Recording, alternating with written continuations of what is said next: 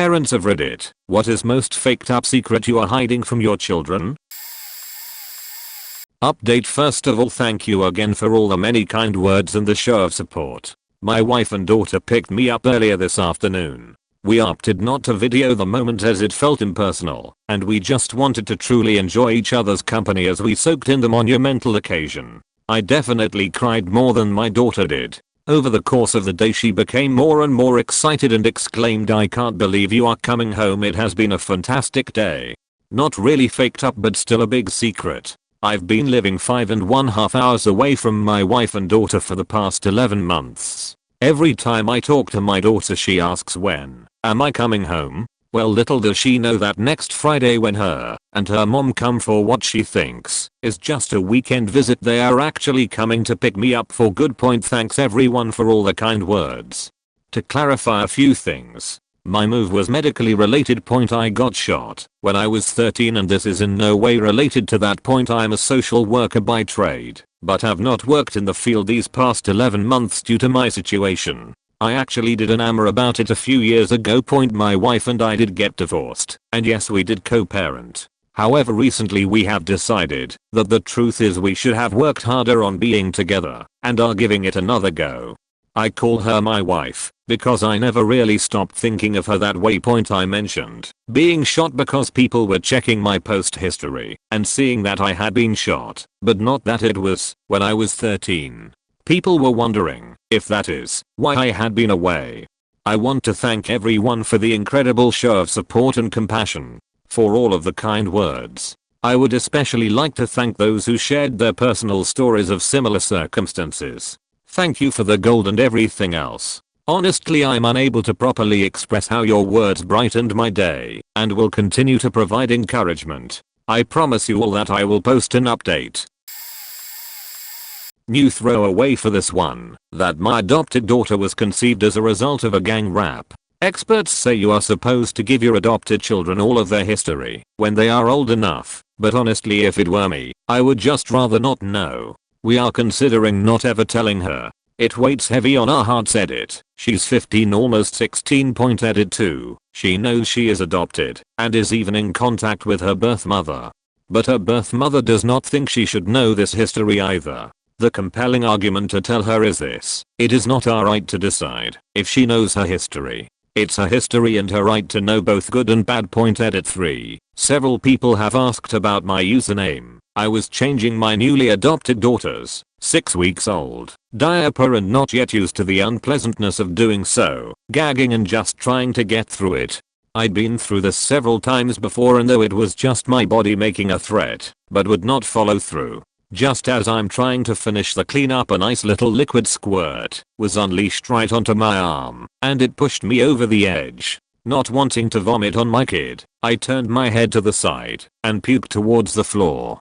Of course, one hand was holding two little legs, the other hand holding the wipes, so I could not try catching it.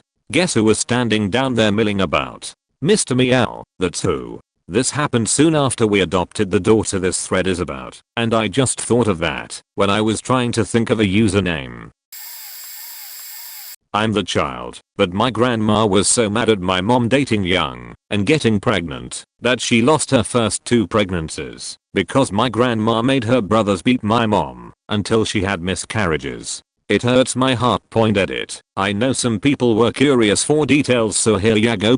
My grandma's brothers. My mom was an only child. It was communist Albania at the time. My grandma is lovely now, and it's a shame that she was abusive to my mom during her adolescence.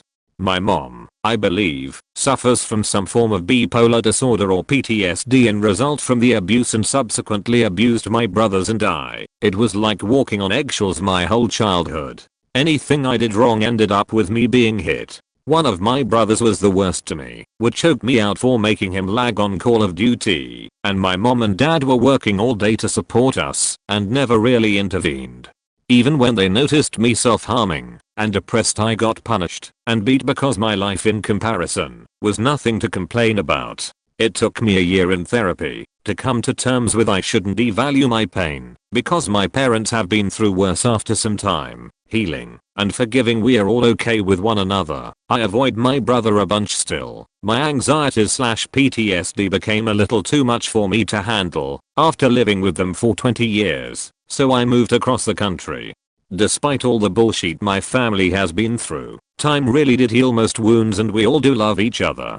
There's more respect now than there's ever been. My mom has her first at 16, then 18, and me at 21. She understandably feels like she lost most of her childhood being abused and then raising kids. Also, stop telling me to hurt my grandma. I understand my mom's story is painful, but they're a healthy relationship. They love each other. My mom is supporting my grandma financially, and that happened about 30 years ago. My grandma was an amazing guardian to me and often saved me from my mom/brother's abuse.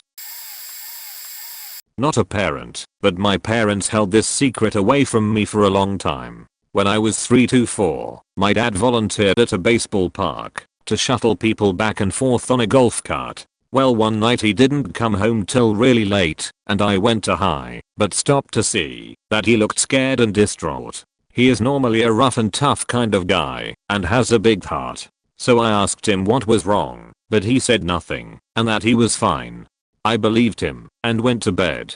I woke up the next morning to see that our cousin, who doubles as our babysitter, was at our house, but neither of my parents were. I asked where they went, and she said they went to the morning service of church, and not the afternoon service. Again, I believed her, and never questioned any of it. Flash forward 10 years, my mom told me what really happened. He was shuttling some guy back to the parking lot when the guy put a knife to my dad's neck. He then proceeded to take my dad behind a dumpster and wrapped him. So when he got home, he waited for everyone to go to sleep and then tried to kill himself by overdosing on painkillers. My mom woke up in the middle of the night, realizing that he wasn't in bed. She found him in the bathroom on the floor motionless and called 911, where was sent to the hospital where was treated. He is thankfully still doing strong. I don't know where I would have been without him. Edit. First, thanks for my first silver kind stranger. Second, thank you all for the support. He is doing a hell of a lot better and is back to his former self. I make sure to cherish my memories with him a lot more, like hunting and fishing. Again, thanks y'all. Never expected this to blow up. Edit 2. Thanks for my first gold as well, kind stranger. For those of you wondering, they never caught the rapist, unfortunately. I don't know every detail as I didn't want to pressure my mom more as she was telling me the story. I was the kid in the scenario. When I was like 12, my dad died of leukemia. He was never around much, so I didn't see him often, but that was never the secret. I actually remember the day he took off and left us. Woke up one morning and there was a pile of new toys on the living room floor with a note for mom. Anyway, he started coming around when he received the prognosis. We developed something resembling a positive relationship before he died. When he passed, it absolutely destroyed me. I still remember the funeral. I had to be dragged kicking and screaming out of the car because I didn't want to see it. In his will, he left me his car, a Camaro, that I was supposed to get when I turned 16. His parents fought tooth and nail to keep it from me. They were really shitty people. His entire side of the family was, and we eventually just told them to fuck off and keep the damn thing. Fast forward about 15 years. I find out the guy that died was not actually my dad. He was my brother's dad. My real, biological dad has been living in the next town over 20 minutes from my house my entire life. My entire family knew about it, except for me. It was why my grandparents fought to keep the car. They knew I was not his son. I still don't know if he knew or not, but I assume so. My maternal grandmother has met him several times in my life. My mom said she never thought it was anything worth digging up. Said she intended for me to never find out. I've still never spoken to him. I know a name and an approximation of where he lives as of about 10 years ago. Beyond that, I know jack about the guy. Grandma said if I ever want to meet him, she would help me contact him.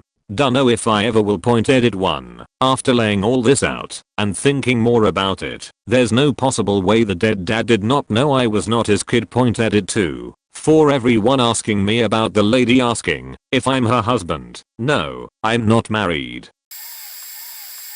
I don't want my son to know that he was an unwanted accident. Even during my pregnancy, I didn't want a child.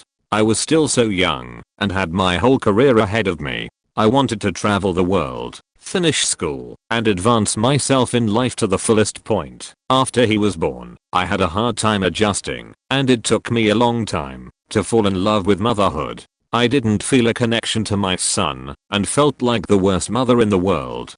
Now, I can't stop looking at him, or hugging him, or crying over him. I'm finishing school, and I got promoted at my job.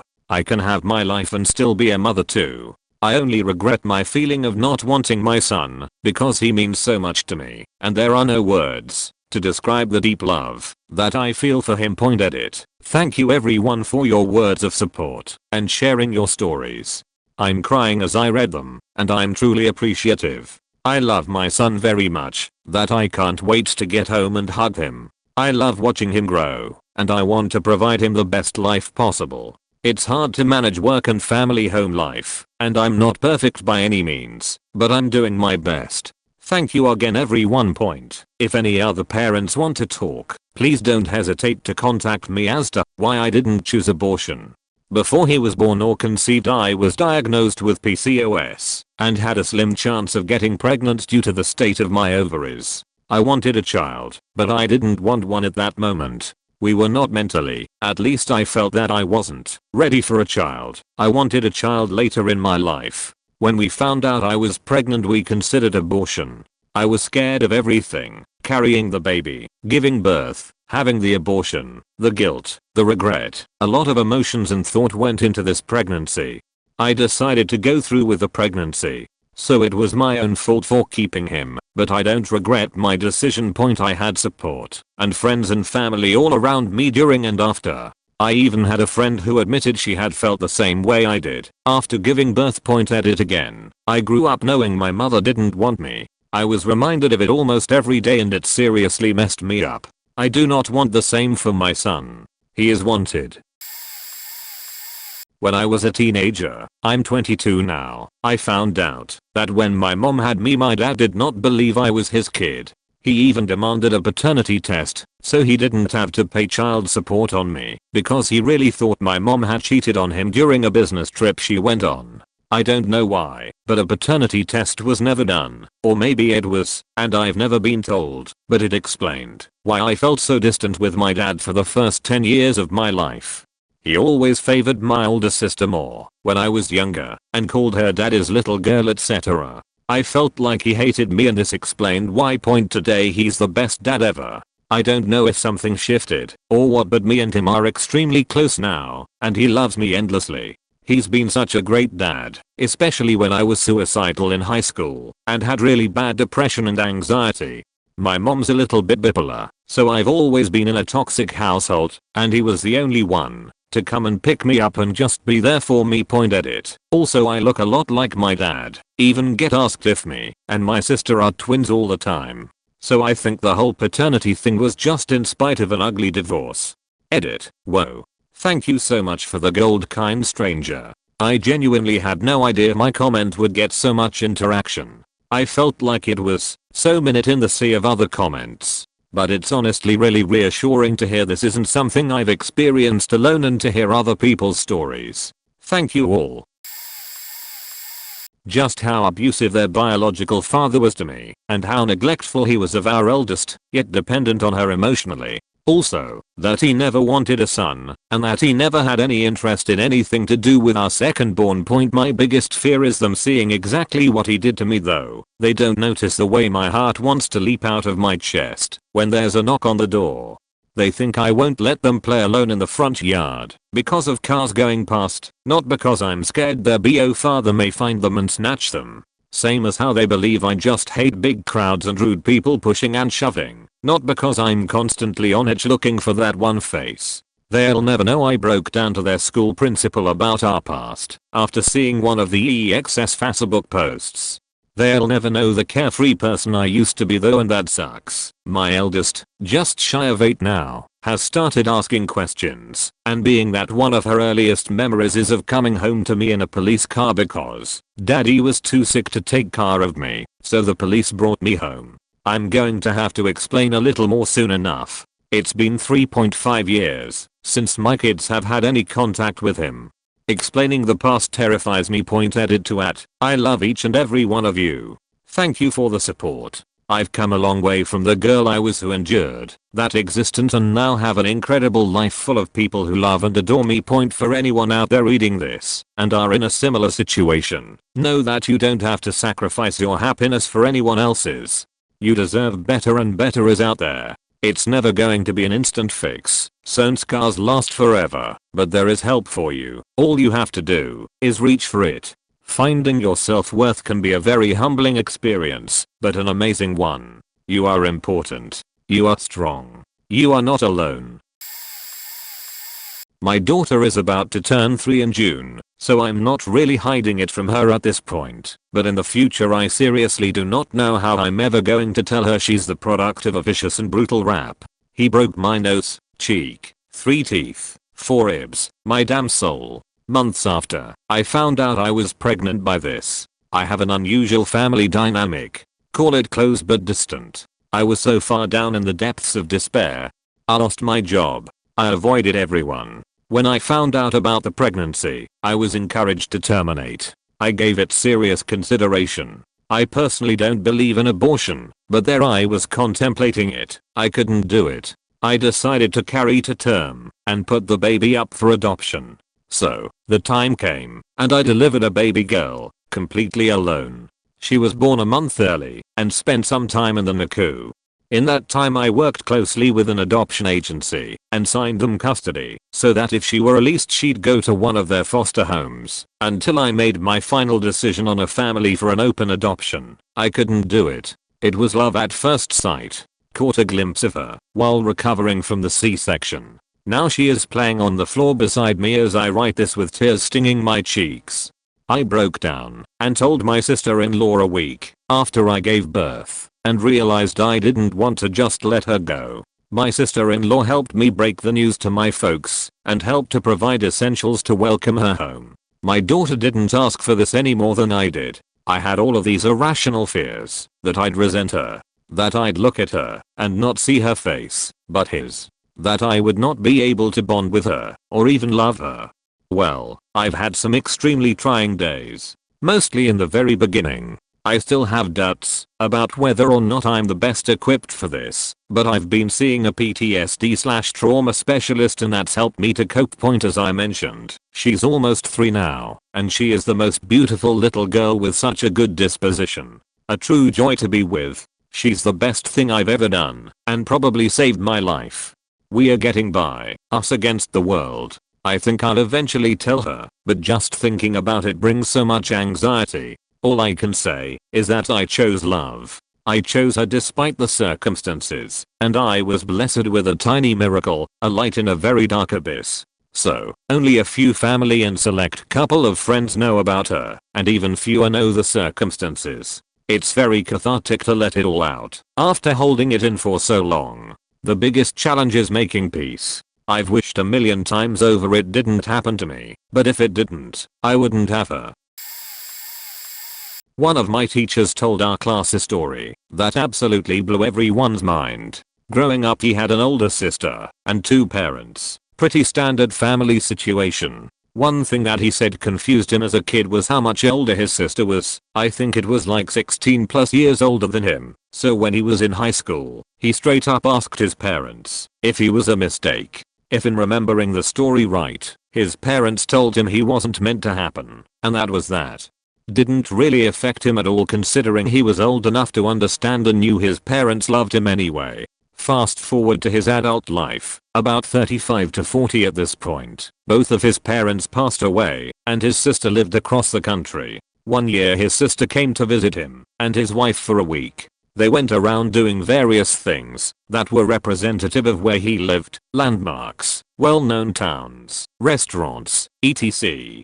He said they had a great time. Near the end of his sister's trip, she told my teacher and his wife that she needed to tell them something important. He said she seemed pretty distraught in saying this, and as a result he thought she was going to tell them she had some serious illness or something along those lines. It was tense for a few minutes. The sister couldn't get out what she was trying to say. This just made my teacher and his wife more concerned. Finally she told them, "I'm not actually your sister, I'm your mother." Turns out his parents were actually his grandparents and his sister had him very young, 16 to 17, with some guy she met. In order to give him and his sister a normal life, his parents just treated him as their son and raised him themselves. He mentioned being very grateful that they did this for him as he did have a normal childhood and his mother was able to live without having the stress of being a young mother. To this day, him and his mother have a very positive relationship and this reveal to him didn't change anything. Not really a faked up secret, but I thought it was a cool story that fit this theme. I'm late, and that's great, because I don't want this to be the top comment point. My kids, and my wife as well, are blissfully unaware that I had another family before them. My wife knows I had dated other girls before her, a few long term. She knows I was engaged, but did not get married until I met her. She doesn't know I made a baby girl with that former fiance though, and I'll never tell. Just like I'll never tell anyone that the baby died of a fever after just 6 weeks of her beautiful life. This is the part of my story where my wife believes that it just didn't work out and that she got really crazy. The truth is, we were both destroyed as people and neither of us could continue our lives together. We quickly grew to resent and hate each other and lashed out against the world and ourselves in horrible fashion. Noon from that past still has a connection with me, barring my brother who has faithfully kept my secret for 20 years. My parents passed on before they really got to know my wife. My friends and the rest of my family from that time have all long since been separated geographically and by time. The former fiance hasn't spoken to me since and now lives in a different hemisphere. To my knowledge, she has never dated again, but she did finish school and start a career. I hope she is happy. My kids don't need to know they have a half sister in a little grave in a town 1900 km away. They don't need to know that their father sees her face in thiz every day. They don't need to know that he has been broken inside since before he even met their mother.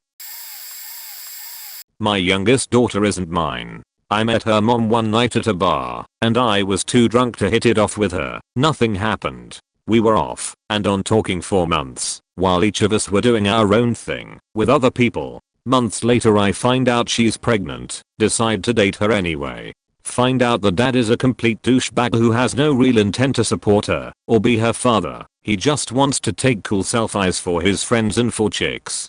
We decided to just cut him out before she was 6 months old and say I was the dad. I signed the birth certificate and everything.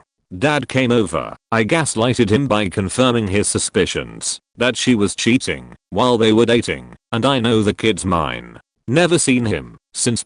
I have family that knows that are shitty and tried to tell my other kids that she isn't really their sister. I tell them that the family is a bunch of shitty people, true, and make the big secret be that I knocked up my now wife that first time we met at the bar and didn't get back together until I found out she was pregnant. So everyone, except for a few holdouts in the family, regarded as crazy and as childish. Believe me. Everything is great now. We have had more kids together that are actually mine, and everyone who knows the big secret just knows a layer to the lie. The only people who really know is my wife and I. Sometimes I feel bad for what I did. Then I check up on the guy and realize that she's not missing anything. He's improved his life a little, but he's essentially still a man-child. I hope that there's never a reason to tell her, but with the way medical science is it will probably come up eventually. The real secret is that she's my favorite kid out of all of them. Even my wife doesn't know that. Not a parent but a sibling. Also not currently hiding, but hid it as long as the situation required. My sister had been having seizures for a few years before being diagnosed with the terminal neurodegenerative epileptic disease. Before the terminal diagnosis, my family, along with my sister, all just assumed she had epilepsy and thought nothing of it. After years of the seizures getting worse and her mental and physical ability declined, she was diagnosed with Lafora disease at around 16 years old. The typical patient lasts anywhere from 5 to 10 years after the disease starts, so we assumed we had a bit. Unfortunately, she only made it a couple more years and died at 18. For reference, the consequences of the disease are much like dementia. The patient begins a mental and physical decline that more or less de-ages then into a toddler. The decline is also exponential, so patients generally need 24/7 assistance very early on.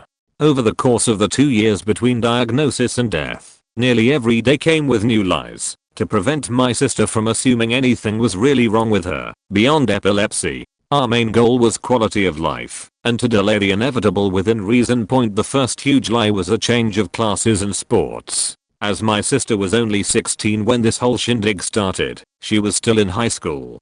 To help her believe she lived a normal life, we wanted to keep her in school/sports as long as possible, to hang out with friends and such. Additionally, she played goalie for her high school. We talked her out of playing as it was generally unsafe to play in the event that she hit head on one of the goalposts. She actually bought that and was just as happy to show up to games and cheer the team on. We tried our best to keep her in normal classes, but after a semester, it was clear she just could not keep up. Not being able to keep up was super frustrating for her, as she used to be kinda smart. She went from moderate success in honors and app courses to severely struggling in normal classes. As anyone would react, my sister would often be brought to tears trying to complete simple homework assignments that she used to breeze through. The high school she was at was actually incredible. The teachers gave her passing grades for every one of her classes, regardless of the work she completed. Additionally, the teachers were all super helpful in creating an accommodating environment, which was one of the most thankless tasks ever. After a semester of struggling, her mental decline had gone to such great lengths that we had to switch some of her classes to the special education classes. Fortunately and unfortunately, my sister's mental had declined to such a state where she only ever asked about the class switch a few times, and only to the avail that she would be able to see her friends that were not in her new classes. Once again, the school and her friends/students were super accommodating in letting her ditch special EDU classes to hang out with her friends. Another big lie was during a family vacation. Make-A-Wish was kind enough to send us on a trip to Hawaii. During a luau, I remember having to more or less carry my sister down to the beach, as her physical decline resulted in difficulty walking and placement in a wheelchair. Although I had 3 other siblings at the time, not including my sister, I was alone, in ankle deep with my sister. I distinctly remember my sister asking me why our parents couldn't come down and feel the water with her. The true reason was that my parents were in tears together, as they knew this was the last family vacation we were all going to take together, as we knew my sister was not going to last much longer. I had to tell my sister it's because my parents hadn't even been to Hawaii and they wanted some alone time for a more or less impromptu date during the luau. Luckily she beloved it and even smiled because she was happy for them.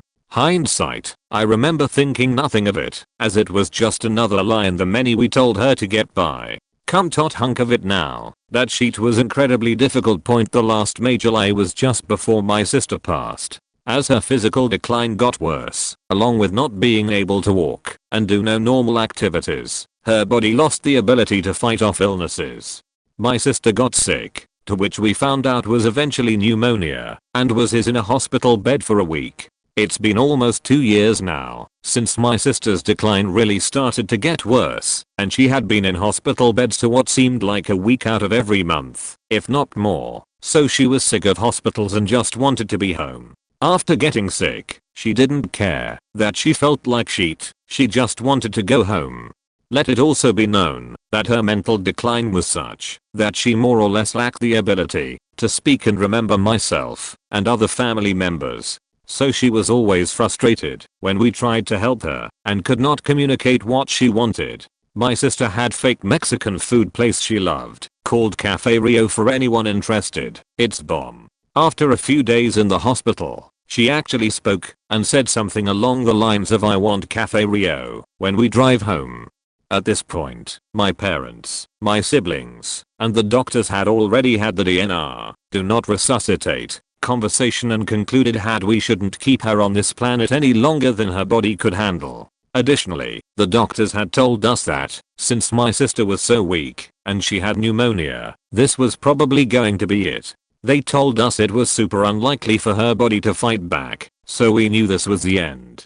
After my sister asked for Cafe Rio, Since I was the next biggest fan of this place, I went out of my way to tell her that not only would I go with her, but that I'd also pay for her meal. She was a year older than me, so she liked it when her baby brother was nice and did things for her. I remember my sister smiling, which I want to say was probably the last time I saw her smile, as she passed away the next day.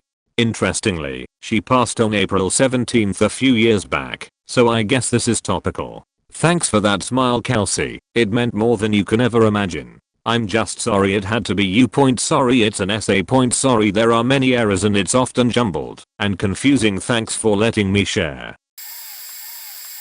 Not the parent, but the son who had to deal with the fallout 20-ish years ago, through a series of events, hired a lawyer who agreed to take a case pro bono, and for reasons that will forever be a mystery, but likely due to his opioid addiction, fired said lawyer in the middle of an appeal. He eventually lost the case due to this. The lawyer rightly asked to be compensated for his time up to that point.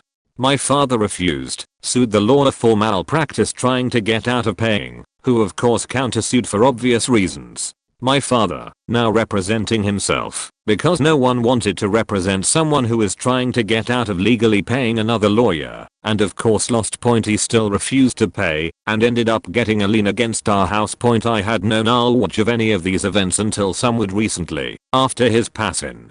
When I attempted to get a mortgage to repair and renovate our house. It needs it badly as my father pretty much did the bare minimum in maintenance and now it's coming due. It's explained a lot about his actions and why other events happened the way they did. TDLR, opioid addicted father tries to get out of a legal obligation to pay a lawyer for his time, ignores it for almost 20 years, and makes his son who took care of him during that time clean up his mistakes after he passed.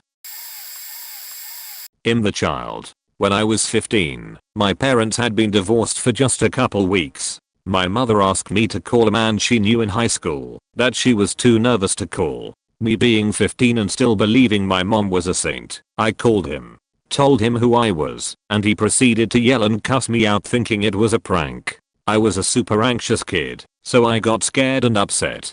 So my mom got on the phone and spoke with him. He offered to take my mom and me for roller skating a pizza, to apologize for yelling at me. He proposed that night. They got married a month later. I found out the week we moved into his house that he is her first ex-husband out of 3. She had told me about her first husband, but not his name. In their first marriage, he brutally beat her all the time, which is why she is deaf in one ear.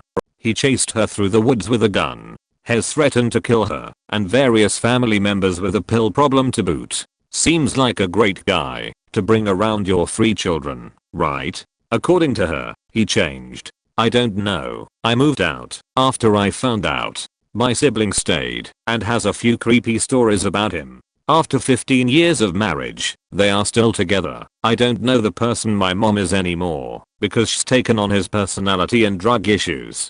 I tried for years and years to get her help, but she doesn't want it. She has repeatedly chosen him over everyone else in her life, so she's no longer in mine. I found out they planned that original phone call to somehow ease him into her life. Not sure what they thought it would accomplish, but having children of my own, I would never even let someone like that lay eyes on my kids. I'm the child. When I was in my 20s, my mother finally told me my father was not Darth Vader as I had always imagined. He had since become CEO of a large multinational corporation in another state. I attempted to contact him and even visited his office, but he didn't come out to see me. I since found out other fun facts. When they met, my father gave my mother a funny name and address since he was married with 3 kids at the time. He said he traveled for work and had a fake phone number set up to take messages. Their relationship continued in this way for 4 years until I came into the picture. He promptly disappeared. Nobody knew someone by that name. By freak accident, my grandfather met a person at the guy's company who identified him by his real name. My grandmother contacted their home and met my father's wife. She was calm and collected about the news. You'll probably want child support. That marriage didn't last.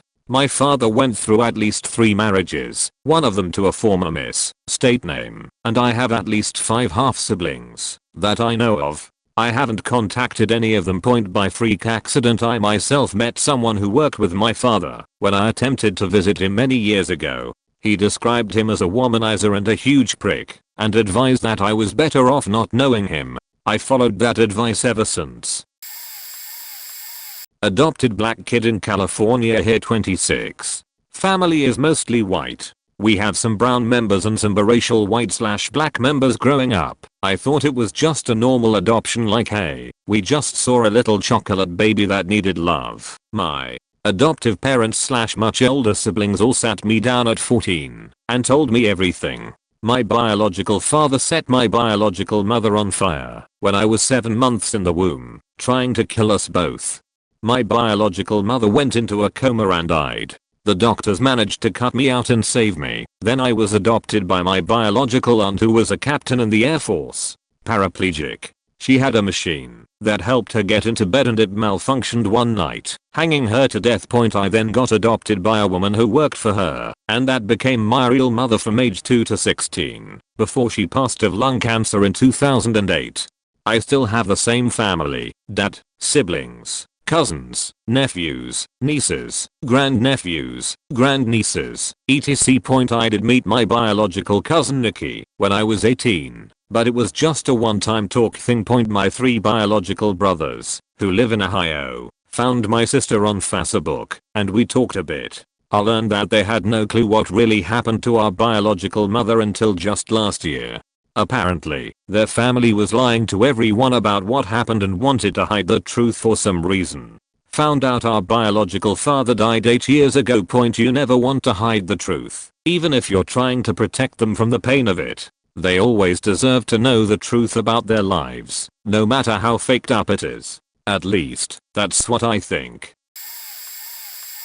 So, about 6 to 7 years ago my papa died. He was my mom's stepdad, but the only grandpa I've ever known. Well, my mom has always been not so nice to me, and this particular time she told me to knock it off. I was sobbing saying goodbye to my papa at the nursing home. I was quite depressed for a while, and my aunt said that I was more than welcome to call her and chat. I took her up on that offer.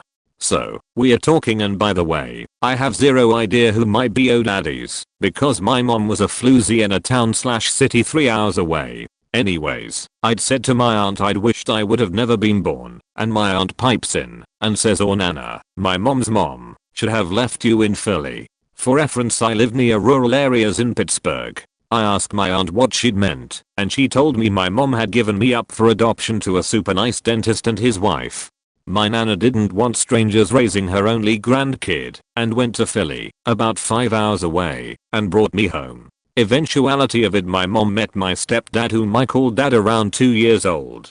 I still lived with my nana and papa till I was in 2nd grade. My mom denies that it happened, but my auntie, who is her best friend, confirmed that to be true. I was devastated 5 years ago and still am today. I have had multiple surgeries as well as cancer. I still believe my mom thinks she made the wrong choice and made my grandma leave me. I have no clue who my paternal family is. I feel constantly unwanted, hence why I'm in counseling. This is more what I wasn't told about until the 11th hour. My mom was dying of cancer, and my dad took me out of town for a few days to get me away from the craziness of it. I was 16, and they divorced when I was 2. While we were away, she slipped into a coma and only had 2 to 3 days tops. My dad pulls me aside and says, "So, do you want to know the truth about your mother?"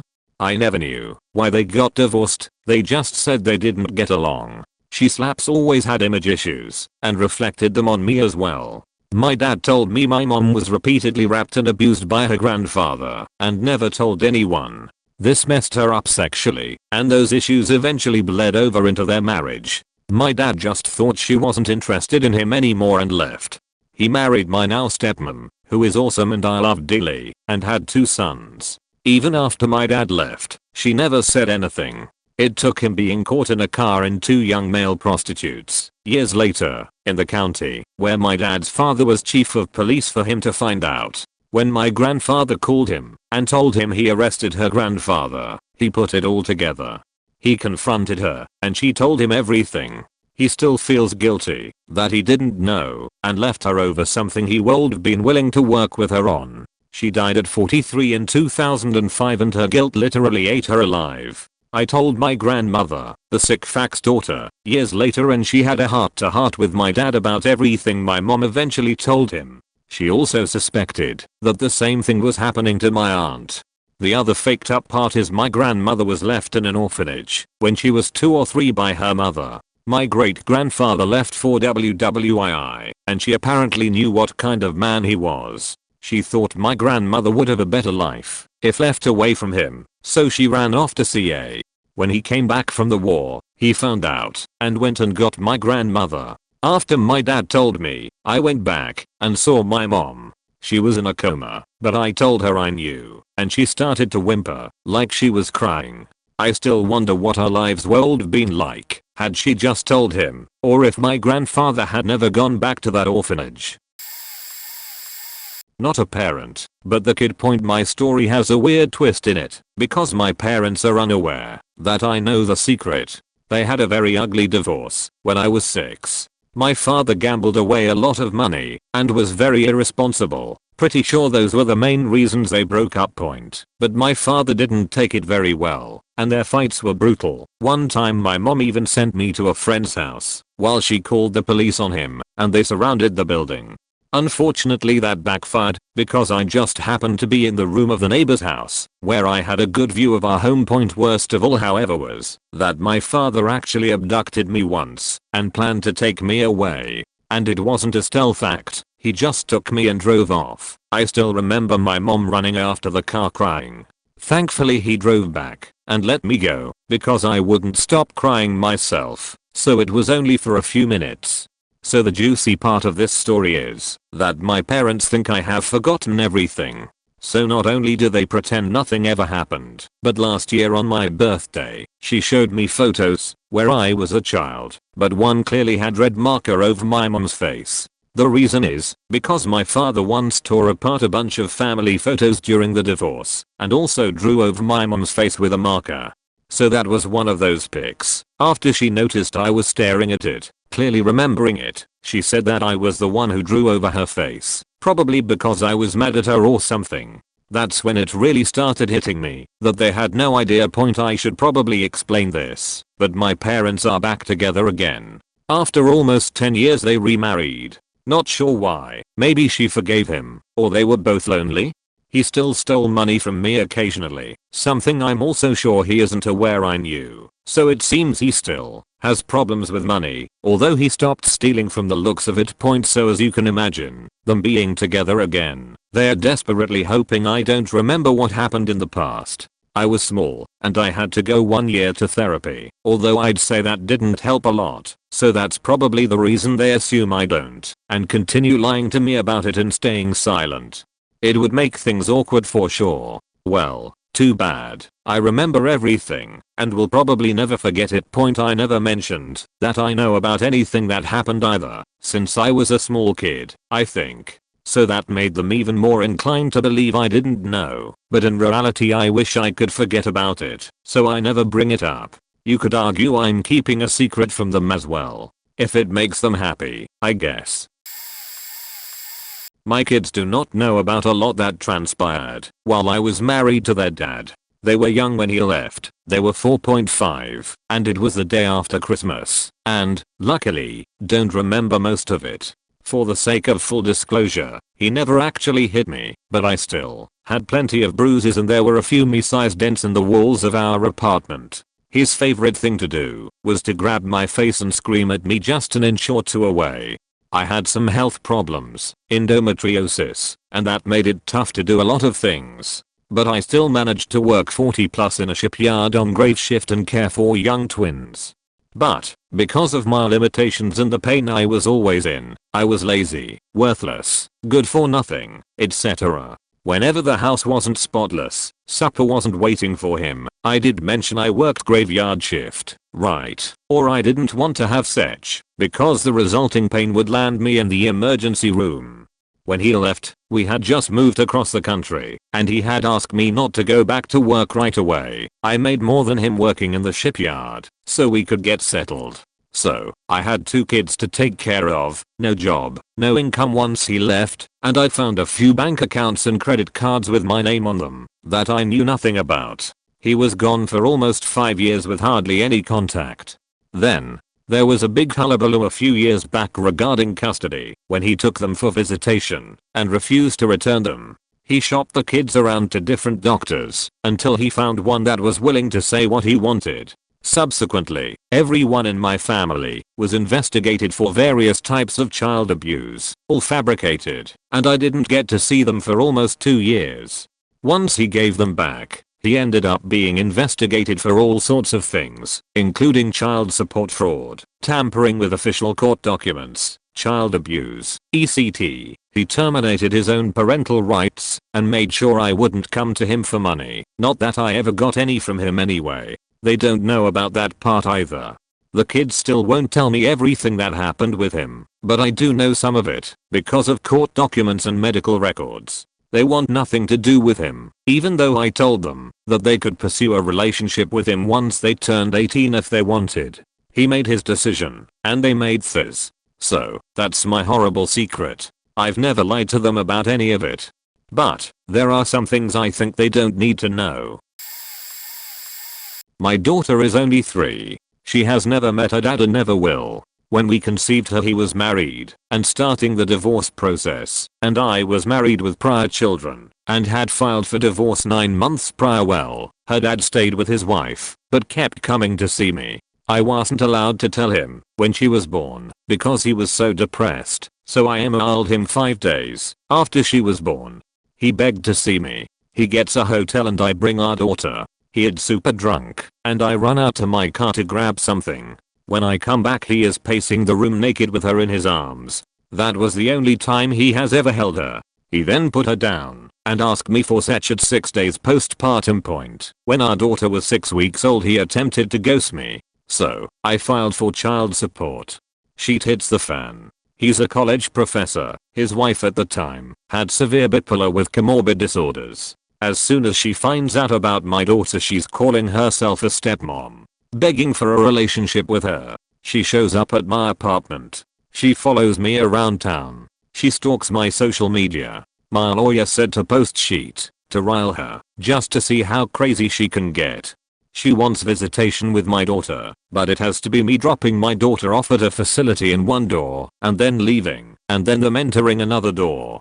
She was terrified if her husband saw me, it would restart the affair, like I was some irresistible siren that called men to their deaths. Eventually she realizes he wants nothing to do with my daughter, so she divorces my daughter's dad.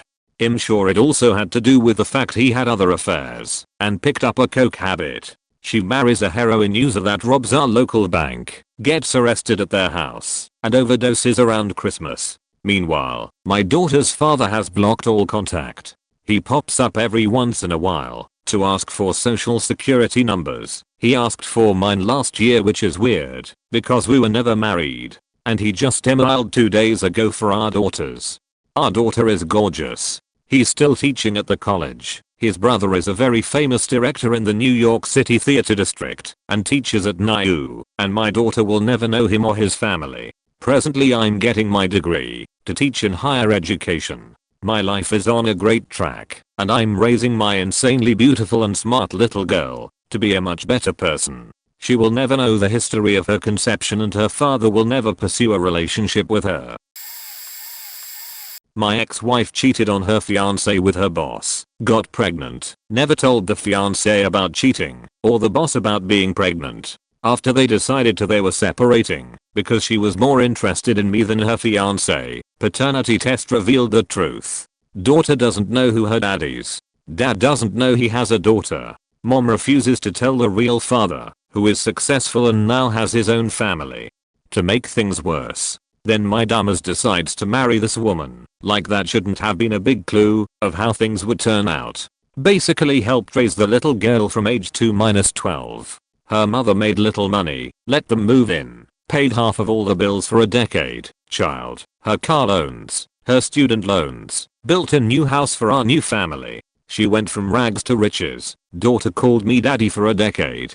Guess what mom did? Decided to cheat on me. Long story short, 2 years of going to therapy to fix things. I finally had to give up on a worthless partner. Went through the divorce and mom would forward the emails between her and I to her daughter to read that was 13 years old because she wanted her daughter to hate me so she would never believe that her mother was responsible for the marriage falling apart and that she knew her real dad and would refuse to let him be a part of her life. Essentially, mom will never tell the daughter the reason she has had 3 dads removed from her life because mom can't keep her legs together.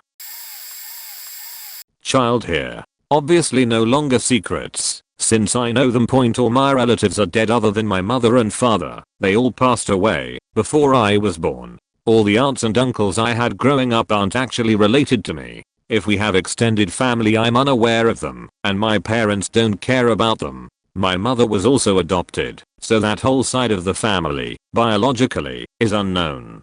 Both my parents were only children, and so where their parents another is, that my grandfather of my dad's side started, have strokes and heart attacks fairly regularly at 40. This continued until he passed away at 55, bedridden in a hospital, newly fully paralyzed, having attacks all the time, because grandma didn't think he needed therapy when they first started. Worst part of that one is my dad had his first and only stroke at 73. Fully recovery and still going strong at 79, and only then was I informed of this major medical event in my family history.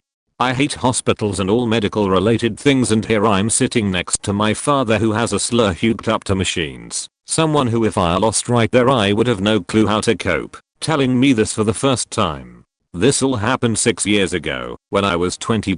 I do not eat healthy, fast food almost every day, and only drink soda, do not exercise, and haven't been to a doctor in over 3 years. Every medical form I filled out up to that point by me or my parents checked no on any major medical issues. Not only is this something I hide from my children, but from my entire family. It isn't something that is easy to bring up, and struggled to tell my husband that I have been with 9 years now. He's the only one that knows, and I only told him cause I'm very wary about what my children do when left alone together in the rooms. He noticed I'm always too uptight when they would close and lock their doors, especially for children that are only 3 to 6 years old.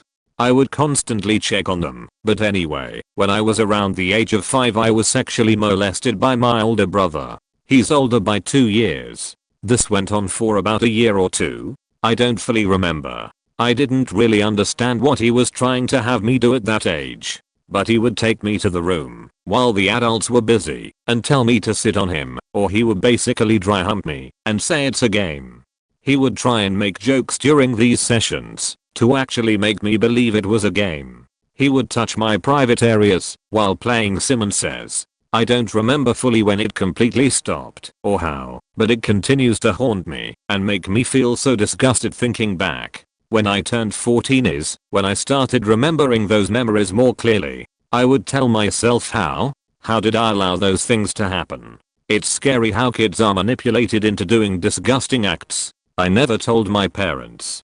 My parents spoil my brother rotten cause he's special, and I feel like, even if they did know they would brush it off and say it's cause he's bipolar. The family only knows about him doing inappropriate stuff with my little cousin when she was around that age too. She's younger than me, and he was at that time around 10 to 11 years old. I fear my sister was sexually molested as well, but she doesn't remember much from her childhood.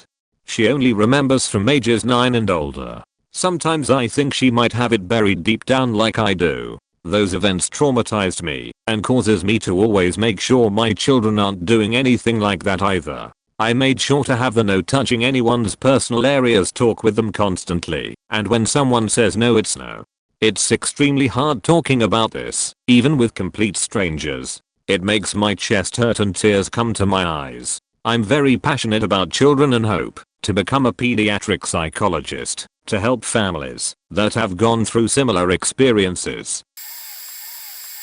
That my oldest daughter was an accident, and I seriously considered abortion when I found out I was pregnant. It's perhaps not as bad as it sounds and possibly worse. I'm really not sure. My husband and I were not yet married, but had been together for 10 years. We even suspect she was conceived on our 10th anniversary. We were engaged and had been for years, but were determined to pay for a modestly budgeted wedding ourselves, but had always struggled with money.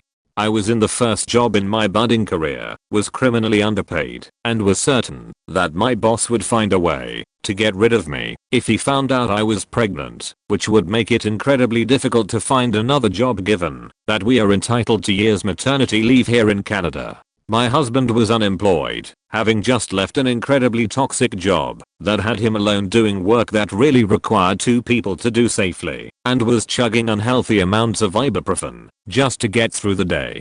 We were renting this rundown old house in great need of massive renovations from my father's company. We had no savings, and I was afraid that the career was on the line. The revelation that I was pregnant was a punch to the gut.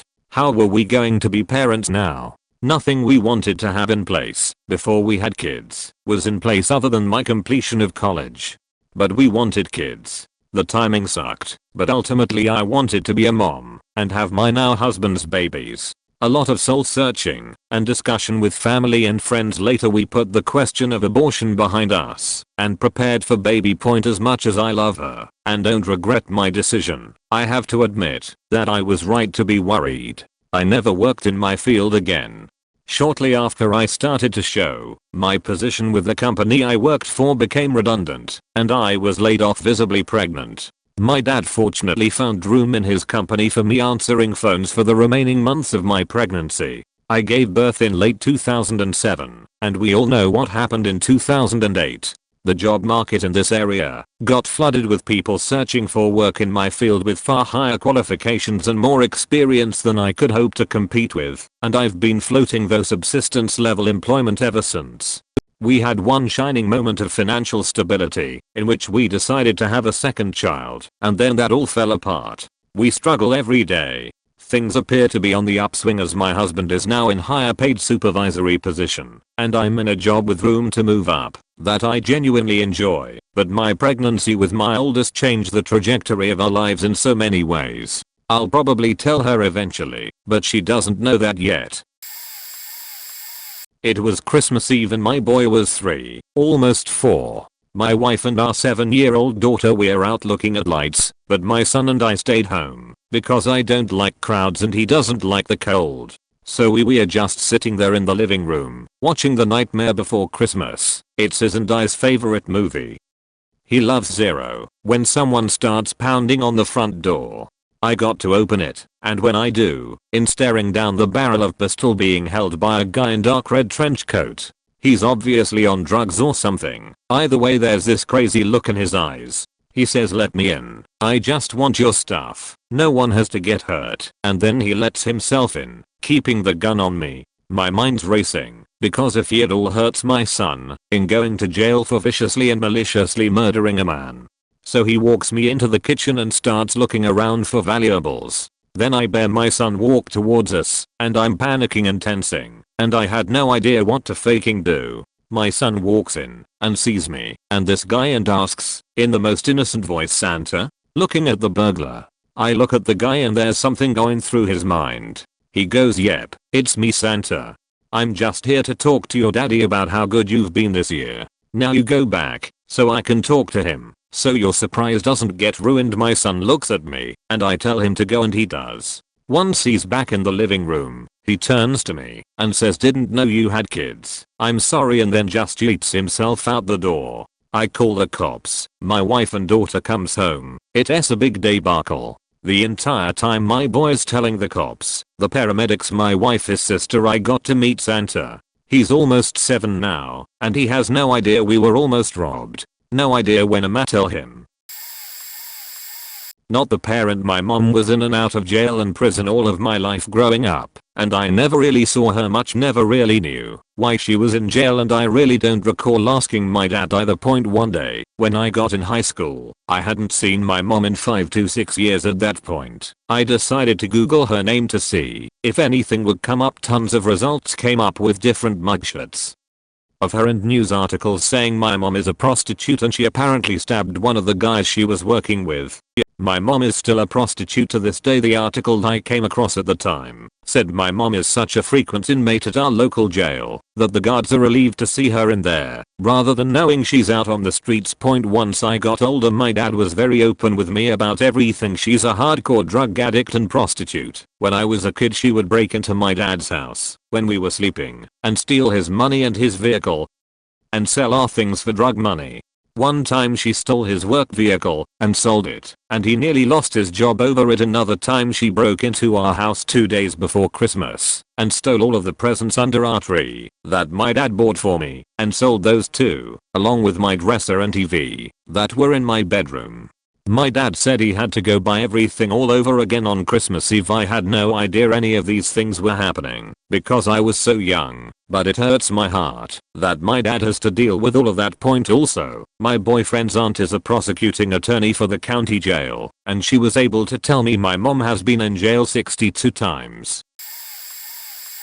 I'm the child, and I found out when I was around 11. I think I've mentioned this before, but I can't remember where, so here we go. My mom used to be a heroin addict for about 10 years. It all started after she gave birth to my half brother. Same mom, different dad. She never specifies exact details. She just says that we brought out the worst in each other, so to try and get her through it, she started doing heroin. When my brother was like 2 or 3, he was sent to his grandparents, his dad's parents, because my mom wouldn't let him take care of him, and she knew she couldn't take care of him. She then lived on the streets too, then motels and trailers, streets again, abandoned houses, etc. Year 8 in her addiction comes along, and she finally gets her shit together. She goes to a mental hospital and gets better. A year after, she's still clean, and she meets my dad, has me, and gets to see my brother again, who is doing just fine. The last time my mom and his dad talked to each other was my brother's high school graduation, which was back in 2012. Today my mom has been clean for 17 years now, and she never ever takes opioids in case of getting addicted again, since it has the same effect as heroin. Meanwhile, my brother has a fiancée and they're both so great together, and she's really nice too. Not me, my parents. My dad is not my older brother's biological father. My brother has no clue. My mom was in an abusive relationship with an alcoholic when she got pregnant. He beat her and she left. My dad and her had been friends since they were kids, and she had always had feelings for him. They fell in love after he left to join the military, and while he was gone he asked her to marry him. He is the only father my brother has ever known, and my father has said countless times he's my son. There's no difference to me if he's blood or not. He's my son. I never knew why my brother looked so different from my dad, and it didn't click until I was older. We are all nervous he's going to find out from someone else, so I keep encouraging them to tell him. He has to know. I think he does deep down.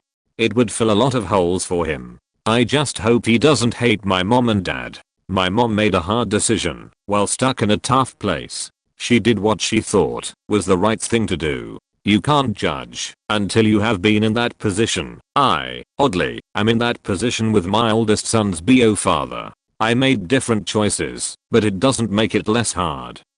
And my dad has never done anything but love my brother with his whole heart.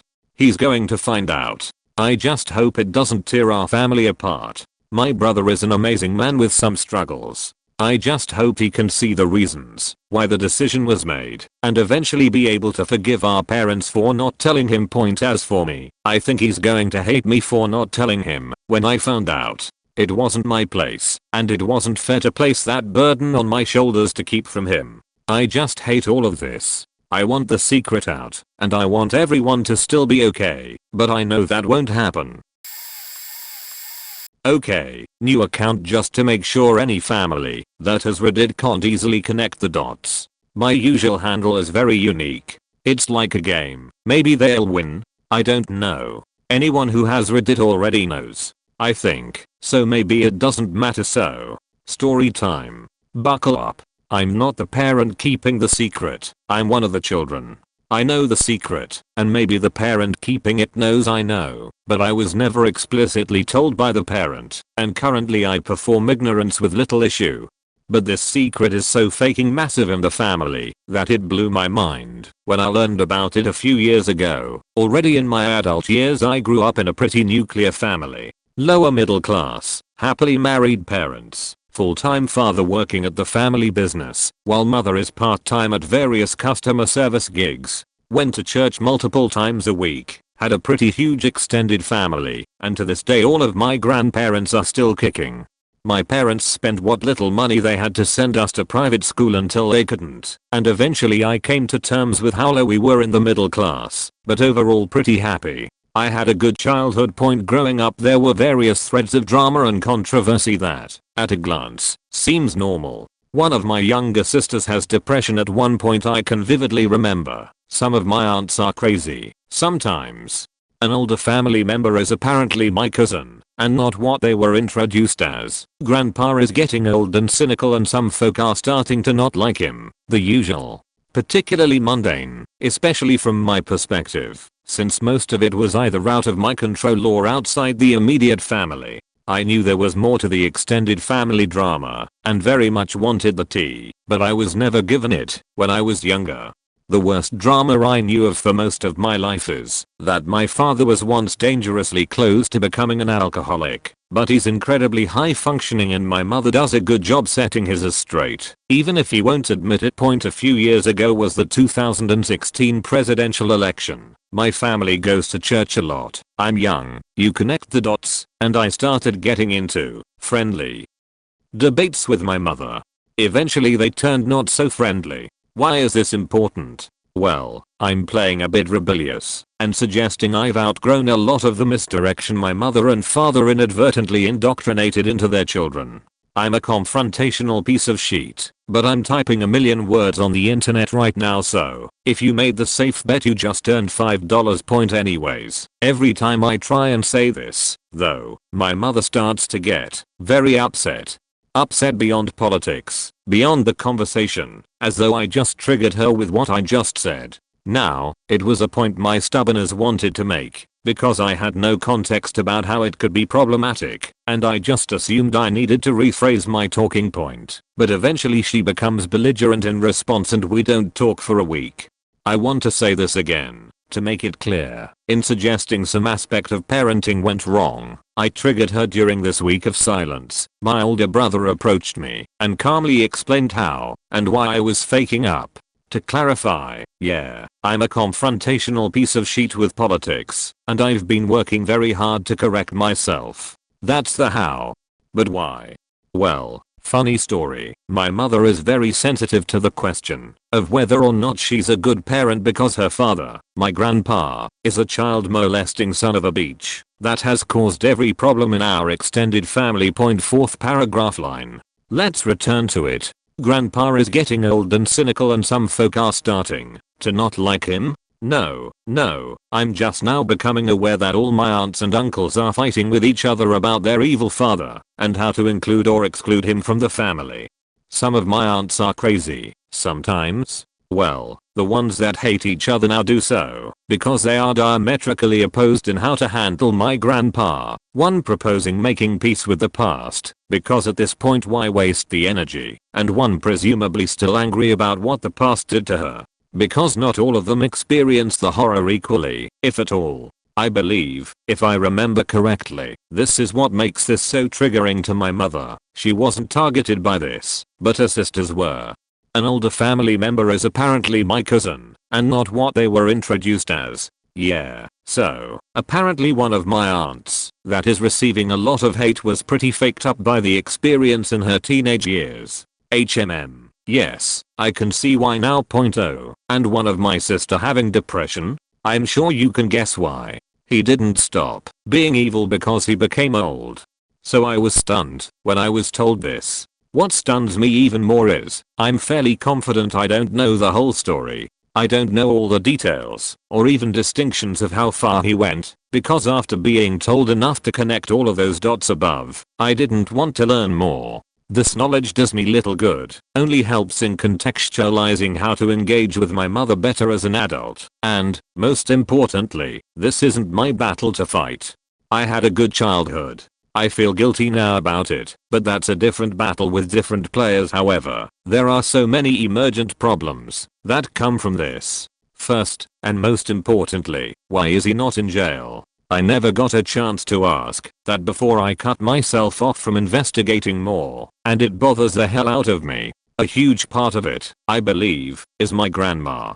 Everybody loves her, but she's both still reliant on my grandpa and indirectly complacent, looking the other way sort of philosophy. This will definitely out me to family who read this far, I think, but this is the biggest argument my aunt proposing making peace with the past makes. Grandma is just as guilty at the end of the day, and if we cut grandpa out of our lives, or worse, we should do the same with her. And there's a lot more I could speculate on this point, maybe even diverging into a sense of legal justice or emotional vengeance, and taking matters into my own hands, but it's so fucking heavy that the epitome of rap culture is in my family's closet. Secondly, I've been very careful bringing up only my mother, my hardworking, middle-class father with traditional family values. My father doesn't know, at the very least, the part concerning his daughter. Should he, ought he, if he learns before my grandpa passes away, will he end up murdering him in vengeance? That gets you in jail, even if it is, honestly, emotionally justified. Worse, if he learns after my grandpa passes away, what is he going to do? How will the family react to his reaction? He's not necessarily emotionally expressive, but when he feels, it's very, very strong. I'm honestly legitimately scared of that time in the future. If anybody decides to tell him. Third, and this is a curious one for me, I have a cousin my age that idolizes my grandpa. Functionally a father figure to him. We used to be very close, but life and nonsense has made us drift apart. I still want what's best for him, though, and I'm absolutely faking torn on this. The man he considers his role model is not who he thinks he is, and I believe he should know this. But is it my right to say it? Is it anyone's? All my family members I've talked to about this, save maybe one, are basically convinced if my cousin is ever told the truth, it will emotionally and mentally devastate in every sense of the word. And he's already pretty isolated from the bulk of the family, from what I can gather. And last, most importantly, what am I supposed to do otherwise? It's not my fight, so it's easy to say, don't cause a scene, it's not your right. But, am I supposed to just be peaceful with the guy? My cousin asks me why didn't you invite grandpa to your wedding? And I respond with, oh, my mom made the invites. Ask her, because I don't know what to fucking do about it. Every time I see him, I'm physically in the same room as him. The three thoughts cross my head, he's better off dead. Morally, somebody should have said something to the authorities, so shouldn't I? Is it morally okay to talk casually with him, as though I'm his loving grandson? Because if I suddenly don't, that will beg questions, and I'm certain I'm not the only one in the family having this problems.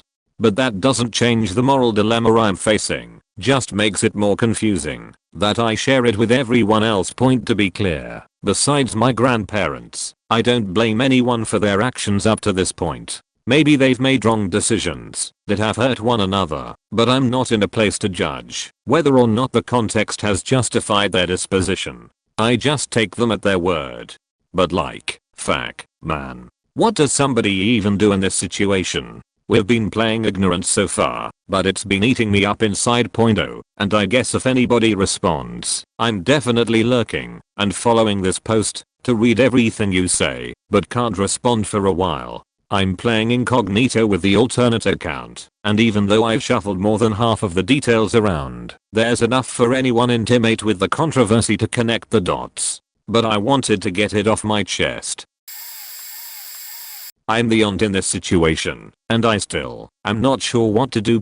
My sister started dating a guy years ago, we'll call him Jake, who just had a newborn with a one-night stand. They share custody, he pays support, there's no real romantic relationship with mom. 3 months after baby 1 is born, and only barely longer after my sister started dating him, he gets my sister pregnant. They end up getting married almost immediately, bad idea, and she has my nephew, baby 2, just shy of a year from baby 1's birth. The two kids are step siblings, they know each other, yada yada. Well, It turns out during my sister's pregnancy, Jake cheated and knocked up a third woman. Her baby is born a few months after my nephew. Here's the issue.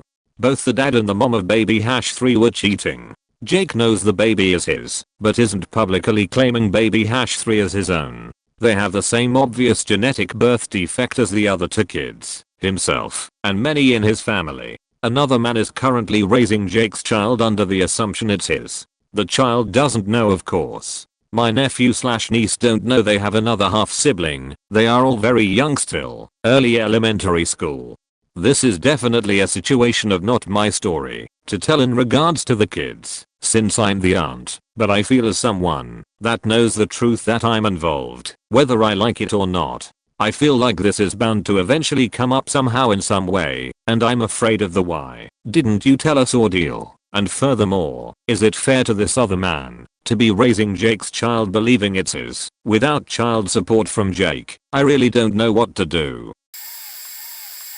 As a child, I found out my dad suffers from bipolar disorder and had an alcohol dependency. I also found out, when I was an infant, my parents' landlord used to break into their home and whisper crazy nonsense to me, and on multiple occasions tried to kidnap me. My mom, however, found out how horribly physically abusive my dad was, and that I was sexually abused by other older kids multiple times growing up. As a parent, I don't keep a lot from my son. Other than I don't like Minecraft or Fortnite. Or that mom and dad are struggling financially at the moment, so we can't do all the fun stuff we used to. He's technically my stepson, so I tried as hard as I can not to badmouth his real dad, who rarely pays child support, refuses to let me adopt him, or change his name, and really doesn't want anything to do with him. It's such a pain in the ass to try and keep their relationship alive and well, but my son still loves him, and I don't want to be the bad guy who comes in and ruins that point. Other than that, if he has questions I try to answer in the most appropriate way or technical way, so he gets bored. We've gone through a miscarriage, family death, new child, and my previous tales of debauchery and trauma. I just stick to the facts and try not to dramatize it, so he can come up and work through his own feelings about things. I'm a parent, but this happened to me specifically. I went 24 years of my life thinking my dad was my biological father, only to have him in a fit of rage, and at work no less, tell me I was adopted. Worst part was my uncle was sitting right there when it happened, and then confessed that there had been several times he had to watch what he said around me. Apparently, he tried to do damage control and say that he told me, because I had said that my daughter, newborn at the time, had to have tests done to make sure she didn't have the same heart disease as he did. Well, thankfully we don't really have to worry about that. But what was actually done was that I had to write in my family's medical history on her records, and since he had 2 heart attacks, I had to include that information. How that became tests, I don't know. My mother didn't bite, but instead played damage control herself, and tried to put it off on my dad, that they were going to tell me at one point, when I was old enough to understand, but that dad didn't want me growing up thinking I wasn't his kid. I mean, technically he's right. He is my dad still, but I've got this whole other guy living 3 states away that knows I exist, but never wanted anything to do with me. On the flip side of things, I have 2 kids and my biological father might never know them, which kind of makes me sad. I've toyed with the idea of reaching out to him for a few years now, but I'm terrified of faking up some guy's life, just because of something he did when he was younger. There's that side of me that wants to get to know him, because there's parts of me that I never understood where they came from until now, and I selfishly want some validation to that point. I don't know if I'll ever tell my kids the truth about all of this, cause I'm not really sure how much it would affect them in general. Her mother is a vengeful arsonist and multiple convict, who stalked us for years and set fire to 3 of the houses we've lived in. 5 years ago, when she was first convicted of arson, I left the mother and one sole custody of our 1-year-old daughter. Mom was remanded to a psychiatric facility and escaped within the year. 2 days later, shortly after 4 AM, my daughter and I are playing the fireman game where we are climbing down a 2nd-story chain ladder because the house is on fire and inescapable via the stairs. It wasn't a game. I was terrified and devastated that a lifetime of work and possessions were going up in smoke. that we barely escaped with our lives, and probably wouldn't have if the dog, who was, sadly, stuck downstairs, hadn't been barking like crazy well before the smoke alarms upstairs sounded. Turns out the ones downstairs had the batteries removed. But I didn't want my daughter to be traumatized, so it was the fireman game that we were playing because it was her second birthday that day. She was so excited by the fire trucks and the lights and the huge fire that was all for her, and the big breakfast we had afterward, and all of the family gathering at Auntie's house. It was a heartwarming and heartbreaking day all in one. House was a complete loss. Know what's really fun? Trying to convince investigators that being smiling and cheerful at the scene of an obviously intentional fire, accelerants were determined to have been used, wasn't because you set the fire yourself. No sir, I did not burn down a fully paid house that's been in my family for generations. Do you know of my ex? 2 years later, her mom hadn't been recaptured. We moved a few states over and are staying in a duplex with a fantastic couple on the other side. Their daughter and mine are best friends. They work from home and babysit for free while I'm taking classes. It's a great arrangement. I'm coming home from work at 4 PM on my daughter's 4th birthday and I see smoke in the sky and emergency vehicles buzzing around and I faking know what's happening already. Sure as fuck, I come home to the fire department hosing down the duplex. The neighbors are standing across the street crying, all except my little peanut, who's trying to make them understand that this is a birthday celebration for her. I hear her telling her best friend not to be sad about her toys being gone because she'll share her birthday toys. Fun times again, explaining our reaction to help the neighbors and authorities understand. The very next year, we are back home in the house my family rebuilt. It's my daughter's birthday and my head is on a damn swivel. Undercover police are staked out in the area and I've got every kind of fire control product in existence I can carry, like I'm Gotham Ripley going after Newt. I'm done with this shit. 8 PM, and it's time for bed. My little girl is sad that she didn't get her birthday fire this year, so I cave and tell her we can stay up late and roast marshmallows by the fireplace. I go out to the garage to get wood, and I smell smoke. I see it coming up from under the door to the attached greenhouse, and without even thinking I crack the door just long enough to toss in a fire retardant foam grenade. There's a pop and a hiss and the smoke stops coming from under the door. I immediately dial the police, and within moments I hear sirens. I open the greenhouse door, and douse the place with an extinguisher. The flashing lights through the smoke and charred glass looks surreal, but I can make out shadows of people running and hear the words "we got her." I collapsed to my knees and wept in joy for just a moment, composed myself, and brought my girl outside to enjoy the lights while I talked to the police. She was so cute, going around and telling the officers that it was her birthday. I could see my ex in the back of one of the squad cars and felt an overwhelming sense of relief that the nightmare was over. Went back inside and roasted marshmallows with my daughter. She'll be turning 6 in a couple months from now. I know that eventually she's going to learn the truth about everything, if she cares to, but for the time being, she's safe and happy, and shows absolutely zero interest in starting fires despite her love of watching them. I'm not the biological parent, but in short I raised my half-sister's son. My sister's 17 years older than me. When she had her son, I was 9. Within the first couple weeks of his birth, she came to our mother's home and dropped him off, then left. My mother is one of the least nurturing person you'll ever meet, and left him alone for hours. Even when he cried in the middle of the night, no one would come to check on him. So as a 9-year-old kid, I took on the responsibility of raising him. My grandma that stayed at home all the time was a diabetic and lost half a leg the year of. Due to her lack of mobility, all she was able to do was have his bottle pre-made and to keep him in his crib until I came home. When school ended, I'd rush home and spend the day taking care of him. I'd change his diaper, wash his little clothes, feed him his formula, and teach him how to walk. By the time he was 3 he spoke 4 languages. Then his mother decided that the shame coming from her friend group about her son was too much and tried to parent for the first time. She took credit for everything 9-year-old me did. I raised that boy while his mom was out partying and at bars. He doesn't know that she tried to abandon him. He doesn't know how much I love him. But if he's happy and healthy, that's all I could ever ask for.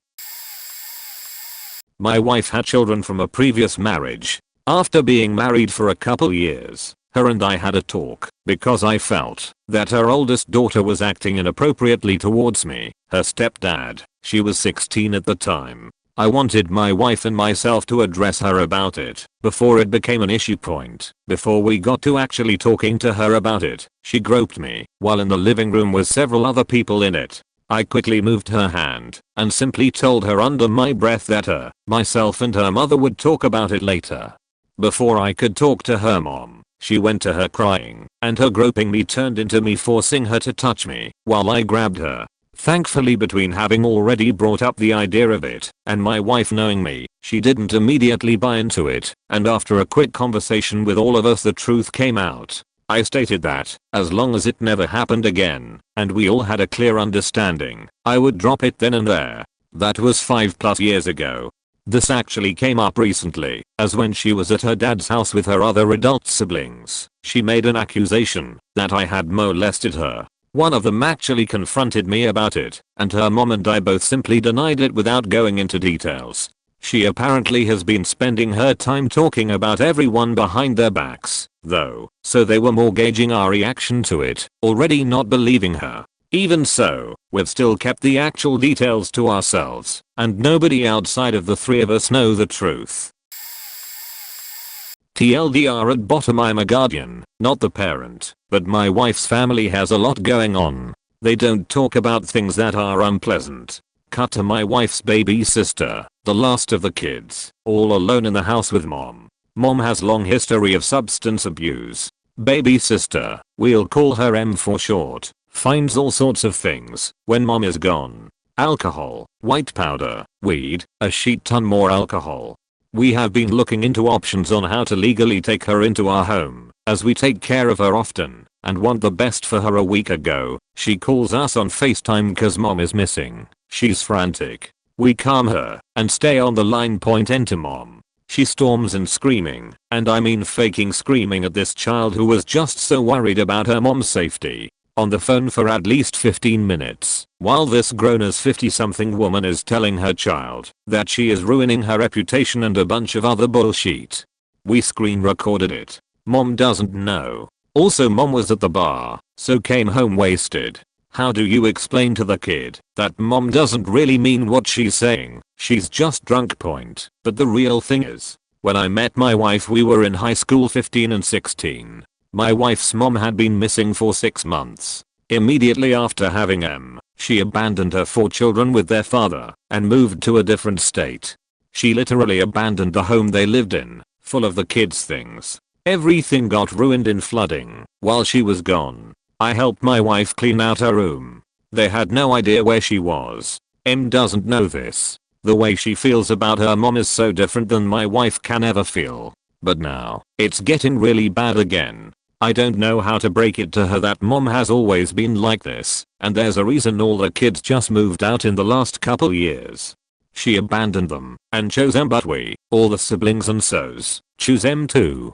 And we'll be damned if we let that monster treat her child like that. Point TLDR mother-in-law is unstable and is now lashing out at the only kid left in the home. A 12-year-old. 12-year-old doesn't understand why subs left. They were abandoned by mom first. My oldest child, 8F, is not my biological daughter, but I'm the primary parent of her and her sister, 5Y.0. Her mother had severe fourth drug issues and got pregnant when cheating on me with another user. Baby mama was so distraught when I found out about her addiction, cheating, and pregnancy that I believed BM would either kill herself or keep using and kill the baby. I stayed with BM to get her into methadone treatment, so I knew that they'd both come out the other side alive and as healthy as possible. My daughter was born with absolutely no ill effects. Both of our families know the truth. Point I stayed with BM long enough to actually get her pregnant with my second daughter. She's mine, no doubt. It was irresponsible though, because BM was still, and still is, in methadone treatment. Luckily she was also born with no ill effects. That was the last time me and BM had sex. I could not continue to be responsible for her well-being and a participant in her delusions. I'm currently raising the girls with some help from BM's mother. BM helps me with homework and cooking once or twice a week. She is still taking methadone and is unemployed, but at least has been more consistently present during the last year. It's hard to date again because of the trust issues and because I barely have any time to myself as a single parent. I will wait to discuss this with my oldest daughter when she is capable of understanding all of this. It may have to wait until she is 18. I really don't know. Trigger stillborn/infant loss. My child, 4 months, is too young to know/understand, and maybe my feelings will change with time, but I'm devastated that my newborn isn't a girl. Background: I lost my second child, a baby girl, at 31 weeks gestation, September of 2017. They never found a cause. It was devastating. Yes, I received grief counseling. Still going. I got pregnant with my rainbow baby 6 months later. I was 40 years old, so didn't want to wait long, and once you lose a baby, you have this overwhelming urge to try again. I wasn't going to go out like that. I wanted my baby girl more than anything. When I got pregnant, I initially didn't want to know the gender. We found out in the first trimester our firstborn's gender, boy. Same with our baby girl, so considered trying something different. Also, I knew the pregnancy was going to be rough/scary and thought that little mystery might keep me going. After we got pregnant W/3, technically, we met with the genetic counselor and we told her we didn't want to know the gender. My husband said afterwards he thought some of her statements seemed to hint that it was a boy, would only need certain testing to be done if baby was a boy. I called her the next day while husband was in the shower and asked to know. I lost my sheet when she said boy. I was never going to have a baby girl. I'd never know what she cold looked like. I'd be a boy mama, and that was that. The pregnancy was terrifying. I was scared, angry, depressed and anxious the whole time.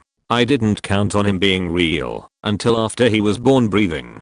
There was a brief time of peace after he was born. I had my living, breathing, adorable baby.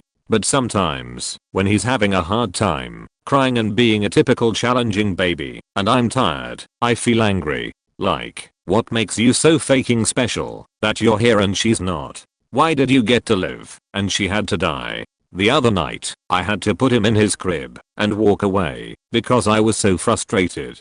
In my head I kept saying, I hate you. I hate you. I even dreamt that I took him to the hospital as a safe surrender drop-off. My husband is very hands-on, so I rarely get exhausted to this point. I also don't feel I'm a danger to the baby or anyone. It's just thoughts. I feel bad that I even have these feelings, but I do. He's such a pretty baby. Long eyelashes and almond eyes. Big smile. I almost can get a glimpse of what she would have looked like had her eyes ever opened. My husband got a vasectomy and I'm 41, so our baby making days are over. If I was younger, maybe we would have tried for a girl, but that's not our reality. I wish he was a she. I wish I could have had a second chance. I miss my baby girl. Holding him reminds me of what it was like to hold her before we had to leave her behind. So I was the kid, but there's a few that I still think about a lot. My parents got divorced while I was pretty young, around 6 I think. Both of my parents were great and treated me well. I saw them argue, of course, but I never really understood why they broke up. Maybe a few years later I found a message on my Facebook account. Yes, I had a Facebook super young, I don't know why, and I didn't remember sending it. I don't have pictures of it, but I remember looking at it regularly for years trying to figure out what it meant. Then it clicked. It pretty much read, "Hey, it's mom's name. I'm using my daughter's account and I think my husband is having an affair with your wife." The guy denied it and told her to go away. I lost that account, so the message is long gone, but I remember it. I never told my dad about the message, and probably never will. He already knows how much he faked up, and was even cheated on last year, and acknowledged how it was karma. He's a good guy who faked up, and knows it. I don't want to bring it up, and make him feel even worse than he already does. He's done more stuff like stealing credit cards, which I don't know too much about. I just know it happened. But he's a good guy, and it was a long time ago. I'm always scared of bringing that stuff up, because I'm scared people will see him as a bad guy. being a single mom of 3 kids, in college working on her professional level English degree, and teaching at 2 different colleges almost full time, money was a struggle. So, my mom turned to having sex for money based online. Sort of like those scammy ads you see on Pornhub. I never really knew until my dad got in a fight with my brother shortly after she died, when he mentions it, saying that he used to sell drugs to her Johns. Yeah, that's another thing, my brother sold drugs. It almost got us kicked out at one point. When I got a little more older, and realized what a John is, everything clicked. How often my mom went out, the guys who came around, one time when I couldn't look in her room, while she was talking to my sister and my sister said I'll tell you when you're older. I don't blame my mom at all, she was a great woman, and did what she had to do to keep a roof over our head and food on the table. This one is shorter, but my dad has a lot of mental issues, and tried to kill himself multiple times, and spent a lot of time in mental hospitals due to it. He never succeeded, thank God, but it's scary thinking about. He suffers from depression, schizoaffective disorder, among other things. There's more, but I was old enough to know about them. My family has plenty of secrets, and faked up shit. I guess some of them aren't secrets now though.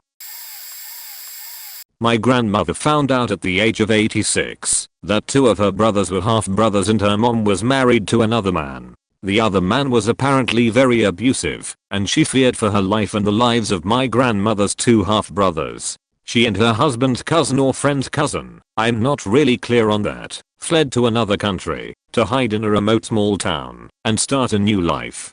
She left everything and everyone behind and never contacted them again. She was very close to her older sister, but never contacted her again, because she didn't want to risk anyone's lives after my grandmother's parents and many of her siblings had passed of old age. One of her aunt's children began reaching out to our family with this wild story. He said his family all knew about my great-grandmother, and had always wondered about her and her family. His mother was so broken up about missing her sister, and worried about her. They found us through the ancestry.com type of thing, and started to try contacting us. He included pictures of my great-grandmother, so that we'd believe the story. It was easy to see it was true. He had a lot of documents to prove it. It was weird to see my great-grandmother's first wedding picture. It was easy for my grandmother and her remaining siblings to believe, because it explained why her mom was always so secretive and sad. She'd often cry for no apparent reason. She also never got a telephone, so that her name wasn't published in the telephone directory. My great-grandmother and grandfather took this secret to their graves. While they had a good reason for keeping it, it's still pretty faked up. I got to the first one is not mine, but one time my mom and I went to a baptism. We sat down on the same table and some ladies sat down with us. For some reason, they started talking about parents paying for weddings and stuff. My mom then said something along the lines of my sister got married twice and my dad paid for the wedding both times. I was shocked. My mom has 3 sisters, and I never knew that one of them had married twice. She looked at me and said don't say anything. I don't think that her children, my cousins, who I get along with very well, even know about it. Doing the math and the fact that she said children instead of child, I realized who she was talking about. I hate knowing it, because those cousins are the ones I talk to the most. One of them is my age and we talk about everything. The other one was revealed to me by my mom, again lol, about 3 years ago. But there's some backstory. A few months after my parents divorced, I was 11. My dad came to my house and said he wanted to tell us something important about his past. I didn't know what it was, but I knew it was bad, and that I didn't want to hear it. So I just told him I didn't want to know and went crying to my room. He ended up just telling my brother. Fast forward to when I'm 15 to 16 years old, my mom got into an argument with me and my brother because we didn't want to do anything with her anymore, and she was sad about it. She started crying and said something like I'm so sorry, but I never thought I would divorce your dad, but he cheated on me and I couldn't forgive him. And that's when I knew.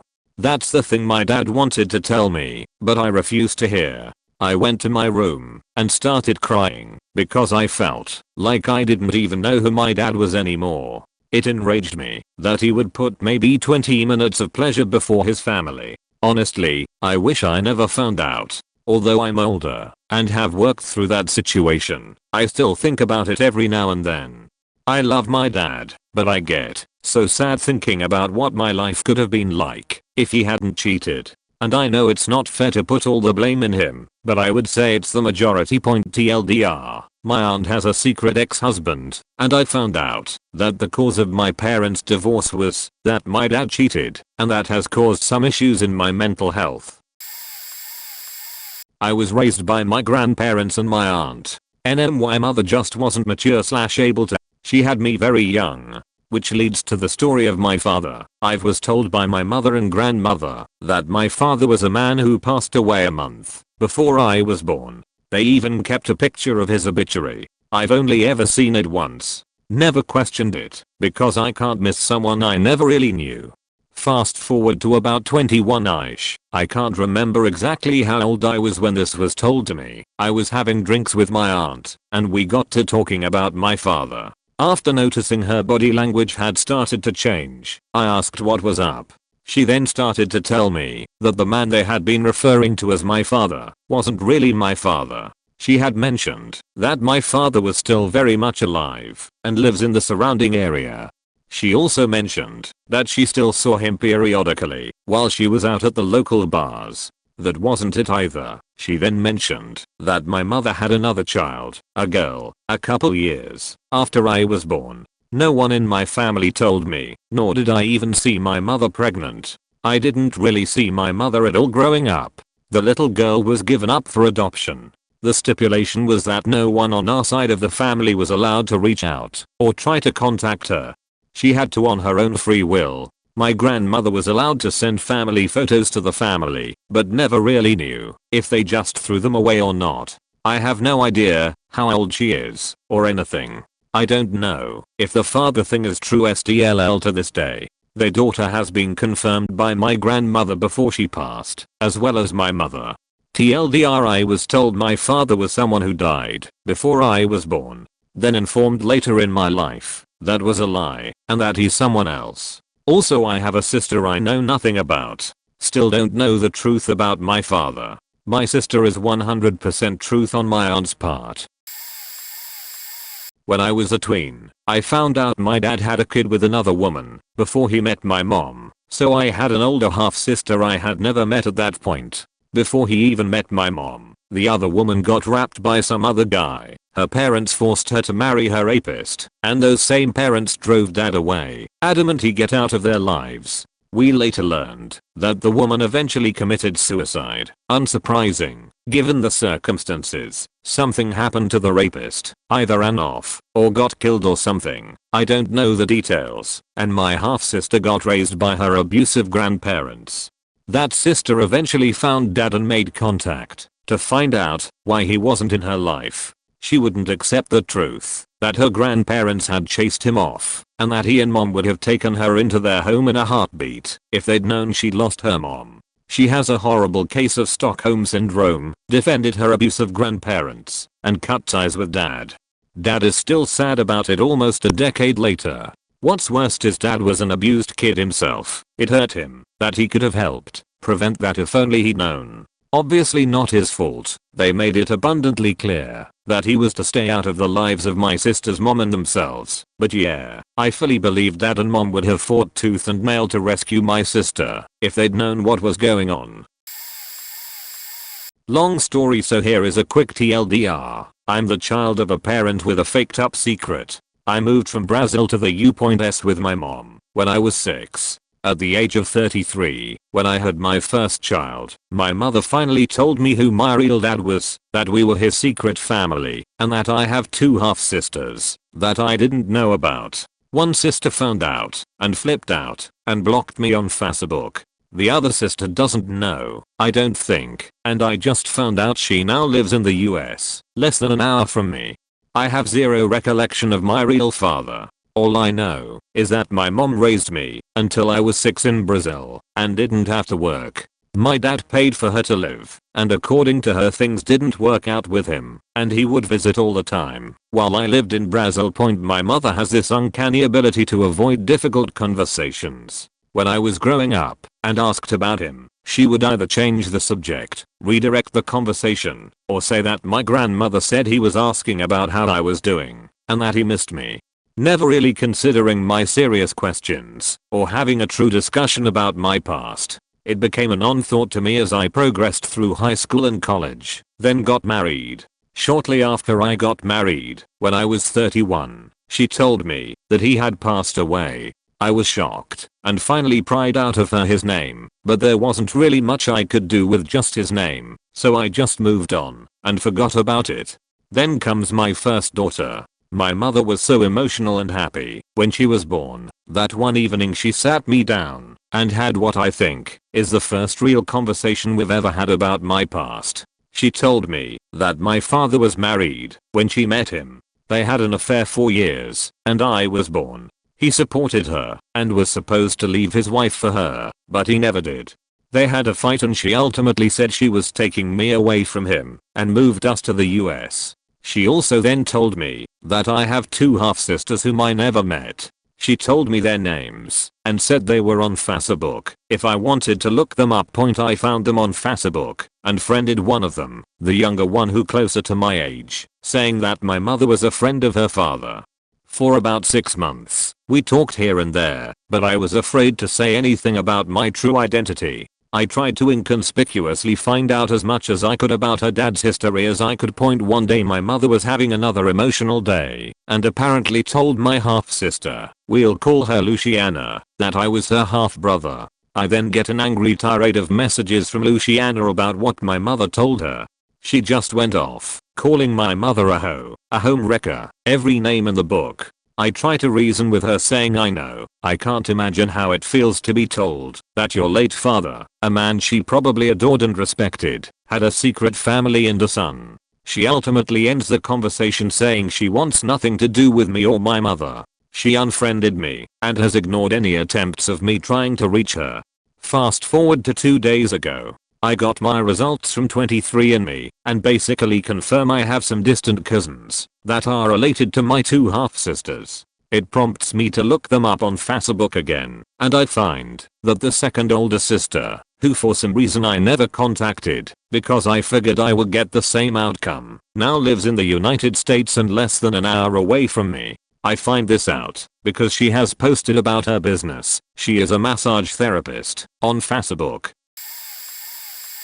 I'm hiding this from my child, but also from my younger step siblings, who are adults now, one of whom I have a maternal relationship with. My biological dad abused my mom, kidnapped me, and when she tried to get me back, he lured her and raped her in front of me. He went on to marry, have 2 kids, and divorce. He hid his abusive personality better from those kids. My mother fled, had mental health issues, and went to live with her parents. Her father had molested her, and he molested me. She doesn't even know, as I only realized as an adult. She also ended up leaving that house after she had an affair with her brother-in-law and broke up her sister's marriage. Things eventually got better, a lot better. She remarried a good guy. But I'm estranged from her and all my family really, and they don't really know why. My kid knows my mother can be verbally abusive etc. and that there was aggression in the home, but not that half of it. My only concern is that he feels bad at times if he yells at me or something and I cry, but my history is such that I have some PTSD. I will tell him when he's older, but honestly the whole thing is like a shadow over anyone who is involved with it, so better to keep what I can to myself. Are you ready? Boy, do I ever have a story for you, all 100% true. I went to a stranger's funeral with my mom and dad when I was 12. Turns out that the man in the casket was my biological father, which I didn't learn until I was an adult. Also, when I was 14 I went to my grandfather's funeral and my grandma asked me if I had talked to my brothers. I'm an only child, or so I thought. I went home and mentioned this to my dad, thinking my grandma had dementia, but his face turned red and he told me that he and my mom needed to talk and he would explain later. Here's what they told me that day. My mother died 2 months after I was born. Realize that up until then, I thought my mom was my mom and my dad was my dad. My dad is actually my uncle.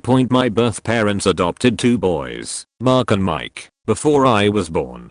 Not only that, I lived with my biological father, my bribers and his new wife, until I was 5. My mom and dad fought my bio dad in court, because they frequently noticed bruises all over my body when they watched me. My bio dad's second wife, Betty, was an abusive heroin addict that tried to murder me, my brothers, and my bio dad more than once. She was crazy as hell. My bio dad has a change of heart and allowed me to be permanently adopted by my aunt and uncle. My brother Mark went to live with my grandmother, who raised him, until he was 18. This was kept a secret from me. When I was a little boy, I used to go see my grandma a lot. They would lock his bedroom door and he would play next door, or go to a sleepover. I once played with my brother Mark, and didn't remember he was my brother, because it had been 5 years and I'd blocked it all out. My brother Mike stayed with Betty and my bio dad. He was beaten, starved and mentally tortured. He got into trouble with the law and went to prison for a while. I met Mark and Mike as soon as I had a driver's license and a car which I bought so I could meet them. They are both doing well. Mark is about to retire early at 55. Mike is about to turn 60. He's totally healed and turned his life around. He's been sober and drug-free for nearly 20 years. Later on I had memories come back of severe abuse when I lived with my bio dad.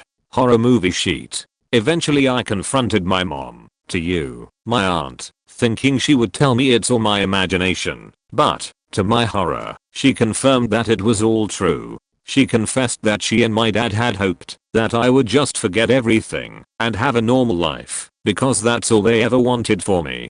Bonus secret, when I was 15, I came home to a house with no pets. I had grown up with 4 dogs and a cat. My parents decided one day to have all of our animals put down. One was due to a lawsuit because one of our dogs killed the neighbor's chihuahua. One was because she was blind, but the other 2 were fine.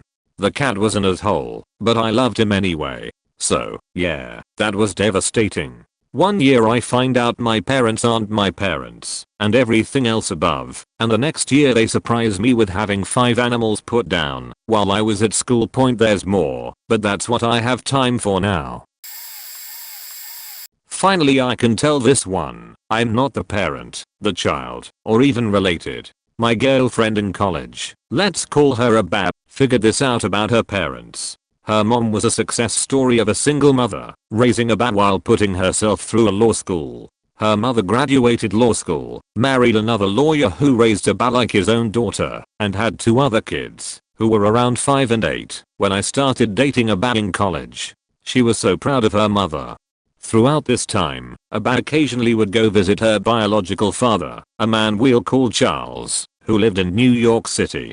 She never understood why Charles disliked her mother so much, and every time she asked him about it, he refused to say any further, saying it was her mother's business, and it wasn't his place. But then Abba turned 18, Charles apparently decided it was time to get some things off his chest, and as an adult, Abba had the right to know. Her mother and Charles met when they were in college, and started dating right away. But just as quickly as they started dating, her mother found out she was pregnant. As predicted, life came crashing down on the both of them, but her mother was firm in the belief that she should keep the child. Charles was understandably freaked out, and they argued about whether to keep the child or not, but in the end, her mother carried the baby to full term. When she went to the hospital, Charles was there, and, as Abba told it to me, little baby Terry came out with a full head of beautiful red hair, and no voice. The baby was stillborn. Devastated, her mother clung to Charles for support, but Charles had learned enough about himself to know that he was not meant for her, and they split up shortly afterwards. In the months that followed, her mother eventually talked Charles into meeting up, and in a night of remembrance, things escalated. Afterwards, Charles went his own way, Abba's mother went the other, and 9 months later, Charles found out that out of guilt for losing her first child, her mother had tricked him into sleeping with her one last time, and baby Abba was born. Every year, the small family goes to a graveyard in their hometown, and lays flowers on the grave of little baby Terry with his beautiful head of red hair, and Abba's mother cries while her stepfather holds her. and I do not know what thoughts go through a Baz's mind now that she knows what she knows, but I do not envy her. TLDR, her mom got pregnant on accident, but it was stillborn, so she tricked her ex into sleeping with her again, but didn't use protection, so she'd have another baby. Said baby grew up to be my college girlfriend and she only found out when she turned 18. It's not a faked up secret, but we are hiding from them the fact that we are fairly wealthy as a family. Their grandparents, my parents, are worth tens of millions of dollars. I knew my dad was a somewhat successful businessman growing up, but we lived in a normal home in a middle class neighborhood. We never bought expensive or flashy things, and my dad's attitude towards stuff like housework, yard work, home improvements, automotive maintenance was, why the fuck would I pay someone to do something I can do myself for much cheaper? Every weekend was a trip to Home Depot for whatever project my brother and I were being forced to work on, and while I had friends who were given allowances and things like that, we were not, since my parents didn't believe in handouts and my mom, being one of 12 herself, felt that all chores and housework were the responsibility of everyone in the household without the expectation of reward. We didn't have cable TV growing up. My brother and I didn't have a video game system until we started our own neighborhood grass cutting and show shoveling business and raised the $125 necessary for a Super Nintendo. If we wanted a car when we were 16, we were expected to purchase it ourselves and pay for the insurance. We were expected regardless to get an after school and summer job, which we all did.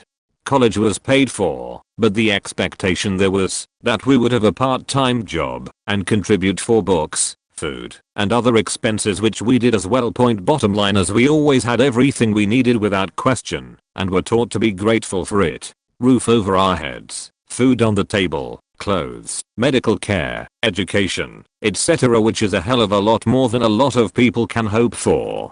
I didn't find out until I was 18 or so just how much money my parents had, and by that time I was mature enough to realize why they had intentionally hidden that fact. As a result of their choices, while we had, in my opinion, a very easy, fun, and great childhood, we were never spoiled and never really felt entitled. My siblings and I learned how to work for what we get and picked up little skills along the way. I just finished my DIY basement remodeling with the help of my brother, using knowledge gained from doing that with my dad 16 years ago. There are stereotypes of the bratty kids of rich people for a reason, and I despise those types while growing up, and always considered them quite pathetic and useless. I'm not a multimillionaire yet, but I'm working on it, and so is my brother. We both went into different fields from my dad because we didn't want to swim in his wake, and we both refused monetary help or support from him with things such as home down payments because we want to do it for ourselves. If worst came to worst and we had to go to him for help, he would provide it in a heartbeat, but since he raised us correctly, that will never be necessary unless some unthinkable catastrophe occurs. My family also has a history of longevity on both sides, and I suspect and hope that my parents will be around to reach 100 years old, meaning my siblings and I are not living with the expectation of a handout or inheriting anything.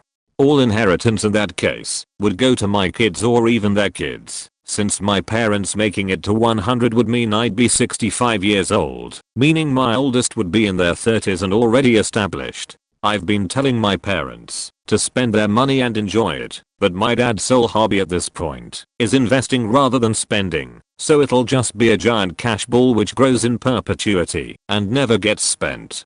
TLDR, my kids and my brother's kids have multi-millionaires for grandparents, but we've hidden this fact from them because we don't want them growing up a bunch of entitled, spoiled, elitist dickheads who expect to become millionaires via inheritance. I'm the grandchild, but it turns out my nan, Irish, had a son out of wedlock and was forced to give him up for adoption at the Magdalenes. The dad was apparently a sailor who sailed on. The son got sent to Australia, and she never told a soul. No letters, nothing. We are not even sure my granddad knew. She later went on to have a long and happy marriage, giving birth to 4 more kids, my mum and my 3 uncles.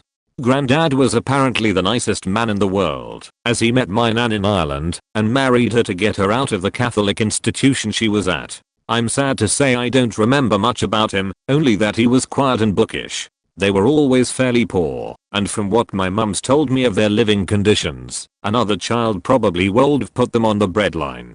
So now, over 60 years later, her son manages to track our family down from Australia. Apparently his adoptive parents told him when he was 21 and were very kind. Discovers that my nan has passed on and had 4 more kids. Thus he emails my mum, who at first thought it was a scam and didn't respond. When she did, the truth came out, and my mum, who Nana always said inherited her father's brains, did the research and found out about the Magdalene asylum she gave birth at and shares it with her brothers. We didn't find out until I walked home from college and found my mum on Skype with him in London. He'd moved to the UK for work and to find his mum 10 years ago, and now he's retired. He and his kids come over to the big family barbecue in summer. He and my mum went on a week-long holiday to Ireland last year in order to learn more about my nan and anything at all about my granddad, because they never ever mentioned his past. Before my husband and I were married, and when we were still casually dating, he was a sperm donor for one of his friends that was asking for a child, no strings attached, and he wouldn't be required to be involved because she just wanted a kid and nothing else. Because there was no official channel, there was no anonymous NDAs or requirements, so it was just a secret.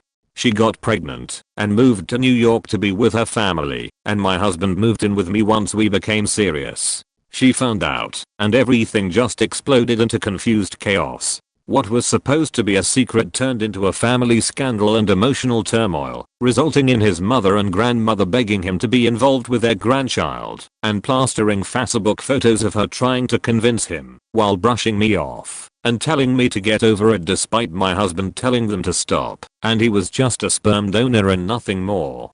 It's still a family rift to this day, especially since I remember the treatment he and I were given about it, and now that things have calmed down, the mother realized that it was annoying to have your sperm donor's parents pestering you with requests for pictures, especially after the desire that he would change his mind on the agreement and live with you after the baby was born went away. His family has changed gears and has started asking us for grandchildren. I still haven't figured out if this will be a secret to my child or not whenever we have one, though I feel bad about it anyway. If you ever become a sperm donor for your friends or a surrogate, always go through official channels also. If anyone was wondering, the child from what I know of is very happy and has a father figure in her life.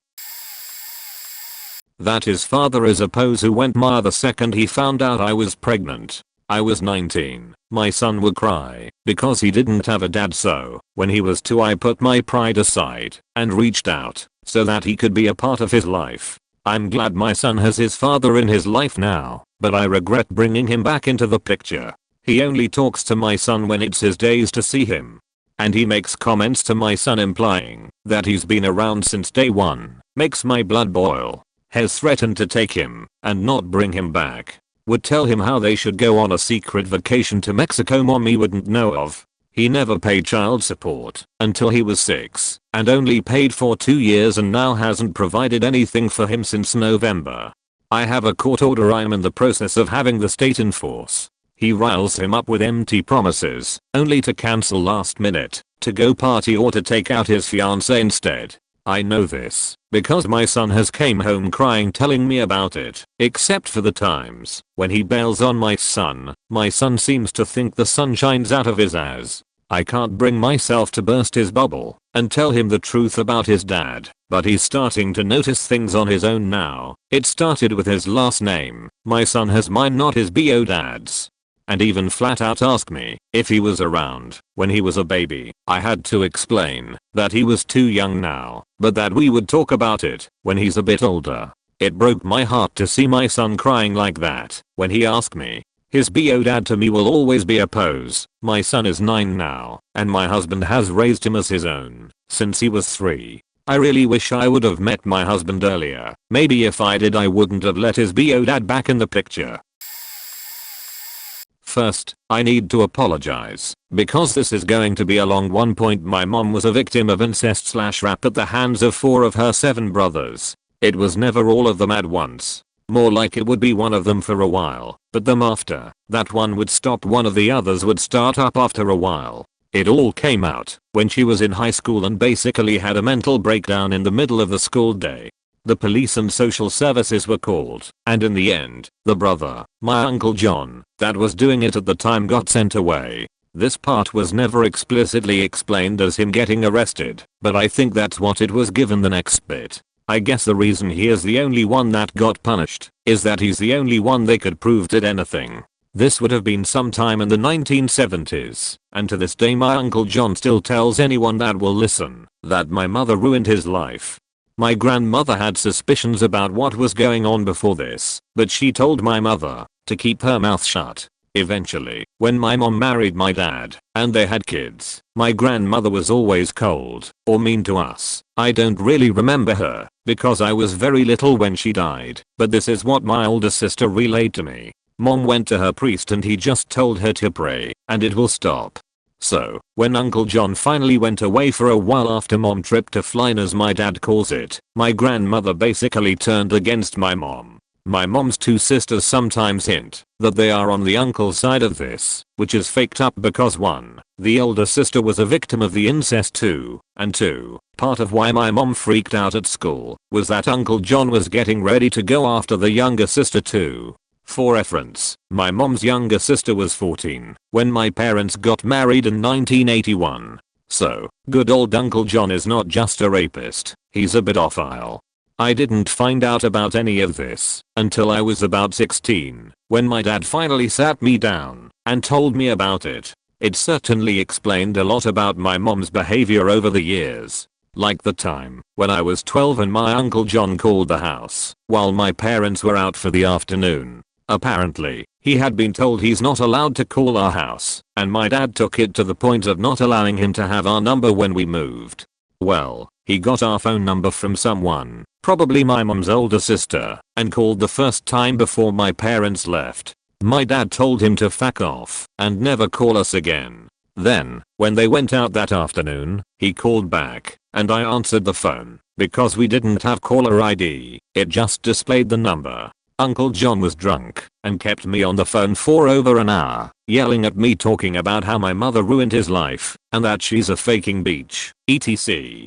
I was just confused because I was only 12 and he wasn't explaining what he was talking about, and I didn't understand why he was yelling at me. I finally managed to politely get off the phone, but then about 15 minutes later he called again and kept me on the phone for I don't know how long, but it was a while, until my parents came home. I was visibly upset and my dad asked what was wrong. When I told him Uncle John was on the phone and he sounded drunk, he took the phone and told me to go outside and play with the dog.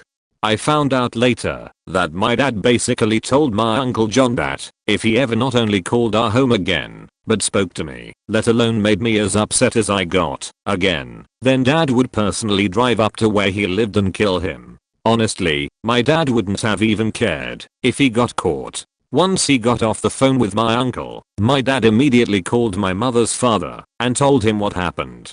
I guess my grandfather laid down the law, because we have never heard from Uncle John since. He also doesn't show up to family events when mom is going to be there. But like I said, every once in a while my mom's older sister says something that indicates that she's on the uncle's side. And you can tell when my mom has been talking to her, because she's always upset when she gets off the phone.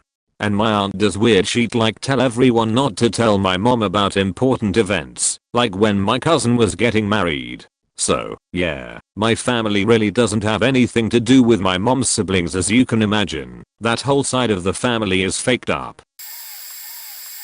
I don't have kids, but I remember the faked up secrets of my childhood point. When I was a young teen, 13 or so, my dad left for business trips a lot. Point really, he went over to an old friend's house and did coke for a couple of days. I only found out because my stepmom told me after she found out. This was only a year or so after I walked in on my dad doing ecstasy in our bathroom. Also, my mom was thoroughly convinced something was wrong with me as a kid because I was a rowdy boy who didn't play well with others. I was an only child and I never stayed in one town for long because my mom kept moving. She was an army brat, so I'm not sure how she didn't put two and two together. Anyway, she constantly had me in therapy, but I had a therapist every month or so because they would tell her I was normal but needed more interaction with kids my age. She signed me up for a study for antidepressants for kids. I was definitely not depressed, by the way. The pills kept me meek and easily controlled.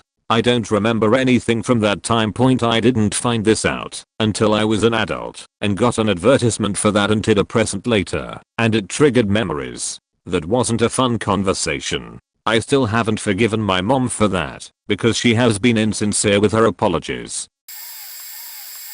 So, I'm not a parent, but this is relevant, and I just found out yesterday. My best friend called me tripped out. He got a message on Facebook from these two dudes trying to find their dads. They were about to give up when they found my buddy. Buddy calls his dad. After some grilling, the dad finally comes clean. A woman that he worked with back in the day wanted kids, but didn't have a partner. Buddy's dad has kid. Buddy's dad has kid to kids with this lady, and they agree to take this secret to their grave and not tell anyone. I guess a couple of years ago the woman got sick and spilled the beans, and they have been searching ever since. Buddy's dad has never had a social media account, which makes sense. It's crazy. The one kid was born 4 months before my buddy, and the dad's marriage to his mom was broken up for cheating. I've known the guy since I was a kid, and he always seemed like such a quiet nerd who facts, I guess.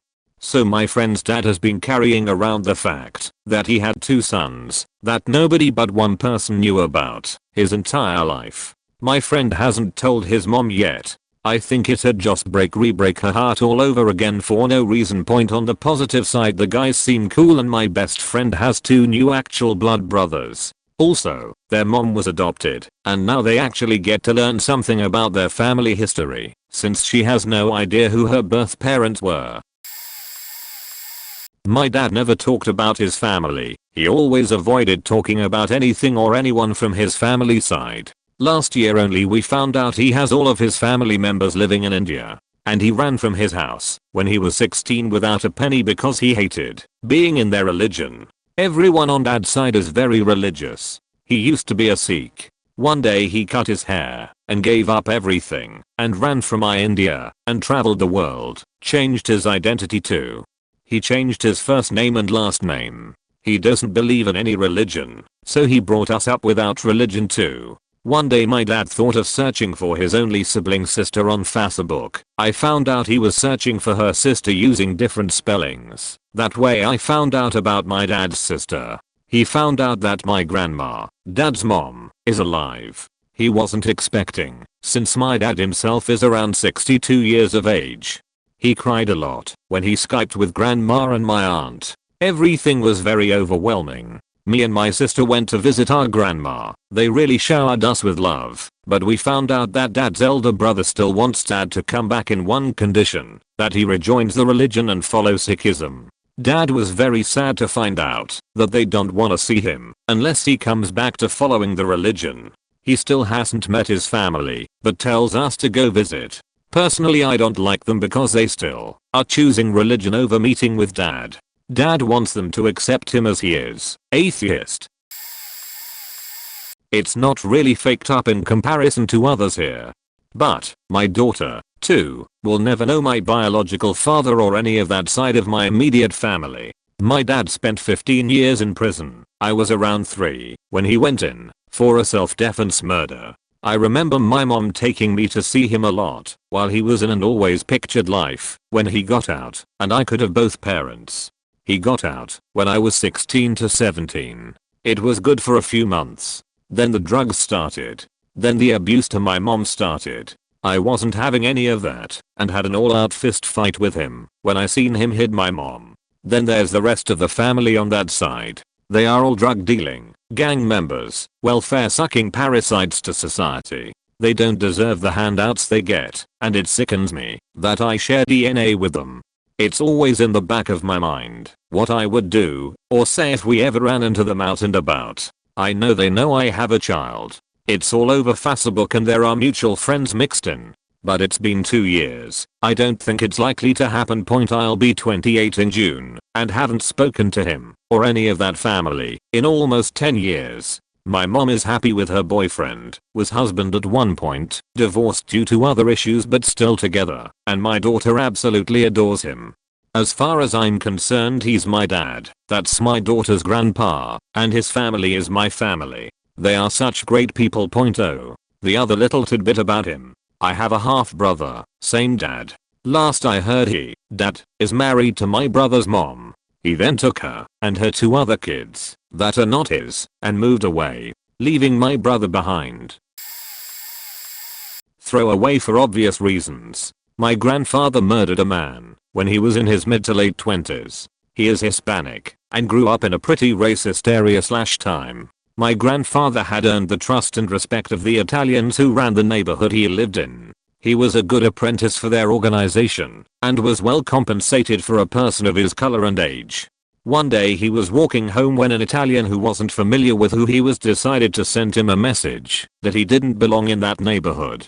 The guy mugged my grandfather with a knife, called him some racist terms, and cut him across his cheek. As a reminder, my grandfather was in the hospital for a few days recovering. When he got out, all of his buddies were quick to tell him where the Italian was hiding. He found the guy and grabbed him from behind. He held a knife to his throat and said something to the effect of, "This is how you do it, you faking wop. What you have to say now?" Then he slit the guy's throat and left him to die. Because of his standing with the locals, nobody would admit what they knew about the whole situation. He was never arrested. He continued his apprenticeship and ended up with a nice government job where he became even more well connected. How I found out: one day I was hanging out at my grandparents' house. I was probably about 15 or 16 at the time. The only people in the house were me and my gramps, who was well into his ritual of day drinking. He had some beans going in the kitchen and was checking them when I went to the fridge to get a soda. We were just kind of hanging out. Suddenly he grabbed me from behind and picked up a knife from the counter. I remember he said, "If anybody ever fucks with you, you get them like this. What do you have to say now, what motherfucker?" Just like that. Then you cut them across here, and he proceeded to mime the motion while still holding me from behind. I remember being really wide-eyed, but just reacting kind of like, "Okay grandpa, if you say so." I also remember thinking the WAP term was strange, but it wasn't the first time Gramps had exhibited racism or his drunkenness, so I just kind of forgot about it. Everything he watched on TV was pretty much old gangster movies, westerns, or Chuck Norris, so I also attributed his behavior to that point. About 10 years after the kitchen incident, I'm visiting my brother. We are both drinking and having a good time when he just interrupts our conversation with, "Did you know grandpa killed a man?" I basically said, "What the fuck you talking about?" My brother told me the story, and when he got to the part where Gramps murdered the Italian, I immediately remembered the kitchen incident and knew the story was true.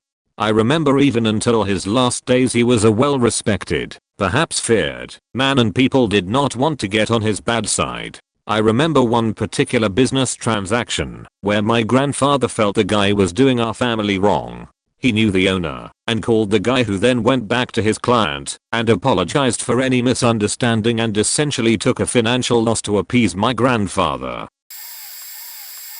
Okay, this isn't as extreme as most of the stories here, but when my dad died I tried to ask my mother the reason why he died, and she just told me it's rude to ask someone why their family member died on their funeral. I understood that maybe it's because she was distressed at the moment and just didn't want to talk about it. Years and years passed, and I never asked anyone about it, fearing the same answer that I got from my mom. That was until I had to renew my passport. My mom had to give in proof that my dad died, and for that, she needed a death certificate and other documents that came through the mail. By now the curiosity had been eating at me for a really long time, but I tried to ignore it and store it at the back of my head. I had no idea that his death certificate was in there at the time, OFC, and I called my mom to see if I could open it, and she said yeah, okay. I went through the papers and saw death certificate written in bold letters. I immediately took a deep breath, knowing that I would regret it, and started reading, and at the end it said death by asphyxiation, suicide. In parenthesis, I haven't confronted her until now, so I have no idea if she knows I know about this. But I don't want to because she tends to have some very interesting opinions on mental health. Sorry for the long post. Not a parent myself, but something that I believe has been kept from me my whole life. I was told that my father left when I was 6 months old. I knew growing up that life was a little different for me as all my friends were going fishing and camping on the weekends with their fathers, and I was going to the tanning salon with my mother. As I kept growing, I would occasionally ask about the night that my father left, and the story was always the same. My grandparents had purchased a weekend trip to Disneyland for myself, my mother and father, and my grandparents. Apparently it was a big deal, and had been planned for months the night before we were supposed to leave for Disneyland. My father allegedly went to go get some milk, typical story, and never returned. The Disneyland trip was subsequently cancelled, and I spent the next 16 years without a father. Luckily I had a wonderful grandfather, who had 2 girls of his own, so he raised me like the son he never had, taught me how to ride a bike, taught me how to use tools, taught me about how to respect people, and how to respect myself. Truly an angel, if there was such a thing. Fast forward to being 16 years old, about 12 years ago, and I received word on my father's location. He lived only 2 hours away from me. 16 years of no contact, and he was only 2 hours away. I reached out to him via phone, and we eventually got back together. My father had already become very sick. He was HIV+ and subject to grand mal seizures from time to time. Within about a year of us regaining contact, he had a stroke that paralyzed him, and he never returned due to the HIV, passing away a few months later from pneumonia related to AIDS.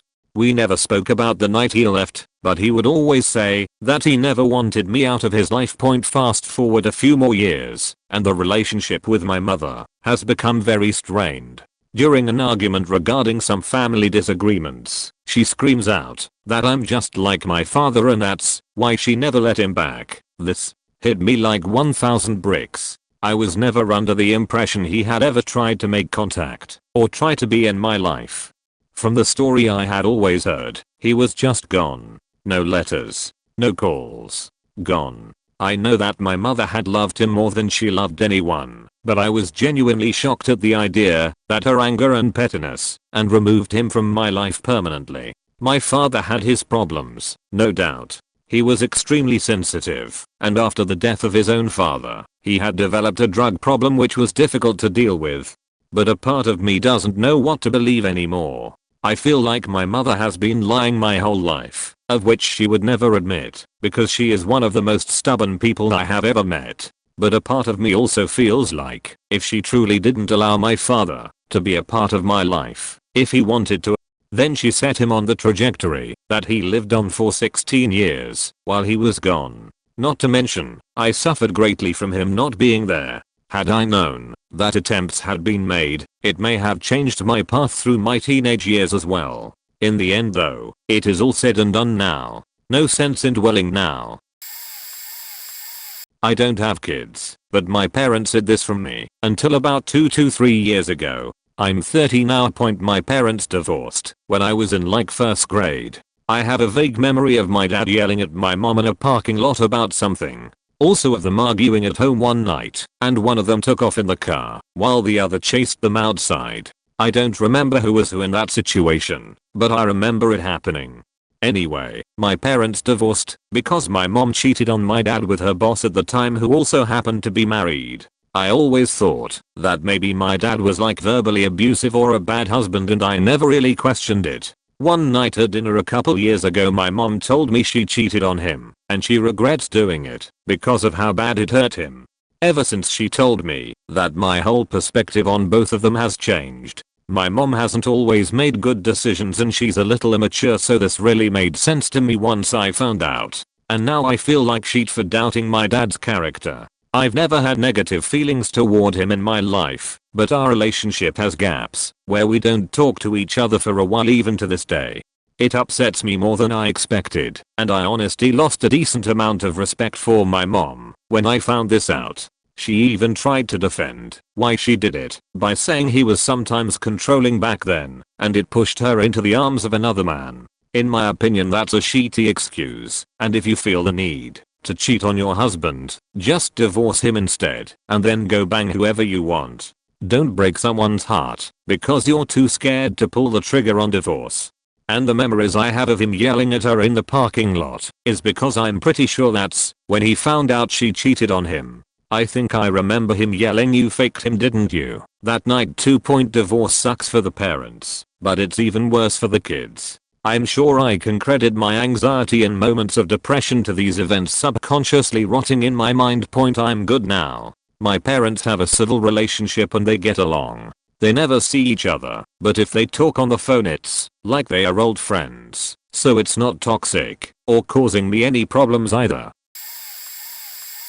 Parent answer: my 5-year-old doesn't know that the reason she can't stay with her little cousins at sleepovers, even though she asks nicely and repeatedly, is because their dad, my cousin, sexually abused me when I was 12, he was 15. No one in my entire family knows, and I still have to see him all the time. He's also like super successful now and flaunts his happiness on social media, which makes my skin burn for no logical reason. My wife knows what happened, but not who did it. I have basically had to lie to my daughter and make up reasons every time she asks. Really sucks. Child answer: I was 17 when I learned that my mom had an abortion before I was born. She passed when I was 16, about 2 months before my 17th birthday. My aunt is the one who revealed and had made the appointment to get another one, had to go out of state when she learned I had been conceived. She was very young at the time, still in high school. The only thing that convinced her to keep me was my dad proposing to her and buying them a home. My dad promptly bailed 2 years into the marriage, and I was very nearly given up for adoption, but my grandparents stepped in and helped until my mom was on her feet and could support us, which she did. I believe all that stress she went through contributed to her poor health and early passing. I don't think she would have ever told me or wanted anyone else to, but she and my aunt were off at the best of times. I was the kid, and my mom found out the secret when I was a baby, maybe a few months old. They did an X-ray on me, and all of my organs were reversed, like my heart is on the right side. Everything is just flipped. Well, my parents decided they wanted me to try to live a relatively normal life, and didn't want me to get bullied for being different if it were to ever come out about my condition. My parents let me live my entire life not knowing I had this condition, and finally told me on my 18th birthday. Well, me, obviously being very shocked by this fact, went to the hospital immediately, since the doctor told my parents that people with this condition are prone to dying earlier in life, so I wanted to see if I was physically okay. I get to the doctor's office, explain the situation, and they do some x-rays, and everything's fine. My organs are all where they should be. When I showed this to my parents, my mom was absolutely stunned. She looked like she had just witnessed a goddamn miracle. She almost started crying. Then I saw my dad, and as soon as we made eye contact he faking burst out laughing harder than anyone has ever laughed. After he calmed down from his laughing fit, he told us that 18 years ago, the doctor came in and told my mom and him about my condition and the fact that their son could die early death because of complications.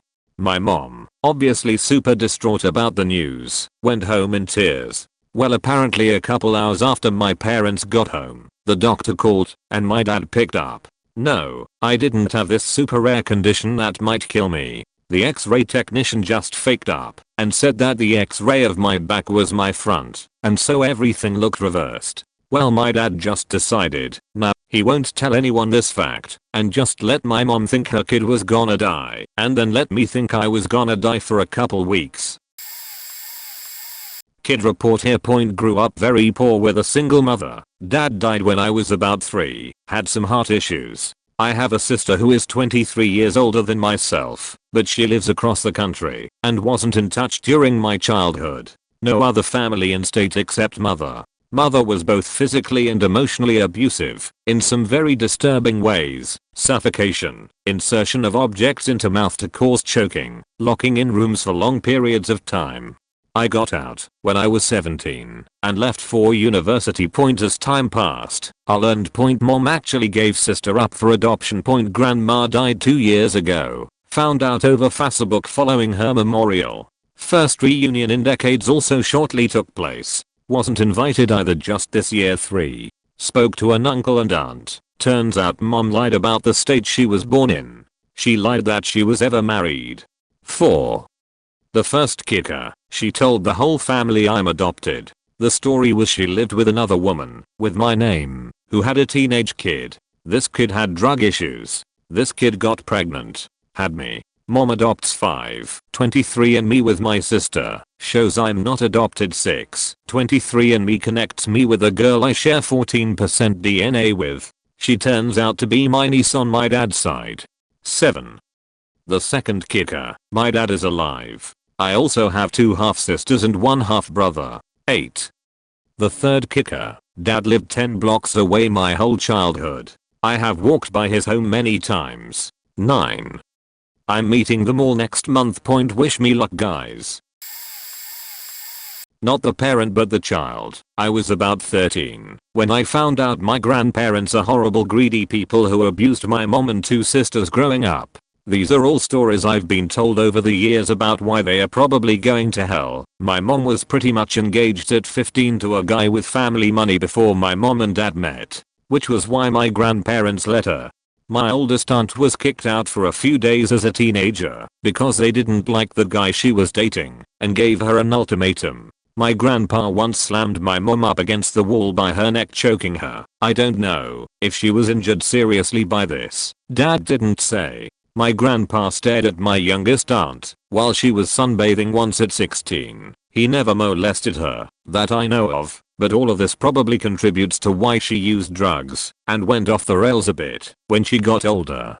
The most faked thing was, when my grandmother's brother died, they pretty much took the inheritance out from under his unofficial daughter that he cared for his whole life, and then sued the hospital he was staying in on top of all that when he died because they didn't handle his illness correctly. They split the money with my grandmother's 2 sisters. They each ended up with about $250k. My grandpa still calls my dad his favorite son-in-law, and sometimes son.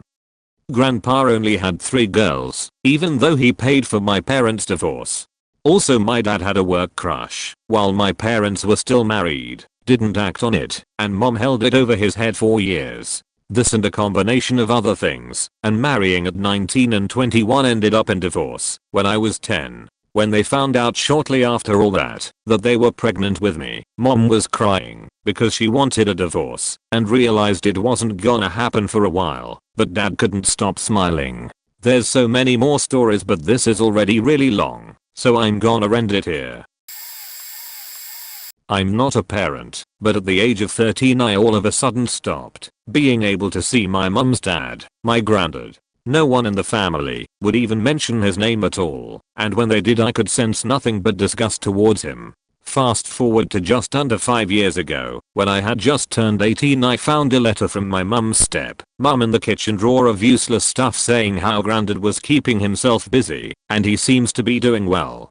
This made me suspicious, because it was dated from around the time that our family cut all ties with him and left him not long after this letter was sent to us. My mum hid it from me for over 5 years, although I knew something wasn't right at the time. Turns out my granddad is a pedophile and was storing graphic photos of children, not family members, on his PCs and phone. He got sent down for 2 years after I found the letter. It took over 5 years for him to be sent to prison for it, and he didn't get the sentence he deserves. The letter in the drawer never mentioned anything to do with the disgusting photos my so-called granddad had in his possession, but I just kinda started to piece things together and asked what happened to the family's relationship with him. And that's when it all came out. All the family started changing their surnames from my granddad's to my nan's and decided to have nothing to do with him anymore. It still makes me feel sick just thinking about it. It's scary to think that I was so close to him before all of this, and to think of what he could have done to me at that age. Child of the situation. My parents split up when I was about 5 because my dad had drug issues, along with mental problems, and abusing my mom. Many of my early memories consist of dad yelling at her, smashing plates, and hitting. He ended up going to a mental hospital for rehab, but right before this, he picked me up from daycare and took me to my grandparents' home. I remembered being at their home and seeing my mom come over to take me back, but then driving away, as well as being in a legal office. Turns out my psycho grandma wanted custody of me because she believed my dad, who is a notorious liar, saying my mom was neglectful and cheating. Which lol pot calling kettle black. They had the audacity to go to court to try to me away from my mom, and my dad constantly refused to sign the divorce papers. Thank God, the judge wasn't having their bullshit. My dad sucked at testifying, and my mom had a letter from him apologizing for hitting her. My mom got custody of me, but I still spent weekends at my grandma's because my mom was afraid they would pull another stunt. Dad also once broke in our house and pawned the carpet cleaner for drug money. Point the cooker. Mom ended up letting him move back in because she wanted me to have a dad. He went back and forth from being docile to having rampages over money or the house being cluttered. My mom told me he didn't fully kick the habit till just a few years ago. He almost left my mom about 4 years ago for some meth addict who ended up in prison for cutting her boyfriend. He is mostly tolerable now aside from random outbursts, but last time I saw him hit my mom was just over a year ago. I'm the kid here, but my fam has some point. My mother's side is devoutly Catholic. My grandmother couldn't conceive, and her 15-year-old sister got knocked up outside marriage, and my nana adopted the baby and raised it as her daughter. 14 years later my mom, the miracle baby, came along. Everyone knows, but we don't talk about it because my aunt flips when you do. Point this one is a little confusing. My great grandmother, mother of my paternal grandmother, only got married to GGF because she was pregnant with my grandmother. That part isn't the secret. She married him, had my grandmother, and then had another child after her. Recently my dad and I and some other family did DNA tests. We have discovered that my great grandmother lied about the father of my grandmother. My GGM was a white, blonde-haired, blue-eyed Southern Baptist who married another white, blonde-hair, blue-eyed Southern Baptist. All of my great-grandparents' siblings have blonde hair and blue eyes. Their second child has blonde hair and blue eyes. My grandmother has black hair and brown eyes. We always thought it was weird, but didn't spend too much time on it. DNA came back. We Jewish. Buttt. My grandmother's brother's kids both had their DNA done, and they are not Jewish. Not even a little. So their father couldn't be Jewish. How can one sibling be Jewish and the other not be? Only one answer. They, my grandmother and her brother, are half siblings. My GGM also happened to work at a Jewish law firm at the time she got pregnant. Point my GGM knocked boots with a Jewish man and covered up the pregnancy by trapping a nice Baptist white boy. My grandmother is now 82 and adored her father and always tells stories about him. We have no intention of telling her. It would be cruel, I think, at this point in her life. Point sometimes I suspect she knows. She got mad when I told her my DNA results. I did mine first. Me being Jewish is what sparked the other tests to find out where it came from, and said you are not Jewish. Which is odd. She's never once uttered even an inkling of anti-Semitic stuff, and my father and aunt both say she's never showed signs of being racist or prejudiced towards Jewish people. That sudden burst of anger makes me think maybe she knows and covered it up and never told her children and was trying to throw me off the scent. Point I hope y'all can follow that. It's confusing even for me sometimes. Okay, this is something my parents kept away from me until I was 18.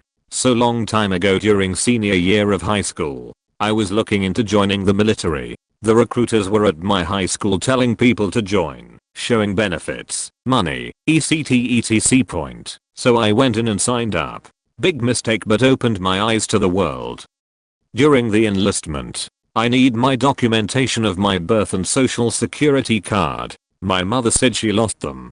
In my head I assumed that she did not want me to join the army. So my recruit and I went to go get my documentation. Once I picked up my documents, I come to find out my dad, that I've known for my entire life, wasn't my biological dad. I rushed home, emotional and all over the place. My mom broke down and told me parts of how I was born. Then, a few years back, I had committed suicide and survived.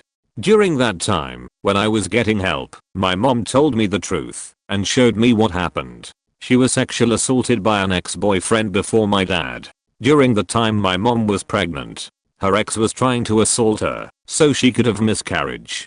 My mom ran to Mexico, then back to California, to be born in East La Pointe. Since then I never committed suicide or thought about it. I'm getting married soon, and my dad is greatest fucking dad I'll ever have. His blood may not run through my veins, but his heart beats within me. TLDR, wife wants a divorce, has papers already, and a new car. Leaves in the middle of our second honeymoon, with the kids and in-laws, and I still here. Instructs me to tell them she is so sick she had to fly home. I'm stressed out, but trying to save the kids the heartache, so they can enjoy our vacation. Mine is pretty tame in comparison, but I'm on vacation with my 31 meters, in-laws and 2 grade school stepchildren. We planned this trip a couple of months ago, been talking about it for 2 years. My wife, 28F, and I got a separate room, and plan to make this like a second honeymoon. She had a hysterectomy last year, and this year about 2 months ago before our trip scheduled another surgery to have her ovaries removed as they were causing her some pain still. She started acting weird a couple of days before surgery and left to stay at a local mental health rehab facility. I was worried sick, but respected her request for no contact. As I get ready to leave for the hospital to meet her for surgery, she pulls into the driveway and I take her. She comes home after the surgery, but is still acting strange. She has not been on hormone replacement therapy despite her doctor telling me they would be starting it that night. 6 days after surgery she leaves to go back to the rehab facility. She is gone until the day before our trip without contact. I get off work and the woman who planned this trip, mostly herself as a second honeymoon, is in a new car. She not only has a new car we never discussed, but she also says she has divorce papers and has been looking at townhouses. Things haven't been like a romance novel lately, but this has been a huge shock to me and my in-laws as well as the few people I've told. With the help of her parents we were able to get a little more clarity on where she is coming from, and after a night to process things, we agree to go on the trip anyway as we were being civil. The kids leave on Saturday with her parents and we continue with our plan to fly down and meet them. We have one of the most honest conversations with each other that night and things seem to be heading in a better direction. She says she is just fed up with life and doesn't want to try anymore. She then says that if I will wear a suit while she wears her wedding dress on our flight, she will at least consider some counseling before filing. We start the trip off, and despite some flight delays due to weather and a drive to another airport, she is laughing and having fun. We continue to talk to each other, and I apologize for not being as romantic as when we were dating. We have a good first day with the family. The next day we end up coming back to the hotel early as she is in pain and still recovering from surgery. We wake up early the next day and have breakfast, just the two of us, and decide to go back to sleep. We wake up about 11 a.m. and she informs me she is going home. We discuss other options a little bit, and she leaves anyway, telling me she just wants to go home and rest, but she appreciates me trying to do what I can to keep her from leaving me, but it isn't going to work. Informs me to tell the kids that mom is sick and had to go home. Kids don't know what's really happening, and if I'm honest, neither do I. I'm the child in this. I grew up in a single parent's household with my mom. As children naturally do, I wondered why I didn't have a dad and questioned my mom about it. When I got old enough, I wanna say around 11 over 12, but I don't remember exactly. My mom told me that she had met my father when he was separated from his wife. They had a relationship and she got pregnant with me one of the few times they had unprotected sex. Once she told him she was pregnant, he left and went back to his wife, with which he already had 2 young girls. I always thought that was weird, like if children were the issue, why did he go back to his wife? Whatever, this was what my mom told me, and I just accepted it as the truth. Why would my mom lie to me? Fast forward to when I'm about 22, I get back in contact with some of my family. That's another topic too, and turns out the story my mom told me wasn't the truth. My mom was married to another man when she slept with my father, in what I understand was a one-night stand. This guy my mom was married to was sterile and couldn't have kids. My mom was so desperate for a child she was willing to cheat on her husband to have a child. The worst part? She stayed with her husband until she showed so couldn't hide it anymore. Obviously he kicked her out and ended the relationship. Not sure what happened after that point. I've never spoken to my mom about this, but this, among many other things, definitely affected our relationship. I'm 25 now, and I'm still haven't really come to terms with the nature of my conception. I was the kid. I was really close to my grandparents when I was younger. I'd stay the night at their house constantly and would just generally hang out with them all the time. A few years later they get into a pretty nasty car crash around Christmas time. Both of them are okay, for the most part. It did cause some serious damage, but at least they're functioning. But my grandpa started taking pain meds. After that things got rocky. I was too young to understand, but a lot of weird things started happening. I remember at one point my grandparents offered to buy me a guitar because I had started learning it in school and they wanted to see me succeed. When we got to the store my grandma walked inside, but my grandpa keeps me back outside and tells me he knows the guy who works inside. He told me if I had the money he would rip me off, and if my grandpa had the money he wouldn't. My birthday had just passed, so I gave my grandpa all my birthday money. I thought it was weird because they said they would pay for it and my grandma ended up paying with a card. Eventually my grandpa ends up going away and my mom sits down and tells me that after the car crash my grandpa had gotten addicted to opiates from his pain meds. He had apparently been getting worse and everyone knew about it. I remember hearing the adults get mad because he had apparently snorted a pill while I was a few feet away playing on the computer. He ended up going away for a hab. He's better now, but he still has the temptation from taking his pain meds to help with shoulder pain. TLDR, my grandpa was addicted to pills and stole my money. My biological father moved away soon after I was born, so I was raised by my mother. I always knew the man she married when I was 3 was not my biological father, but he's the one who raised me, and I love him. Anyway, I always knew what was going on with my biological father, and that I had a half-brother that I met a couple times. And I was close to my biological father's side of the family, even if he wasn't around, since my mother was good friends with his sisters. He started sending me letters when he found out he was sick and dying, so I did get to know him somewhat before he passed. My half-brother didn't live with him either, but our mothers made a point to have us meet. I was 15, and he was 20 something. I think I regret not talking much and not getting to know him better cause he definitely made an effort to get to know me. He died a few years later in a motorcycle accident.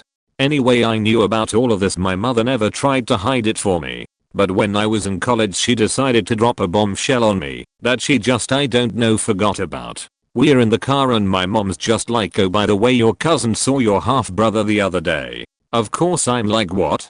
Yeah, you have another half brother. His mother didn't want to have anything to do with your father, so she never let us meet him. Apparently he ran into your cousin at the hairdresser's. She works there, and they got talking while she was cutting his hair and they realize that he was your dad's son. She said he got uncomfortable and left really quick. At this point I'm just speechless, no clue I had another half brother when my mom decides to drop another bombshell on me. You didn't know you had another half brother? You know you have a half sister to Rigth. I just stare at her. How am I supposed to know this shit if no one told me? Why have I never heard of them? Well, her mother comes from a really wealthy family and she had nothing to do with him. I heard she gave birth to a girl, but we know next to nothing about your half-sister. I'm not even sure if they know about you. So apparently my biological father got around. And I have 2 siblings I know absolutely nothing about.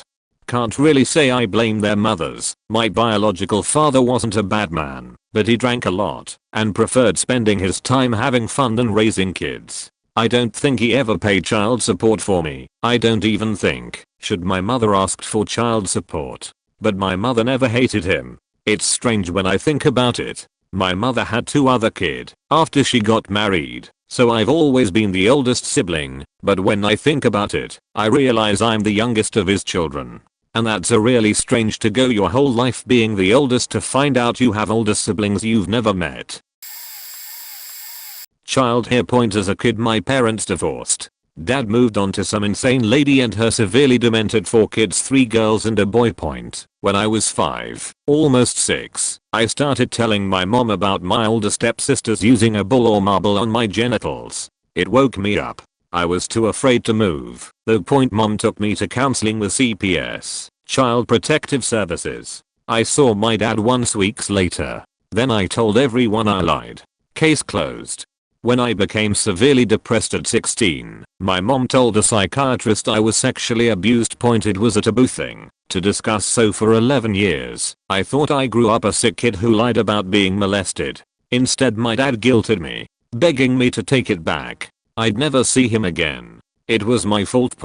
And for the last 28 years, I've idolized my grandpa. He walked me down the aisle. He cried when I tried to kill myself at 18. I've recently learned he molested my mother when she was around 5, multiple times. Still working on my feelings with this, and also, I was 23 when I learned the farm meant my animals died. The belief lasted so long because we did take rehabilitated, homeless, or wild animals to a real farm. Turns out all the animals we owned went to the farm. I have one as the parent and one as the child. As the parent, my children, one who's a toddler and the other still an infant, don't know that their great grandfather is actually their 3rd cousin. I found that out sometime as a teenager, that my grandfather is really my real grandfather's cousin. My grandmother divorced him when my dad and uncle were still kids, then at some point, ended up with his cousin, and has been with him for 30+ years. I've never met my paternal grandfather, as my family, to this day, holds a grudge against him. I'm not sure what they hold such resentment for, other than the fact that he was an asshole. So there's part of me that wonders if there's more to the story than what I've been told, but my family is also pretty open about that kind of stuff. Still, that curiosity lingers as the child. I learned pretty early on, can't recall how old I was, that my maternal grandfather killed himself in front of my mom when she was only 2 or 3. While I understood the idea of how screwed up that was, I never thought about it much until I became an adult, and then found it hard to bring it up and ask my mom, as she was so young when it happened, and I wasn't sure how she'd feel about talking about it. It deeply impacted my mom, who struggled both with drugs and alcohol until very recently, as well as with relationships. She also tried to kill herself at my paternal grandparents' house on my 5th birthday, but thankfully didn't succeed, and even more thankfully, did it in a less dramatic fashion than her father. She downed a bottle of pills and jumped out the living room window and was then taken to the hospital. I just recently found out some of the details of the incident, which were passed from my grandmother to my mother. That apparently the 3 of them, my grandma, grandpa, and mom, were at a friend's house for a hunting trip when my grandma and grandpa got into an argument. My grandparents' friends decided to stay neutral and went upstairs to give them some privacy and wait for the situation to diffuse. In the heat of the moment, my grandpa got up, grabbed his hunting rifle, turned it towards himself, and blew a hole in his chest. This all happened inside the house, with my mom sitting there in the living room. My grandfather struggled with bipolar disorder in a time when, according to my mom, little was known about it, and treatment wasn't very readily available. I also found out that this incident happened shortly after his mother, who lived next door to them at the time, had also killed herself by blowing her brains out with a shotgun. Given his mental illness and the trauma of his mother killing herself right next door to his own home, it's not implausible to think that, combined with whatever life circumstances he was dealing with at the time, that he simply couldn't bear the anguish anymore, and in the heat of the moment, he caved and saw his opportunity out of his suffering, without thinking of the implications his actions would have on his daughter. What I find strange about the whole thing is that my grandmother was the only witness, as like I said, the others were upstairs at the time of the incident. My mom also stated that my grandma purported to have an eerie feeling as my grandpa got up when he went to grab his gun, and reported that as she had her back turned to him, that she thought he was turning the gun on her in any case. It has both my mom and I wondering in the back of our minds if my grandfather actually killed himself or if something else happened. Even if something else did happen, there's a good chance we'll never know for sure. I know so many family secrets that my parents think I don't. Such as my mom getting an abortion shortly after starting to date my dad. Not my dad's kid, but the guy in question was married and cheating on his wife with her. Or my dad cheating on my mom starting long before the incident the rest of the family knows about. Or my mom's first husband being a criminal. That marriage lasted only 1 year and mom and dad got married 2.5 years later. Or my mom and dad only knowing each other for 2 years before getting married, and more than half of that time they were in 2 different countries due to being in the military, dad in Panama, mom in Germany. My eldest brother, who had been a preemie and had health issues growing up because of it, was born exactly 9 months into their marriage, for which they'd only seen each other for a week before going to different countries again. That last part is an insinuation that I'm not even sure is true, but my older brothers are the only natural blondes on both sides of the family whose hair never changed color as they got older. My dad's family is German American, 5th generation, so I'll never know if I'm right, but dad's hair is black and mom was stationed in Germany during that period of time. I've insinuated it to her before, and she didn't deny it, though I'm not sure if she understood exactly what I was saying, as she was only half listening to me at the time. Due to a lot of issues between them over the years, my parents went through a really messy divorce when I was in college. Both, though mainly mom, started getting really nasty about the other parent, bad-mouthing, spreading rumors, etc., and my brothers and I were caught in the crossfire. Anyone who's been a child in a messy divorce, even an actor, knows that when one parent starts talking shit about the other, they are also insulting the kid. That's my mom/dad you're talking about, you know. Half my genes come from them too. And when I tried explaining this concept to them, they didn't listen.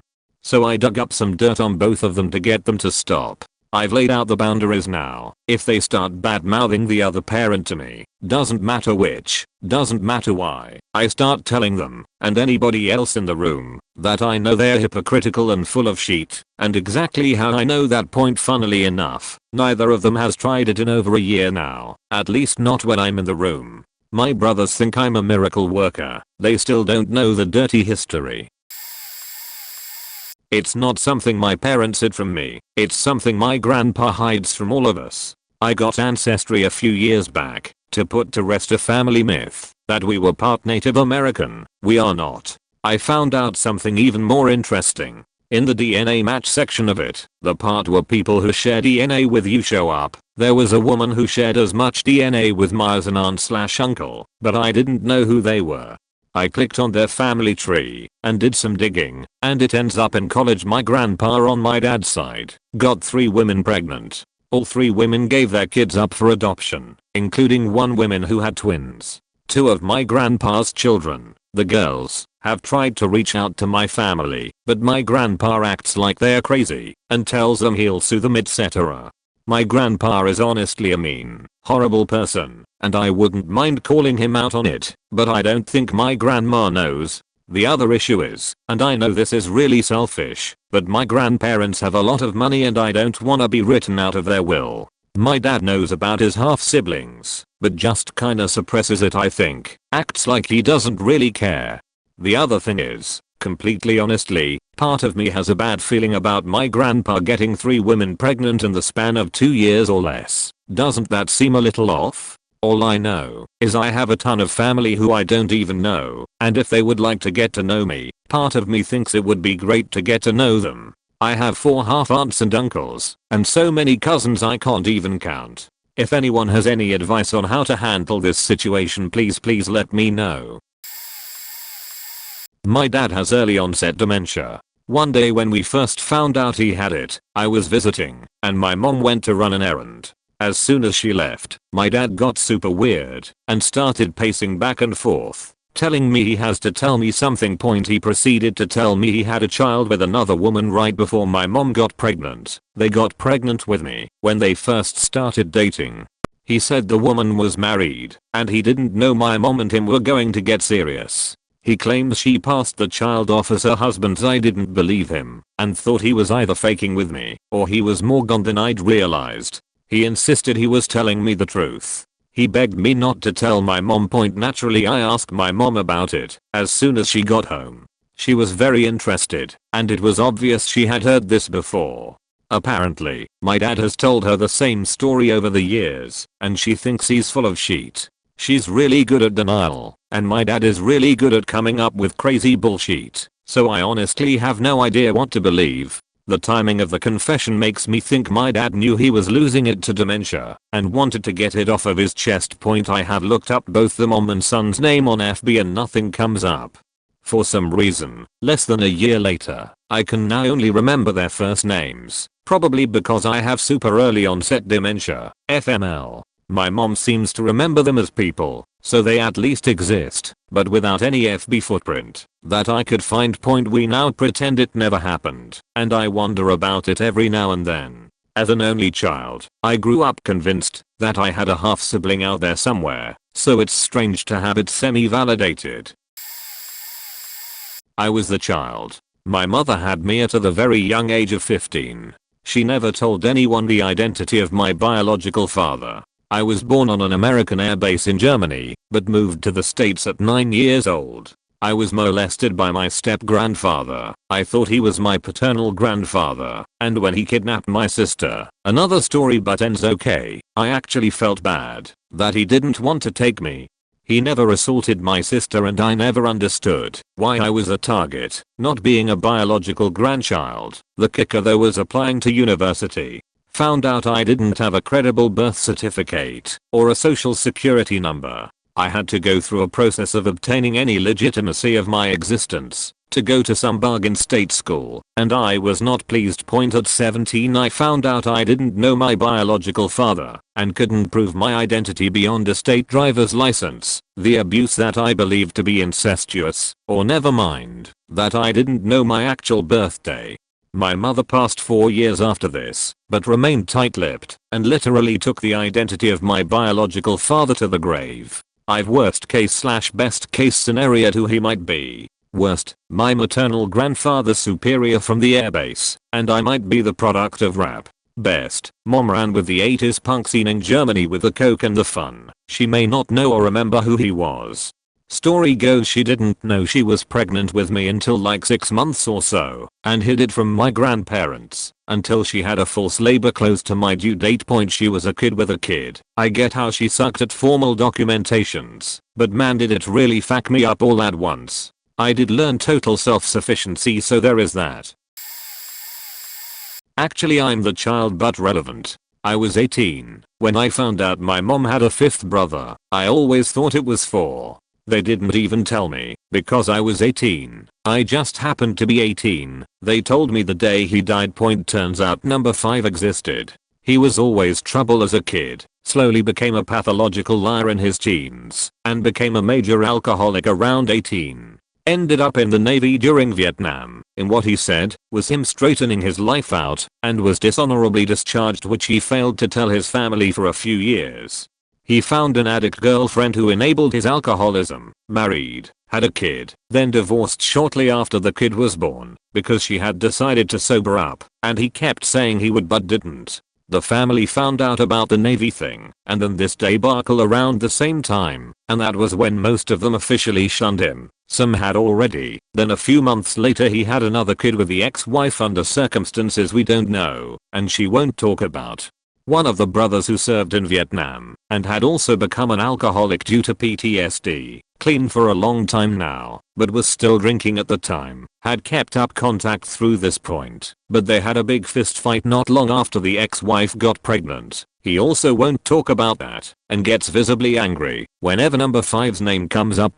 Guy spent the rest of his life drinking. Who knows where he got the money, and ended up dying a few years ago. Alcohol related complications as far as I know.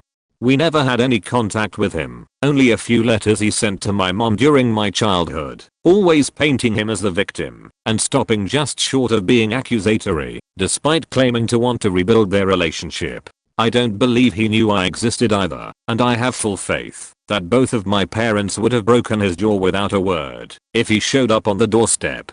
His ex-wife moved away while she was pregnant with kid 2, and they effectively hid from him until the kids were grown, old enough to make their own decisions, the younger brother said, or able to defend themselves, as the older daughter put it. Other alcoholic brother is the only one the ex-wife ever really knew, so they also categorically avoided our entire family until the daughter met some of us at the service. Ex-wife and son didn't even go. The kids decided to ask around on Facebook and have been cautiously building relationships since. Point on a related note, my mom has no sisters that I'm aware of. My kids don't know that their grandpa is actually my stepfather and that they are not related to him by blood. My dad is a horrible person and I have not spoken to him in years. He does not know where we live or that I have kids unless my brother told him. It's a bit of a mess actually, because my kids think they have cousins, aunts, and uncles, but none of these people are really related to them except by marriage, and we never see them. There is property that they think is in the family, except it's not really in our family. It would never be passed down to them. My mother and stepfather both remarried when all 6 of their combined kids were in our teens and 20s, so I've never been close with my step-siblings. My stepdad is great, but it's complicated. Point I always assumed that they would start asking questions at some point. I call my stepfather by his first name. There are no pictures or funny stories of me with him as a child, but they've never asked. I just keep putting it off. I don't want to shatter their world by introducing a horrible unknown relative. Also, I don't really want to have to explain why we don't talk to my dad. But the kids have family members on my dad's side that they have never met. I worry that someone will try to contact them as the kids start becoming teenagers with social media pages. Eventually they will find out, and I know it needs to come from me. It's so crazy. I feel like a horrible parent honestly for lying to them. I just don't want to shatter their innocence. Point also, Santa isn't real. I'm the child in this story. I grew up with a single mom. She lived with her parents until I was 5, and then she married my stepdad, and they moved into their own house. I asked my mother and grandparents repeatedly from the age of about 4, I think, to tell me who my biological father was. My grandmother kept saying he was a horrible man who was locked away in prison now. My mom ignored the question. My grandfather said he didn't know, but I would find out one day. I gave up asking eventually. When I was 13, my mom and stepdad called me into the living room and asked me to guess who my father was. I had no idea, but it turned out to be a close family friend who lived abroad and visited regularly, called on my birthday, and sometimes sent gifts.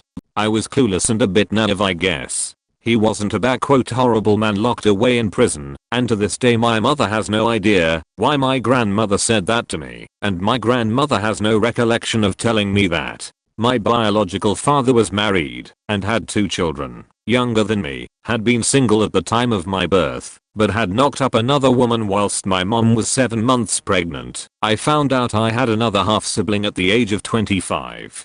And my mother knew about him and didn't bother to mention it to me. She didn't think it was relevant. Never mind that my half brother and I used to have play dates together when we were toddlers. When I asked her why she waited so long to tell me who my biological father was, she said she didn't think I would understand or accept my stepdad. I think that hurt me more than anything else, because if she had even the slightest knowledge of who I'm as a person, she wouldn't think I would reject him. So yeah, TLDR, my mom didn't tell me who my biological father was, and I found out I had another half sibling really late in life. Also, I have a good relationship with all my biological and step family now. I feel like I'm loved by a huge family. Backstory: my father was a piece of human garbage whose favorite activities included getting drunk and beating his kids for fun. Hospitalized me twice before he was escorted away at gunpoint by my grandfather. Some real southern shit here. My mom is bipolar, not a parent, but about 8 years ago, when cleaning up the house, I found this huge box of envelopes. Inside were a bunch of letters from my now estranged father. He was a huge alcoholic when we were kids, but he apparently cleaned up his act after he was divorced and such from my mom. After he left, none of us were especially sad he was gone, but we always found it odd that he never tried to talk to us, ever. Even the worst human beings usually have some degree of connection to their children, except he did. For 9 years, and on the cusp of dementia plus emphysema, my father had tried to write us. Inside the envelopes were hundreds of letters. The initial ones were quite awkward. It was clearly written by a man who had so much to apologize for, but had no idea how to start the conversation. There was effort at reconciliation within the words though. As the letters went on, the writing became more and more delirious. It was easy to tell that his mind was slipping. He wrote, in painstaking detail, about how approaching death made him reflect on the way he had lived. I did not have sympathy, but I did have understanding of why he was the broken man he was. I learned more about my father from these letters than he or my mother ever shared with us growing up. Brother killed himself. Father died in a horrible train accident. Mother was psychotic. My mother always had told us he never had tried to talk with us again. It turned out to be patently false, and has forever tarnished the relationship I have with her. In her crazy mind, she needed him to be the villain that he was then forever, to rationalize all the damage he caused, both to her and the family.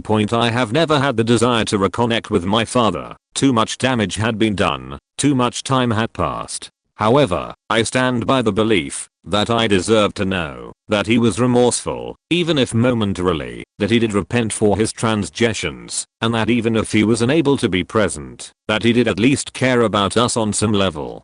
I still consider this one of the most faked up things my mother ever hid from us, and it drastically impacted myself and my siblings quite tremendously. We are all in our 30s, none of us started families. We are all wary of being vulnerable or emotionally available to another, etc. I'm the son, but my dad had another son with a married woman a year or two before I was born, before he met my mom, and we grew up in the same area, but at different schools. Never met each other. Apparently her husband had a vasectomy, but she convinced him it was a miracle, but she kind of named him after my dad, in a not obvious way, that I can't elaborate anymore on here for anonymity reasons. His mom and dad who raised him, are now deceased I believe. My dad told me all of this after a few drinks, while on vacation like 5 years ago. Basically said it in a way that it has always weighed heavy on his heart, and that he didn't want to keep it from me any longer. I was in my 30s. He said he had been in contact with his mother on and off over the years, and it was ironic that him and I had similar interests and seemed like similar kids. The guy's mom didn't want my dad to have anything to do with raising him or anything. She had other kids with the husband, and it was a one-night stand. So I'm not sure what he knows, especially since his parents are dead. So it was all before family DNA tests were popular. But part of me always was suspicious of the story. But I guess what reason did the lady have to lie? She didn't want anything from my dad. So a couple years ago I was gifted an ancestors.com DNA test and hadn't really thought about my half brother. Well, I get my results and he's my highest match, and he looks a lot like my dad. So we can both see each other. He joined ancestors shortly before his mom passed, like within a week, and his dad passed beforehand, so I'm guessing he knows the truth. He hasn't contacted me. Obviously I can't contact him, since I don't know for sure what he knows, and I don't know what his wishes are. We do seem to have similar interests and both moms are deceased.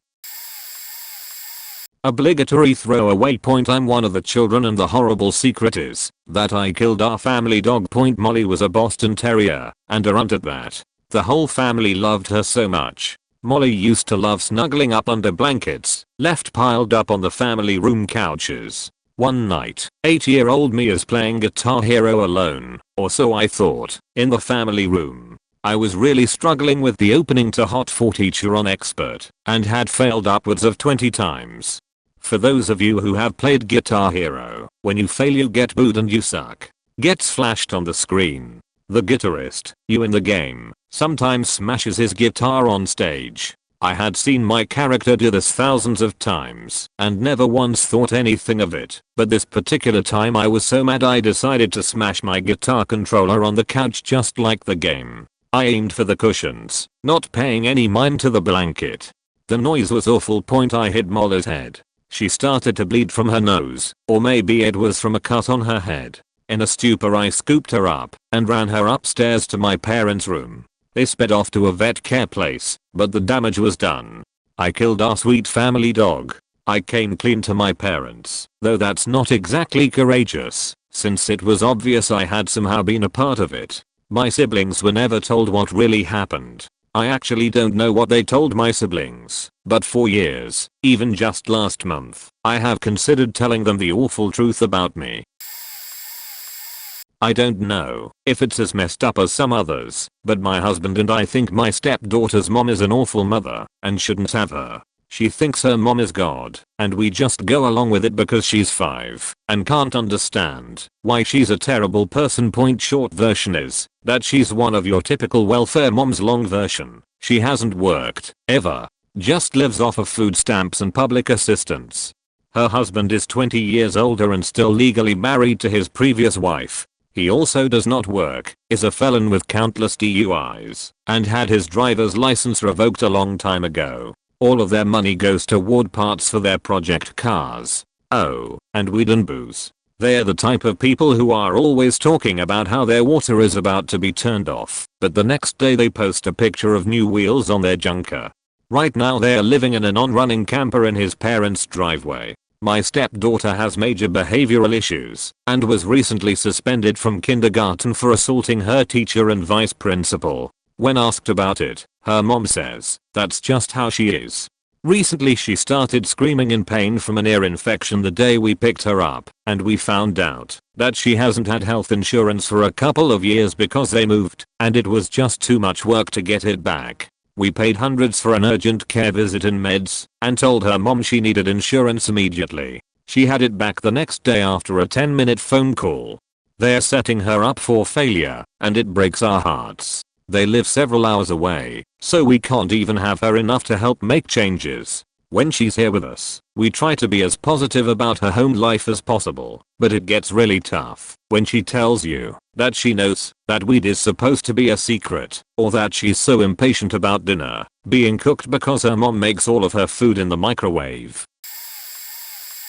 Her bio father nearly killed us when she was 5 days old. She is missing a small part of her brain. The doctors and her bio father thought the worst, and he wanted me to abort. When I wouldn't abort, I was 5 months along, and I mourned the child she would never be, but loved her nonetheless. I realized just how controlling he was. I never stood up to him before. He started beating me. I was embarrassed. I was afraid if I left after the baby was born he would be alone with her and hurt her instead of me. If I didn't stay he would have rights to be alone with her, and I wouldn't be there to protect her. I thought at least, if I stay and take it once she was born I could protect her from him. I saw him for who he truly was. She was an idea to me at the time, not an actual being, or I would have ran away then. I was afraid. He hit me in the chest in places that would be covered with clothing, except the time he choked me. I found out he had a history of that, and actually put a gun in his ex's mouth in front of their young son.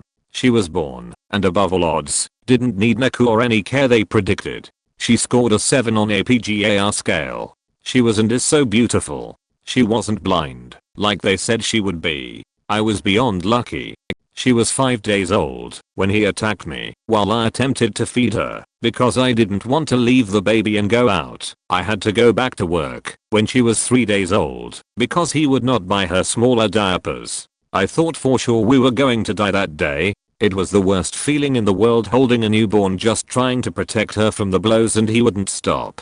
He tossed me around like a ragdoll. At my weakest point she was not intellectually disabled. She has some vision issues and a bad case of sensory processing disorder, weak bones, some hormone issues, but other than that she is typical. She thinks her father was a good man that died in an accident. It comforts her. She was not abandoned.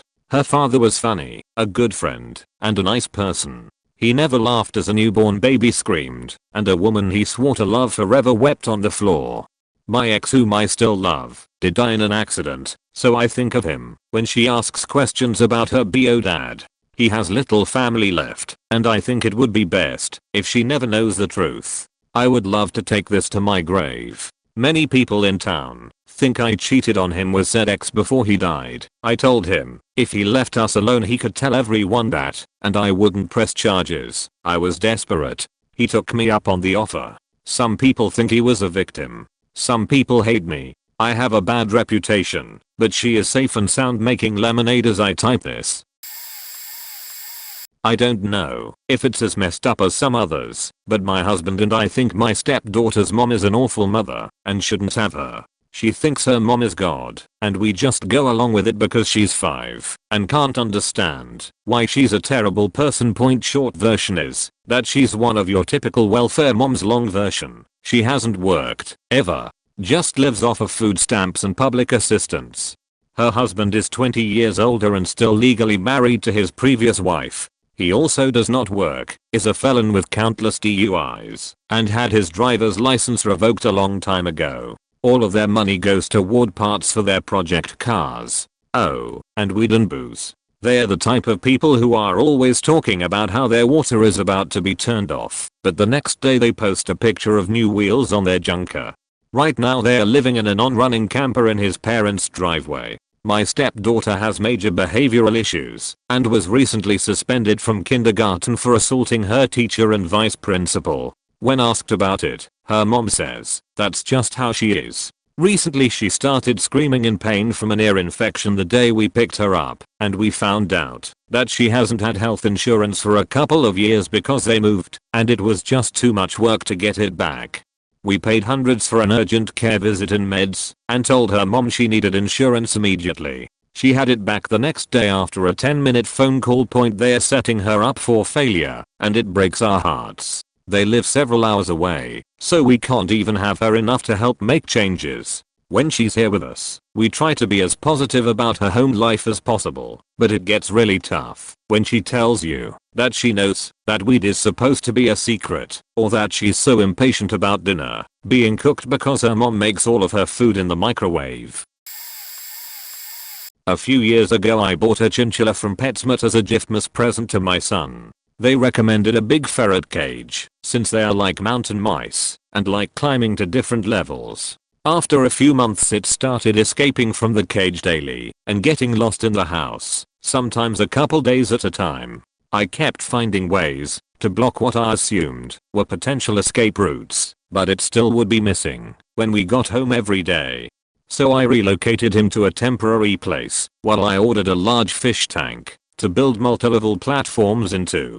Needed to find something without bars that he might squeeze through. The temporary box was a hand-built train toy box that my great-grandfather built. We had a place for food and bedding and enough room for a running wheel, but no place to hang the waterer, so we had to give him water by hand multiple times per day. One day we lost power while we were at work/daycare and the aqua wasn't running all day. When we got home my son goes to give him some water and he says oh he's sleeping right now. I got to look, even slammed the lid really hard to get him to jump up. He was dead. Poor little guy overheated, and we still didn't get the tank I ordered yet. I didn't know what to do. My son was only 4 at the time and he loved his Master Splinter. We just carried on the rest of the day and the next morning, while my son was in the shower I took the entire toy box and tossed it. Somehow it took my son almost 2 months to realize. So I convinced him that Master Splinter must have figured out how to start the train and drove the box out of the house to escape. He's almost 8 now and just thinks that I took him back to the PetSmart.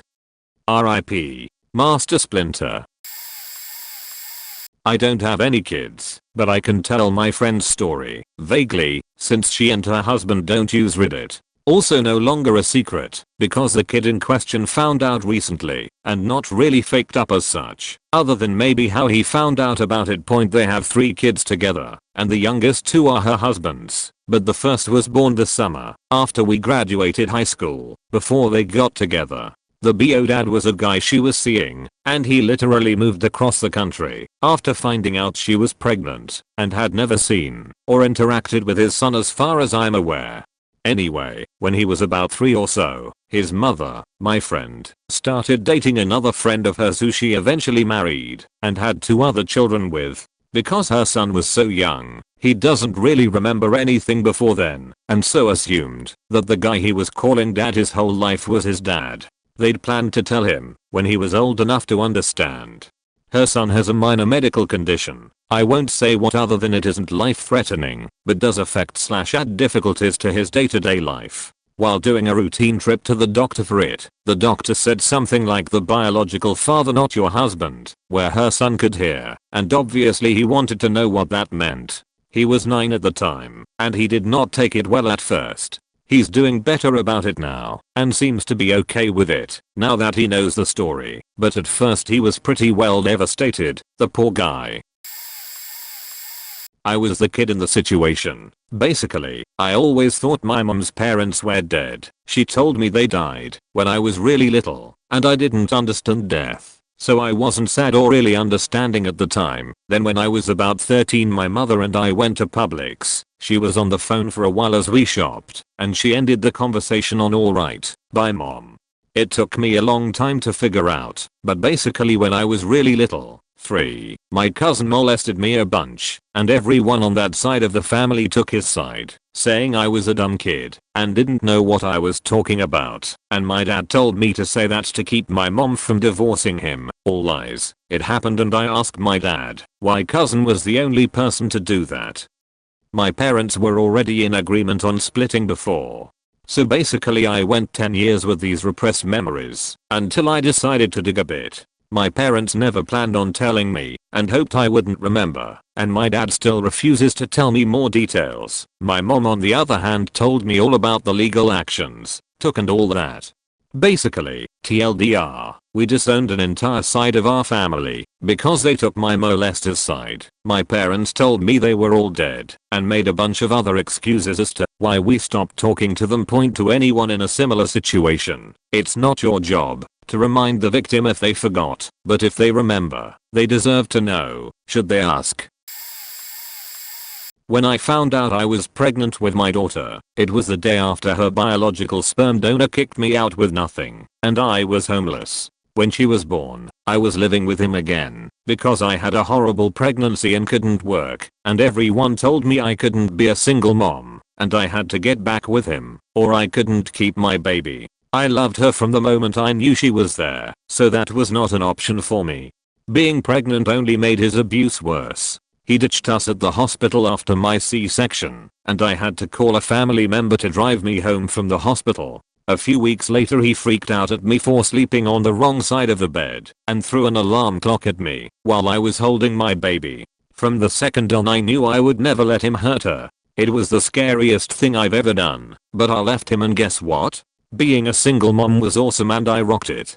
Now my daughter is a happy and healthy toddler, and I'm newly married to an amazing man who has been in my daughter's life since she was 4 months old. He is her dad and is adopting her. I don't plan to tell her about her sperm donor for a while. All she needs to know is she has a mom and a dad who dote on her, and she is safe and stable. I still don't know what I'll tell her. I'm terrified of her ever meeting him or his family. He is abusive and toxic, but most scary of all, he's manipulative and charming. So her biological sperm donor is a secret, and will stay that way for now. Not my story, but the story of my boyfriend. Before we started dating. He found out 2 years ago he was the father of a little 3-year-old girl. His daughter has had a total of 3 men in her life that she called dad. Her mother got around, and she tried to get with my boyfriend to make it work. Now that she found out the child was his, she left her boyfriend of 3 years who raised the child as his own. My boyfriend was hesitant but offered support, and later they start dating for the sake of the child. He is finally able to form a bond with daughter. Few months later, he finds out his baby mama started talking to his BFF and started dating behind his back. She completely tossed her initial boyfriend to the side and forbade him from seeing her daughter, who he raised, ever again. And she stuck my boyfriend with a hefty child support amount. Fast forward 2 years later, she is still unemployed and being taken care of financially from her new boyfriend, my boyfriend ex-best friend, and the child support payments My boyfriend and his ex-best friend never talk anymore. She asked my boyfriend to not disclose her shady as history to his daughter. He told me he will tell his daughter when she is older to understand. His daughter has no idea right now what happened to the man who raised her. No idea why she can't see her real dad as much anymore. She calls no one dad anymore on her own accord. And it's very sad, and it breaks my boyfriend's heart. We hope she can grow up with minimal damage from her mother's bad decisions. I tried to make this short and spare the details, but I realized it's just too complicated to make short. On the opposite side of things, as a child, my parents were big swingers, divorced over a bunch of crazy sex and manipulative stuff. Ironically, my ex-wife ended up being the same way with the faked up sex stuff with other people, and my mother and stepfather have continued these actions. They got together as a result of the swinging. Then my dad and the other woman got together and did the same thing for a short period of time. Though my mom and stepdad are still together and active in the fetish, none of them have discussed it with me, despite several issues involving it interacting with my life over the years. It is what it is, and they're all consenting adults. The only problem is that they've tried to keep this whole thing a secret my entire life, but I walked in on one of their parties all confused as a teenager. Then my ex-wife told me many years later that my parents approached her parents about swinging as well when we were both kids. They also would swing around without each other, apparently, with other people I knew. Originally from a small town, everybody knows everybody. My parents' sex addictions caused more family problems than that, with both parents essentially being hoes behind each other's backs. But the swinging secret is an absolute crazy one that they've tried to keep under tight wraps for years due to all of the drama involved. My brothers are finally old enough to where I could tell them the truth about all the weird shit our parents have done over the years.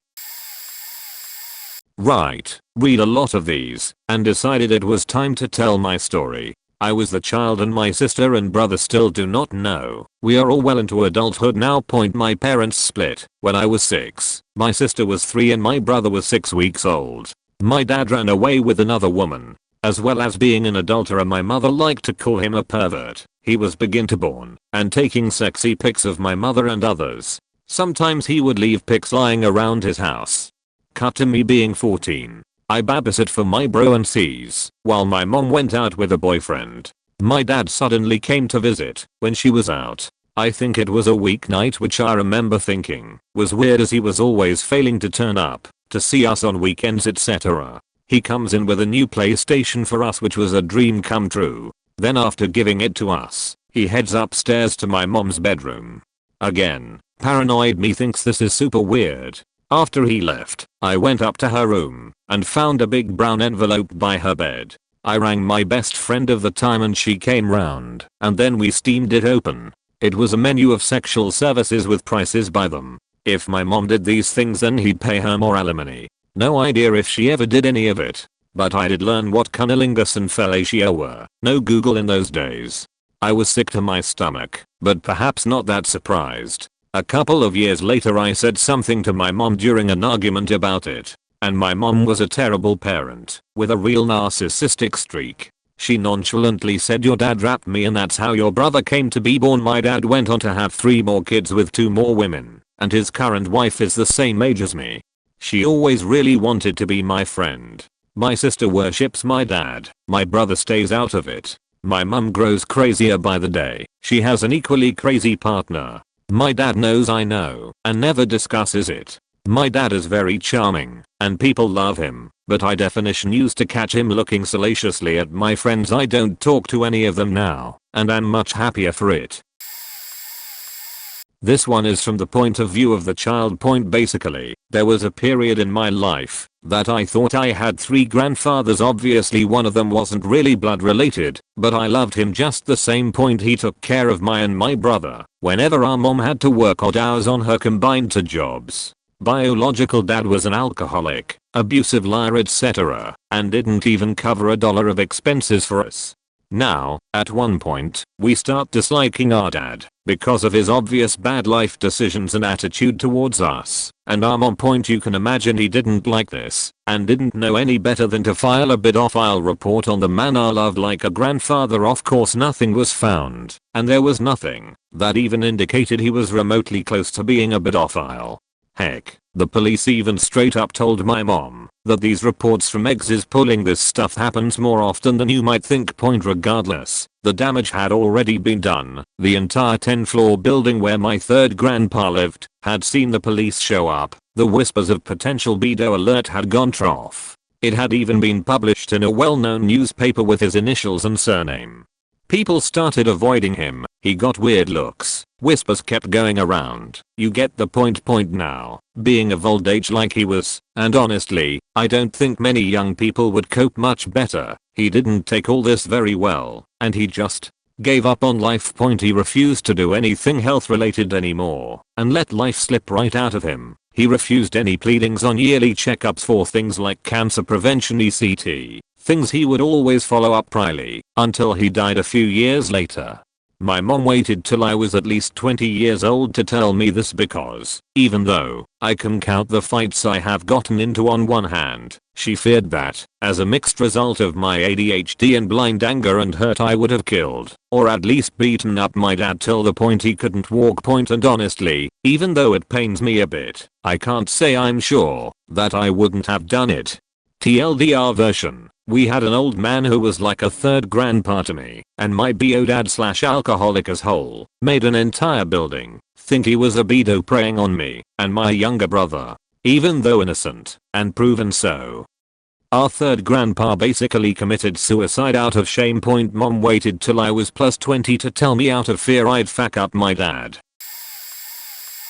How faked up my family of origin is. My mother's first husband / my BO father was an abusive asshole, and I haven't spoken to him since I was 16. He happily signed over his rights around the time I was 10 to 11. Childhood memories are hazy and skip around, so my mother's second husband / my then legal dad could adopt me, my brother, too. That marriage didn't last long. Second divorce happens. We are not in touch now either.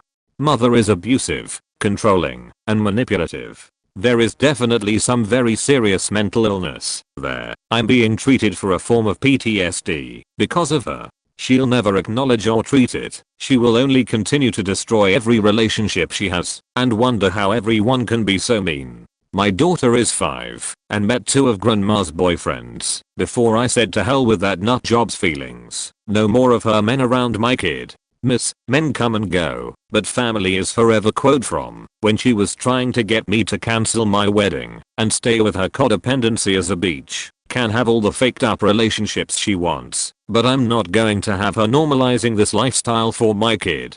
I could go on and on. Long story short, rest of the family normalizes and defends her while rejecting that mental health is even a thing. It'd be embarrassing for the family, so any talk of it is aggressively shut down. I've decided for the well-being of my family that we'll not be seeing them again.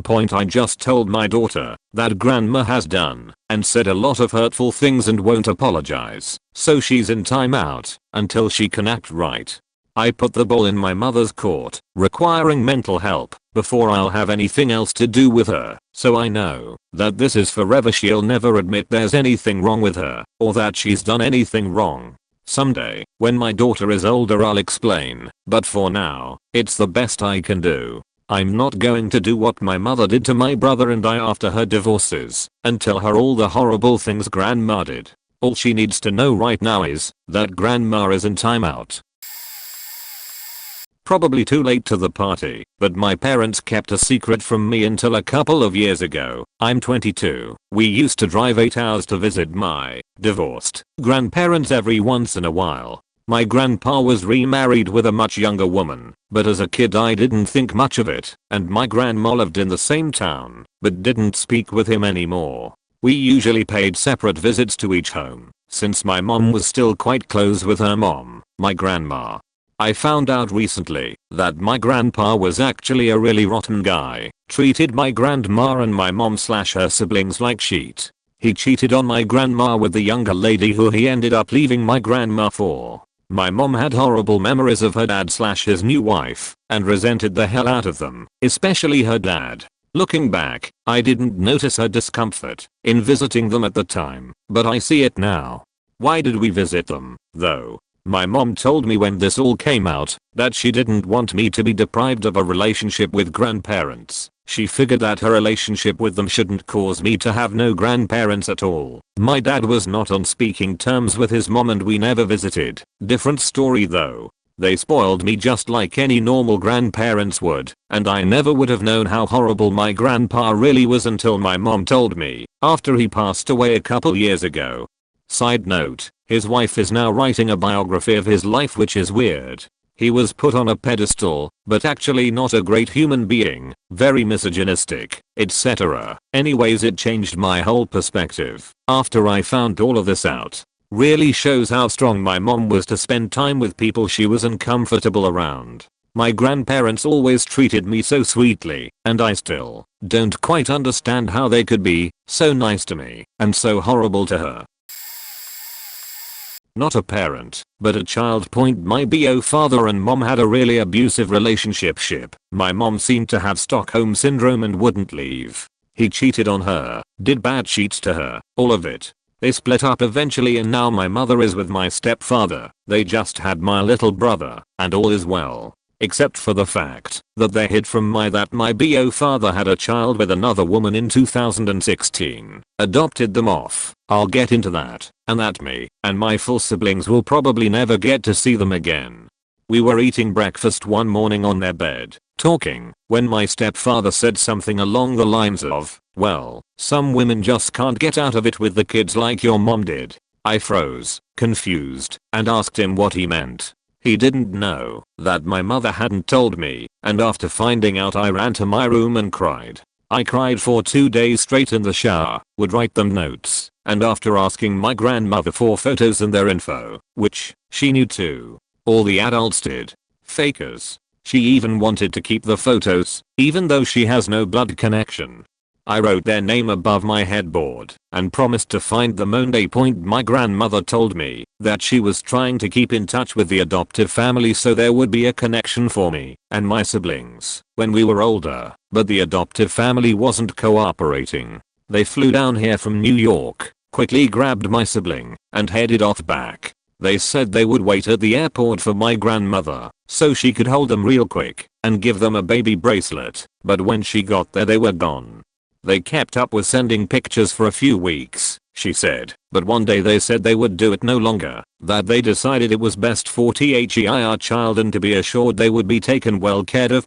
I won't give away too much details, but the mother was worse off than my BO parents. Way worse. She had already done the same thing once or twice before. She was an addict, a drunkie, and left her family to care for her children. Apparently she wouldn't give the baby to my grandmother, or my grandmother said she wouldn't take them cause she would harass her, and instead sold them to the couple for a good bit of thousands of dollars. $10,000 to $20,000. That's why I say adopt so loosely. It breaks my heart, because I wish for nothing more than that little child to give me the biggest smile when I get off the school bus, to rush at me and hug me, for us to go to the movies and shopping and whatever we wanted. It sucked for a while, and I've slowly adapted to it, but I still wish to see them. Reading other people on here describing their adoption situations, how they choose not to seek out their biological family, how they consider their adoptive family the only ones that matter, I understand it. I think it's actually what's best for them, my sibling, but it pains me to think that's probably exactly what my sibling would do. If only they knew the good parts of their BO family, although there's not many, if at all. If only I could at least write to them once a month. Sorry for going on such a long rant, but it feels a little better to talk about it to people who will listen. Thanks. Not me, but my mom gave herself fertility pills to conceive my sister when she was premenopausal for attention. My dad was cheating on her, and my young cute cousin was the center of our family's attention for having a second child in her belly. It was very obvious, but my mom still claimed it was just a coincidence. She told me she took vitamins to not miscarry, but when I was 18 my dad told me she actually took fertility pills. My sister was born with a severely low immune system and was extremely slow at learning. She was also highly emotionally sensitive and often inflicted bodily harm on herself. This was when she was a baby. My dad didn't want the baby. He was done. My mom didn't even want the baby. She was tired, but played mom because of the attention. Literally everyone around didn't want another baby, except me. I was excited as shit. My sister is decades younger than all of her cousins and most of her siblings. My parents treat her like an extra, even if they don't realize it. She's rather alienated, and to this day she still has suicidal thoughts and wishes to never be born. She also has extremely creepy and disturbing behavior. Silver lining, she's a very compassionate, caring and loving kid. She wants to grow up to help people and take in kids who are unwanted. She started off slow, but because everyone interpreted that as her being stupid, she was given a lot of academic help, so she's actually really smart. Sure, she has low self-esteem, but even as a preteen she has higher self-awareness than her peers. She's very likable and just a great kid. When she was a baby she was my world, and to this day I love her so much. I want her to know that she is amazing and has so much potential. Yes, I tell her this every time I see her. This was 10 to 12 years ago. I was in my mid-20s and went home to visit family for the weekend. I lived a couple hours away at this point and stayed at my parents' house as I normally did when I was in town. A little while after dinner I noticed my dad was still at the table and he seemed very down and was even tearing up a bit, which I'd never seen him do all my life. I asked him what was wrong and he proceeded to tell me he was just remembering his younger sister, which I never knew he had. All my life I'd only known my uncle / his brother and wasn't aware he had any other siblings. Then he proceeded, while starting to cry, to tell me the story of how she died in a car accident when she was 18. And that the 1967 Camaro that had been in our family since brand new was actually the car he picked out with his dad to replace the one that was totaled in the accident.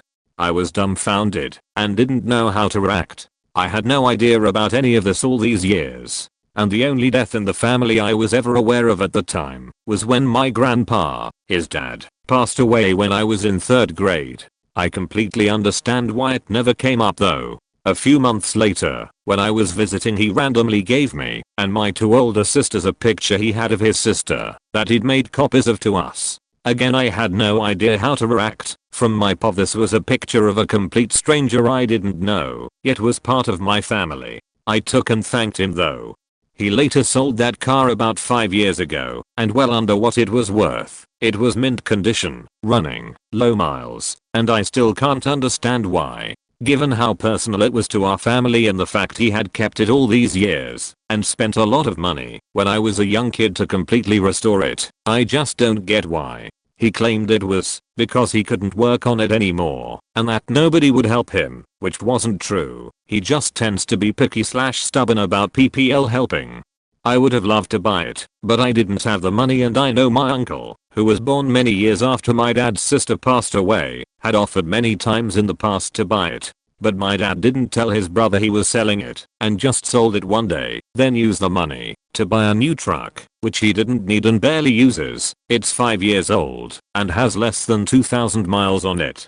I love my dad, but this one thing, maybe the only one, that I'm pretty bitter at him about though. Even before I knew about his sister, I figured the car had been in the family for 30+ years, that it would continue to be forever, and then especially more so after learning that my 2 older sisters were never big car PPL, so I figured I would get it, or buy it one day, or at the least my uncle would buy it and give it to his kids, so it'd stay in the family one way or another. But nope, not now.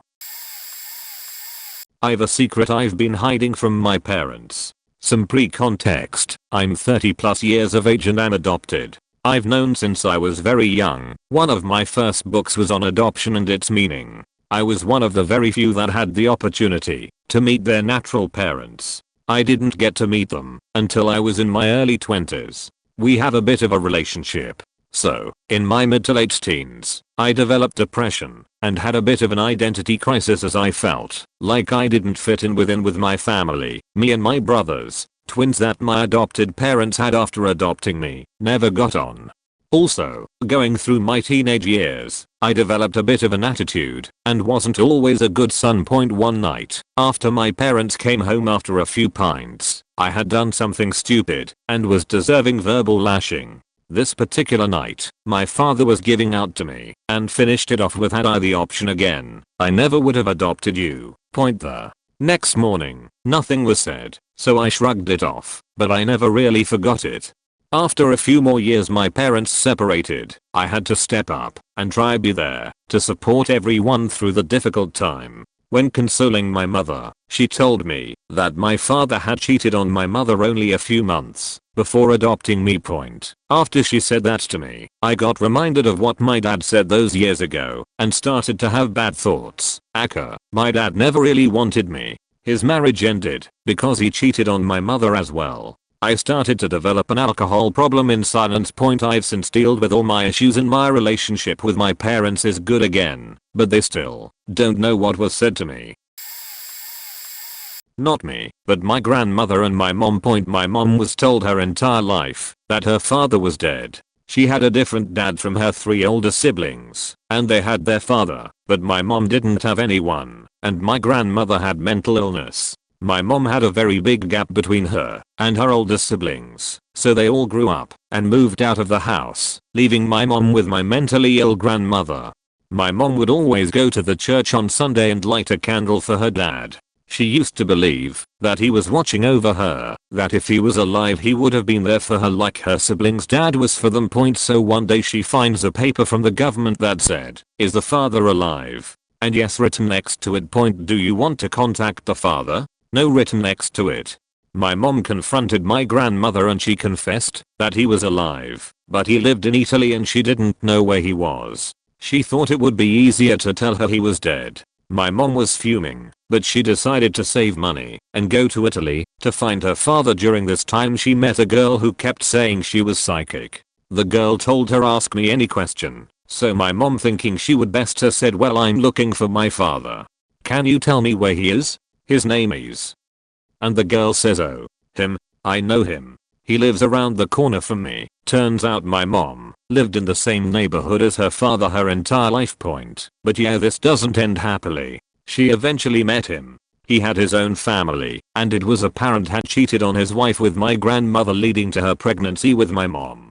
When he met her he wasn't warm or friendly. He told her that she had to come every day after school and clean his house for him. His wife had since died. My mom was like, "Fuck no," and left. The next time she saw him, he was marrying a woman the same age as my mom, but wanted her to lie and say she wasn't his daughter. She cut him off entirely after that. He was a serial cheater and had 20 kids, 5 with his main wife, 2 with his second wife, and then 13 with other women including my grandmother.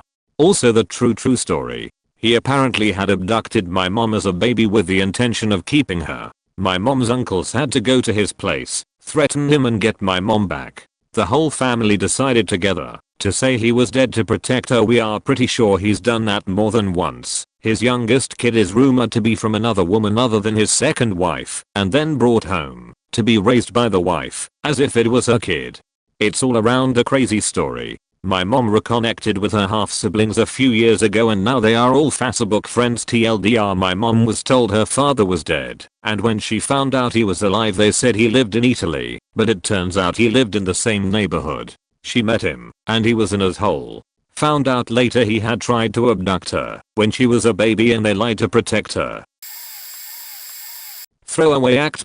My parents, divorced, have never told me about my father. And they are hiding something. I think dad might be a closeted gay man and a pedophile, but I don't really know. Mom mentioned one thing, that she left because he was having sex with his drug dealer when I was 1 or 2. So that day I learned about his drug use, but just figured his dealer was female. Gratefully I was able to grow up in a pretty safe household away from him. He's meek but not effeminate, doesn't use drugs anymore. He remarried, sleeps in a separate room though. They go to church and whatever. Note, I might be really good at blocking things out which becomes important later. Weird event. One night really late he takes me to get a haircut. It was like an hour drive too, which was weird, but it was his friend from church. 2 weird things happened that night. First, my dad was sitting, like really close to the chair, where I was getting a haircut, like well within reaching distance. And I remember noticing that one time he moved his hand pretty fast away from this friend when I glanced over where my dad was sitting. So okay, friend cuts hair isn't married. Second weird part, after the haircut it's like dark outside, like 10 o'clock or something. We walk out to the car and both get in the car. All of a sudden my dad says, "Oh, wait here. I'll be back." He leaves me in the car for like an hour. Comes back and smells like crap. I was young, had no idea what such smelled like, but this was like funky. I asked why. "Do you smell bad?" And he's pale and sweating. Said he had to help his friend move stuff. So me in hindsight, looks like dad was in there, but faking the hairdresser friend. Like I said, it's like I block all that out at the time. Weird event #2. Well, years earlier, I'm like 10 or something. We go to a cottage. I was there with an aunt and grandmother too. I want to build a tree fort. Dad decides it's going to be at ground level, meek, and there's only 2 walls which just obscure the house. So that part seemed weird. Anyways, the second night their dad and I sleep in the same room. I mean, I'm around 10, scared of this strange house in the middle of nowhere, and the first night I slept in the walkout basement in this cottage. Basement was all windows, so it's just me sleeping there for the world to see. Second night I wanted to sleep in a room. There weren't other rooms and it's small, so we share a bed. I never wondered why we didn't just switch sleeping arrangements. I woke up in the night and had this kind of warm feeling between my legs. It felt good, and I had no idea why. Still really foggy. Waking up I became aware that dad had been breathing heavy, but stopped and the room's dead quiet now. Facts are, #1 I had no idea what was going on. #2 I'm not sure to this day if he was touching me or himself. But it gets weirder. The next day my aunt, very cool person, wants to go on a walk. She asks if I'm ever bleeding from my butt. I'm like, UHH, that's a weird question. What do you even mean? I did not know. Anyways, I said no, which was true. But later on I realized she was asking if dad had been molesting me. Weird event #3. One summer I stay at my dad's. I'm maybe 15. Grandma lives there too. He's like a permanent man-child. Well, grandma's not there that night. Dad comes out of his room really late, and I'm just about to fall asleep on the pull-out couch. He lays in the bed, but near the top of the bed, and he's laying in a way where his torso is near my head, which was weird. He'd never done that before. But again, I just don't really pay attention to stuff like that in the moment. I'm just like, hey, I want to go to bed, so can you go away? And eventually he left. So parents are hiding something about him from me, and I'm kind of messed up. I've always had a tough time expressing myself about such, and I'm totally inept about loving relationships and commitments. And I was interested in such at a very young age. Also some problems. I've never had a great explanation for why I'm messed up, which makes it harder to solve. I'm the kid throwaway I might use from time to time. My mother revealed that she cheated on my father to me when I was 20 or so. This is a secret because my father found out and chose to stay with her and instructed her to never tell us. My mother has seemed somewhat bipolar and is diabetic. She used to talk my father down all the time, and the same for us. She never liked the hand she was dealt in life, and it's like she constantly took it out on us. Upon learning this, I asked my father, because the fact that she did this, and the way she said it, as if she had no regrets, and it was his fault, had me unsure of what to believe. His face showed a tiredness that had been there behind the scenes for years come out fully. He simply said, "She told you how." I wished she never would. Turns out it's all real. He was working a government job for a few months, working 90+ hours a week on server integrations and traveling every 4 to 7 days to link up a new spot while she went behind his back with one of his friends that randomly stopped showing up to the house when I was younger. Learning this has not made things easier, however. It's only made me think less of my mother who could argue with my family about anything, and more of my father. Every time I become interested in a girl I end up comparing them to my mother and having issues trusting them. I haven't ever physically dated anyone because of this. I'd rather not hurt a woman, because I can't help but see my mother in certain actions that would otherwise be commonplace. I really don't know what else to say. I just wanted to get this secret off my chest. I thank God sometimes for giving my father the strength to take care of someone so messed up and for having him stick with her, but I honestly wonder from time to time why God would tell my father to stay with her, and if it was actually better for me as a kid. I'm willing to answer questions, look for advice, etc. I mean, not truly faked up, but that my father, their grandfather, was an extremely abusive drug addict when I was growing up, and that he's still an emotional, distant, manipulative person with a whole host of mental disorders that he refuses to acknowledge. Growing up I was abused, physically and emotionally, like being beaten in the head with objects, bruises left, etc. He was in and out of drug rehab. Now I'm an adult with 4 kids. He's gotten better, at least to some extent, to where he is at least present in my life. Still not really there though, and I have no real relationship with him. He lives several hours away. I can still recognize the patterns of his mental illnesses. The abuse in my childhood is just something that isn't mentioned. I keep my distance. My kids know him as grandpa and they like him. From what they know, they only see him a few times a year, and they know nothing of the type of person he was the first 20 to 22 years of my life. They don't know that even to this day he is still manipulative, he still uses people, and has a very twisted reality, and that I have practically no relationship with him, because I know he won't change, and he knows I don't buy into his con artist bullshit, and am not worth any more than the courtesy card with a $25 gift card 3 times a year TLDR. My father was an abusive asshole growing up and is still a bad person despite improvement, but my kids don't know this, and just see him as grandpa teddy bear. Not the parent here, but I'm extremely quiet at family gatherings, because of one thing. I was raped and abused for 8 years by my stepmother. She knows that she did wrong and tries to apologize now, but the damage is still done. A good chunk of the family knows what she did, but some want to forget, since she has kids that come over sometimes, and it's not their fault what their mom did. The other secret is that when I ran away from my abusive mom I ran to my biological mother and found out she was a prostitute and a meth addict. She lived with my grandparents on that side of the family. My grandpa was an abusive alcoholic who would come home drunk and assault the first person who could get his hands on. I stood up to him one night and got in a huge fight and ended up beating his faking face in. Sorry this is hard to type, and the cops came. My faking excuse of a family took my grandpa's side and lied to the cops. The worst part is the person who came up with the idea to lie to the cops was previously imprisoned for assault. It was my uncle who lives of welfare because he does not want to work and gets aggressive over tiny shit. So the cops decided not to jail me because they decided that my grandpa threw the first punch. He did, and that I defended myself, but they said I need to leave the house, and I was sent to my biological father who I'm with now, and he takes good care of me. I've also received word that something happened with my mom and my grandpa and I'd like to assume they are dead. This is my troubled secret. Thanks for listening.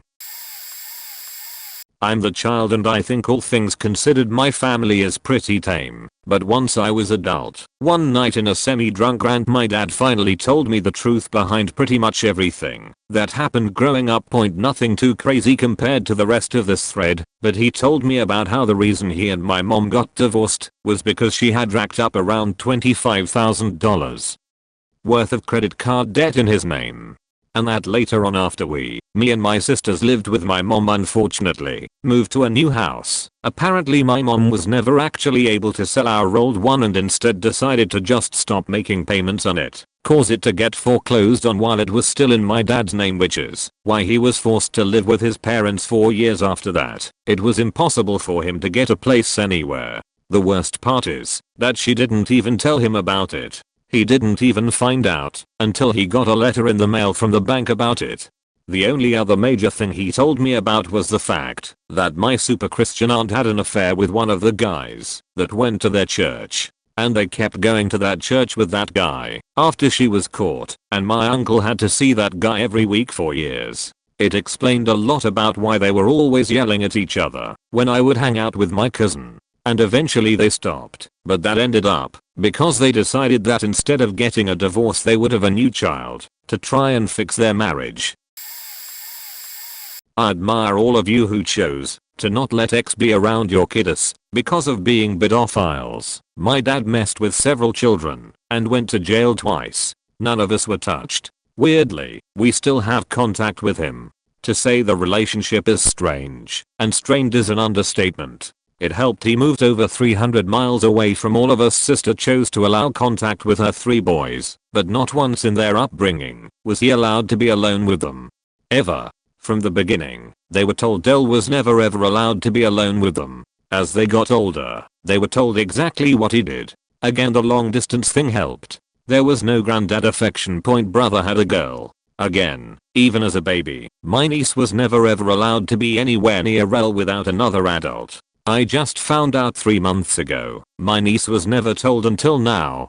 She is 17. She only found out because she overheard her mom, who is a snarky bitch at the best of times. So there you go. It took counseling and soul searching for me to deal with it. At 25, I realized it was not my shame or my fault. I decided to own it. I do not hide it from friends or BFs. It angered me more when I realized not once has he acknowledged what he did was wrong. I once told him I could love him, but would never forgive him nor respect him.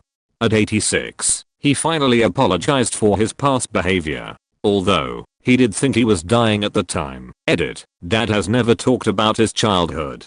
I assumed his dad, my granddad, molested him. He walked out of his family's life, and he was rarely mentioned. I confronted my dad about 20 years ago. I pointed out he never once talks about either parent. He chose to ignore my request of even a tidbit point. While recovering from his near-death experience, Dad revealed it was his mom who molested him. I still do not know what happened to Granddad.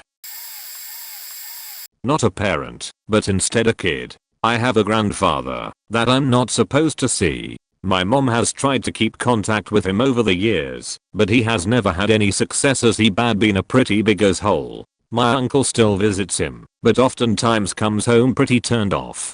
Since he and my grandmother got divorced, he remarried and has kids. I'm not certain, but I think that these kids now have children of their own. It is weird for me to think that I have cousins and half siblings that don't know me. I only found out about this when I was about 12. He actually met me a few times when I was much younger. He never kept in touch because his new wife was very overpowering to him. He is getting up there in age and his health is deteriorating. I really want to meet him, but I know it would hurt my mom. What I just found out a few months ago, I'm now 16, is that my mom's mom had children with another man before the grandfather I just mentioned. Within a few years my mom's family quadrupled, and I'm not allowed to meet any of them. My grandmother, who I had a good relationship with until she died from lung cancer, had a few children with this guy, but he was abusive to her. My mom is not one of these children. My grandmother left, but he kept the kids. My mom isn't even sure if these previous children know that she exists. She won't allow me to take any ancestry type tests because she is worried some of these people would try and reconnect. I'm aware that you have an option to not share and create ties, but she is still worried. Oh well. So here's my little rant thing. This is kinda towards the future, I guess. In this scenario it's about an ex-girlfriend's sister. So I was about 16ish and I was dating a girl named Caroline. Caroline has a huge family, nothing against them or anything, but they bred like rabbits. Anyways, there was a large female to male ratio, about 5-to-1. So her younger sister, a little younger than I am, was hanging out with popular kids and being a normal high school kid. She may have participated in something she shouldn't have, drugs maybe, drinking. I feel like all of that happens to everyone though. She participated in sports too. She had an on and off boyfriend, Kyle. One day they were kissing and hugging, then 2 weeks later they hate each other and he's with someone new, but they always came back together. Fast forward a little bit, I was told she was very sick and that there could be something terminal. Fast forward about 3 days. Caroline comes to my house to talk, and she tells me everything in private. Her sister was pregnant, and since she played a lot of sports, it sadly deformed the baby. She continued to go into detail, how there was blood everywhere in the bathroom, and that the baby had died in the bathroom, had given birth to the baby in the bathroom. They had the baby cremated, and put into a nice colorful urn, and I was told that the sister slept with the blanket and had the hospital had given the child. I wept. I mourned the loss of the child. I cried and cried. I just couldn't stop crying. I tend to think of myself as a selfish asshole who doesn't give a damn, but on that day, I was a different person. I haven't told anyone about the incident.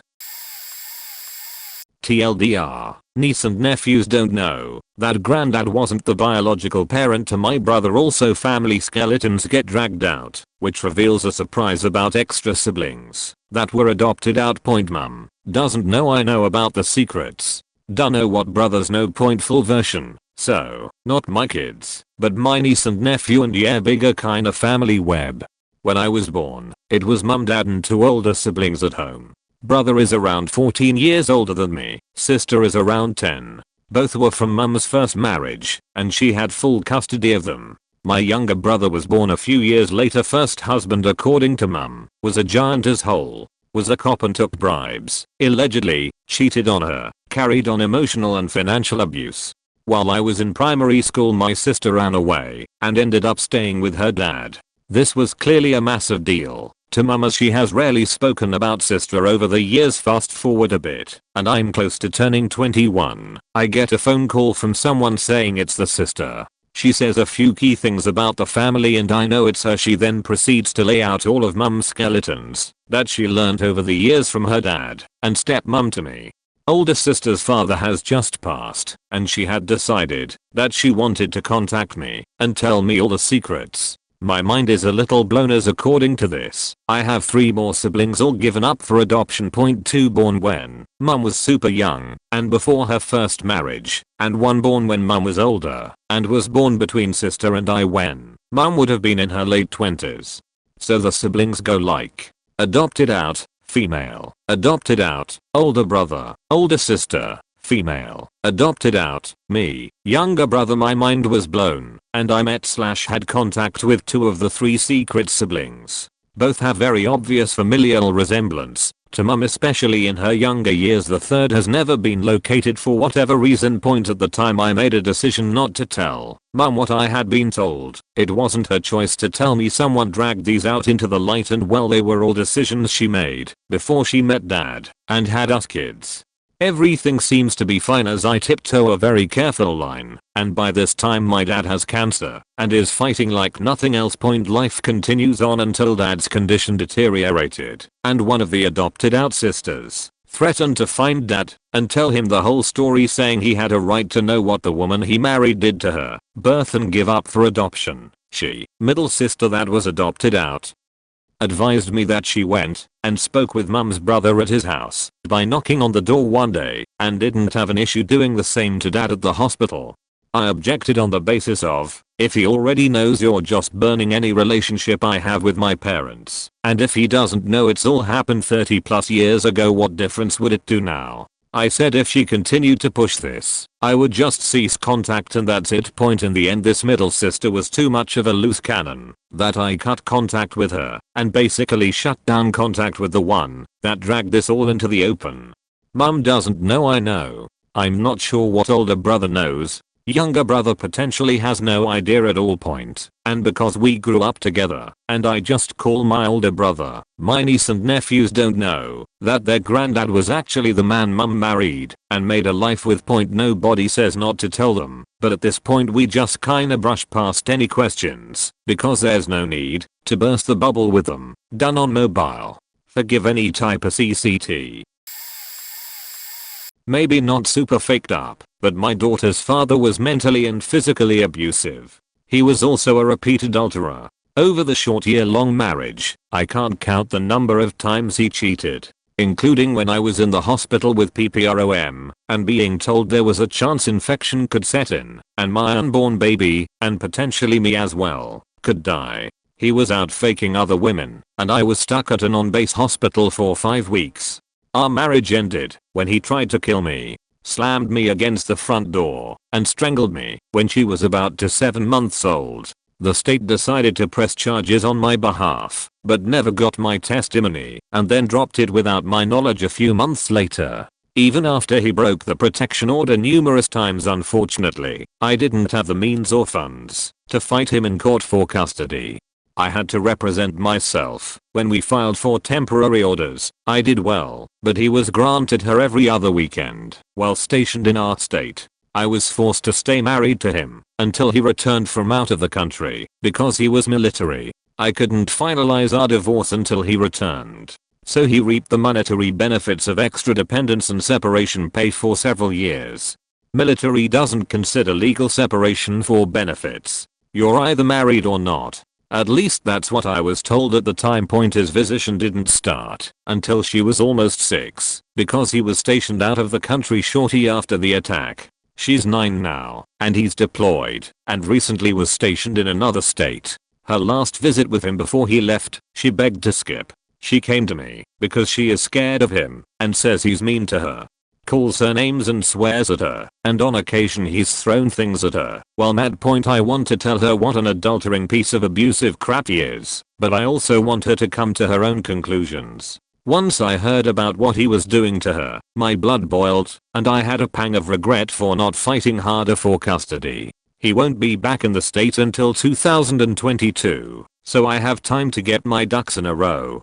I also have a document from our local police when I inquired about skipping his last visit without his permission, including a long string of very awful nasty text messages he sent to me when he found out she didn't want to come. I didn't want to risk getting arrested for not taking her to a required visit. Luckily, she's old enough to know how he was treating her was wrong. I also trust that a judge would take her seriously considering he has a few previous DVs on his record aside from me, including a huge investigation the army did last year when a girl he briefly dated accused him of rap.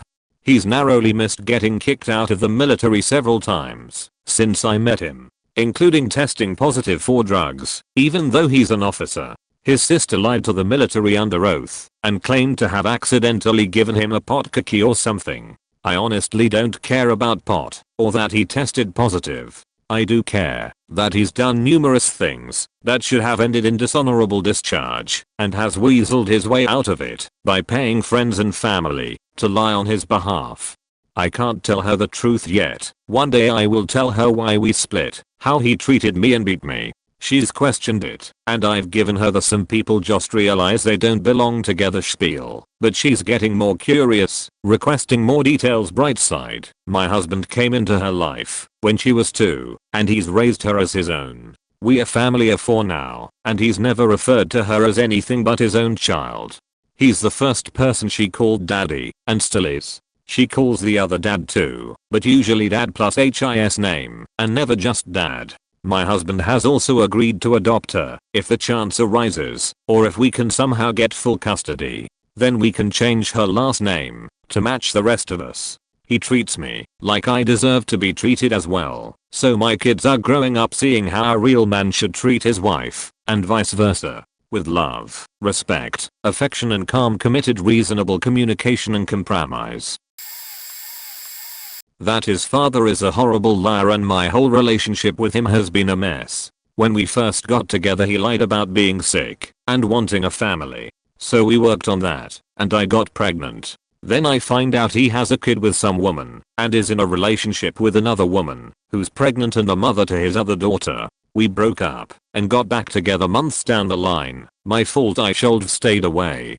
There were some other red flags, but overall 2 years after we are wonderful. He helped me get into law school and did so much for me and my family. We got married for health insurance purposes, but talked about having a big ceremony once I graduated. Then I found out I was pregnant and everything went horrible for me. He doesn't want him and yet still wants a relationship with me. He begged me for an abortion because he already has other kids being used as weapons against him in legal battles and hates that I had got pregnant without his consent. I was on BCP and I stored them in the wrong spot and caught a stomach bug and didn't believe me, and though I was trying to baby trap him and all this nonsense. He even demanded a paternity test. Surprise, it's his. Lol.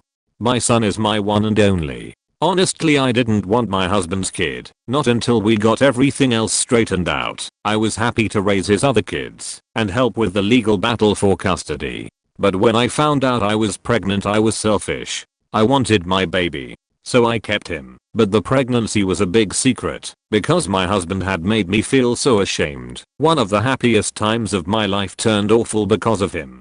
My family supports me, and I work from home and go to school, but my husband is no help. Most recently I found out that he moved back in with his ex and their 2 kids, but he doesn't want to divorce me or have me leave. When I'm alone I want to cut ties and have him gone, but I don't want my son to be without a dad, even though he kind of already is. Then selfishly, when I spend time with my husband, I realize how much I still love him and how I really want to make this work.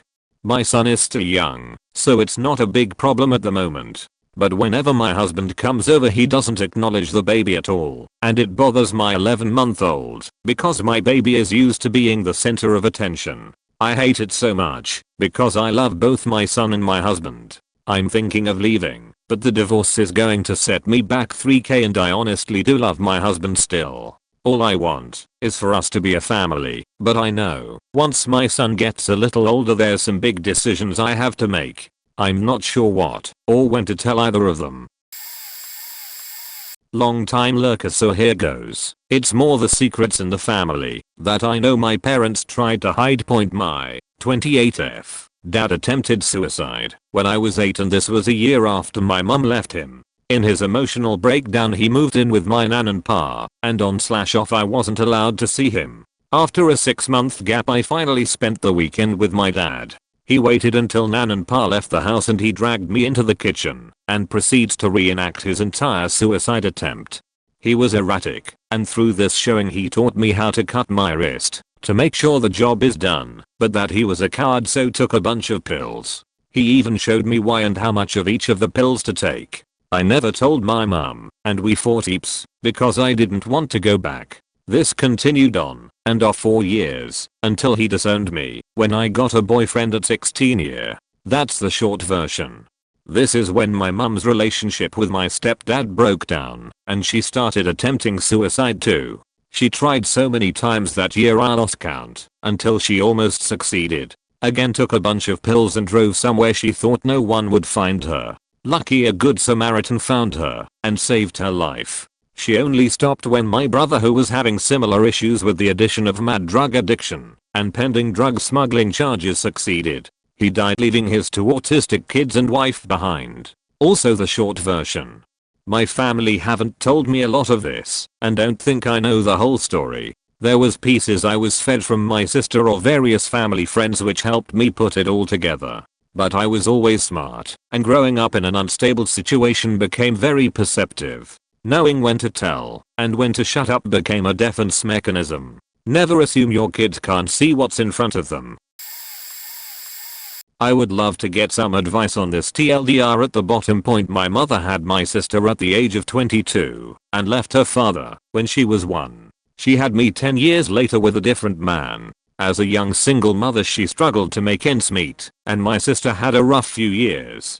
My father is no catch. He is a complete scumbag alcoholic and has been my entire life. I'm 25 now, and my father was recently released from an 8-month stay in jail, and still my mom is financially supporting him and recently told me she still loves him and feels she has to choose between him and the rest of our family.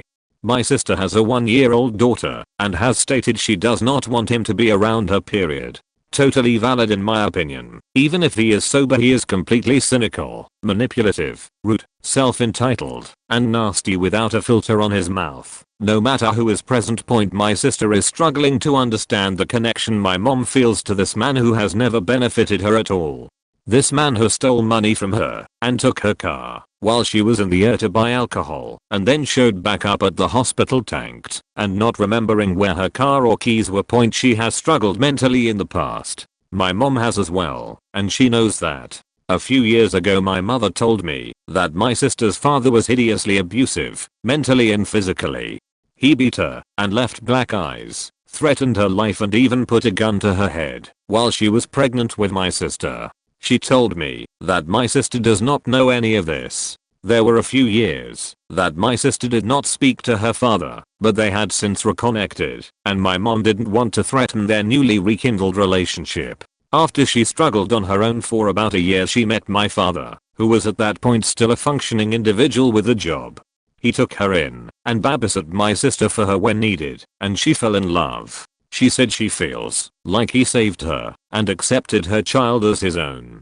They both wanted another baby, but my mom had some health issues, so they were a bit delayed. Along came me. My sister's father is now, and has been, dying of stage 4 colon cancer. He was diagnosed 7 years ago, and it is a miracle he has survived this long, but it won't be much longer.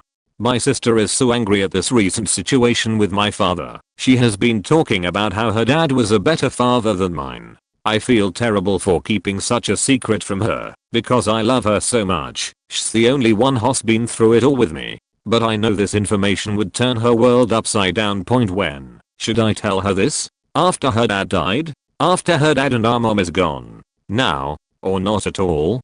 TLDR, my sister's father was horrifically abusive to our mother. My father rescued her from that situation, but turned out to be a horrible person and addict himself. My sister was too young to remember the abuse, and my mother never told her. She doesn't understand why my mom still loves my father. Her father is also dying. Should I tell her about the abuse and why my mom left him?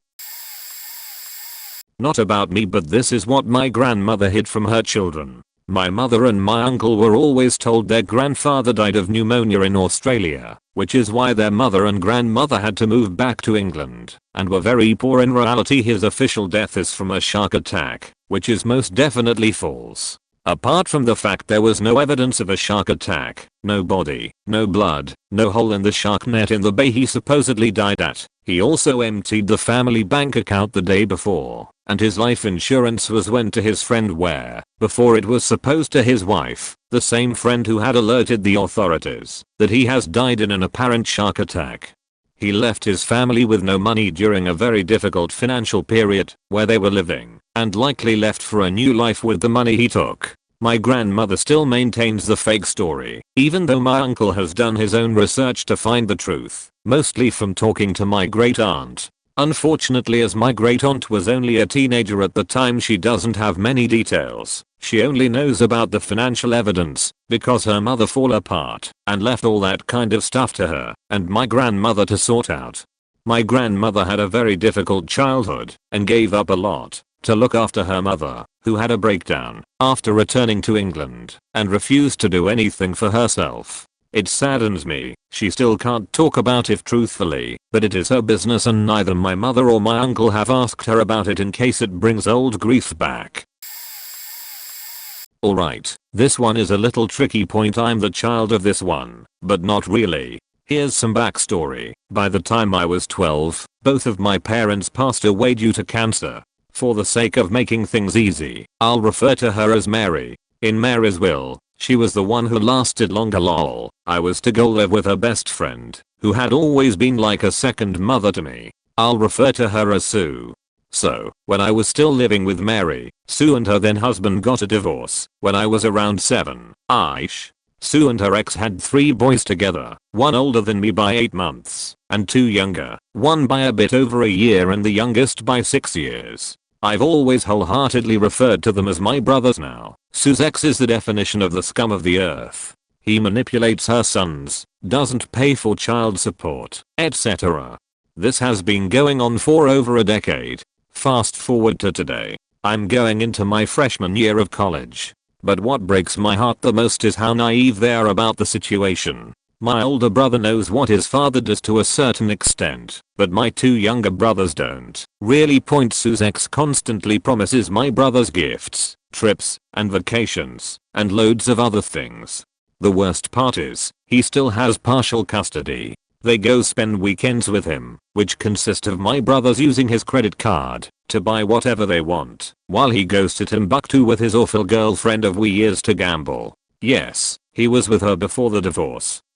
Like I said, scum of the earth. All of this excessive money spending is happening while Sue is working her ass off just to get by. She put the three of them through incredible private schools on a super tight salary, all while trying to get herself back on her feet after moving across the state when her ex took all the money after the divorce. Because both my dad and Mary were well off, they too were divorced by the time I was 5. They left me trust funds which got me through 4 years of boarding school and are currently putting me through college. The money in those trusts was only left to me, and Sue intends to keep it that way because we both know it's what my parents would have wanted. Despite the financial irresponsibility and regular neglect and lies, the boys still think super highly of their dad. Sue thinks it's important for her sons to have their dad in their lives and to be able to look up to a father figure. It breaks my heart that I know all of this and they don't, but Sue's confided in me, and I figured it'd be best to get this off my chest on the internet as opposed to one of them. They'd hate me if I told them what I know. Sorry if none of this makes any sense. It's like 3 AM here, and I'm slightly delirious. I just wanted to share my story. My ex-wife's alcoholic father, mentally unstable mother and sister all worked as a team with the biological father to fuck up the child they had before I came into the picture. Imagine that. A bunch of adults all working to fuck up the head of an 11-year-old child. Some of the more white trash behavior are grandma pretending to stand with a kid at the bus stop before school, when really, the second I or my ex left grandmama and 11-year-old kid alone, they actually ditched school together, and this went on for 3 months until a teacher reported us, and we had uninvited investigators who thought we were the faked up people doing this. So then the child admits grandma's teaching her to ditch school and lie to us. The biological father's paramour, whom he shared other out of wedlock children with, tried to kill herself in front of all the kids. Basically my ex-wife and I moved across country to get the fuck away from a group of faked up individuals after we lost all control of her kid at 11. We had multiple CPS investigations against us, all took weeks, and were found to be unfounded accusations. We wasted money on legal fees and court appearances. We took off and allowed the teen at 15 to live in our new home 3,000 miles away from the trailer trash. But by then the kid was too faked up, and my ex-wife was spending all of her free time in a bar. I had to walk away from the marriage. My ex-wife's an alcoholic. Her daughter is a druggy loser who followed in mommy's footsteps and had an out-of-wedlock kid. The best part of my story are my ex-father and mother-in-law died. You would not expect someone to rejoice their deaths, but I did. I hope those miserable piles of sheets suffered as the croaked. They faked up my ex-wife, her kid, my marriage. I have zero contact with my ex-stepkid who is in her 20s. I have no contact with anyone from that past part of my life. Hope they all rot in hell. My secret no one knows about was just that after I ditched the drunk and druggy, I have banged hot young women who were my ex-stepdaughter's age.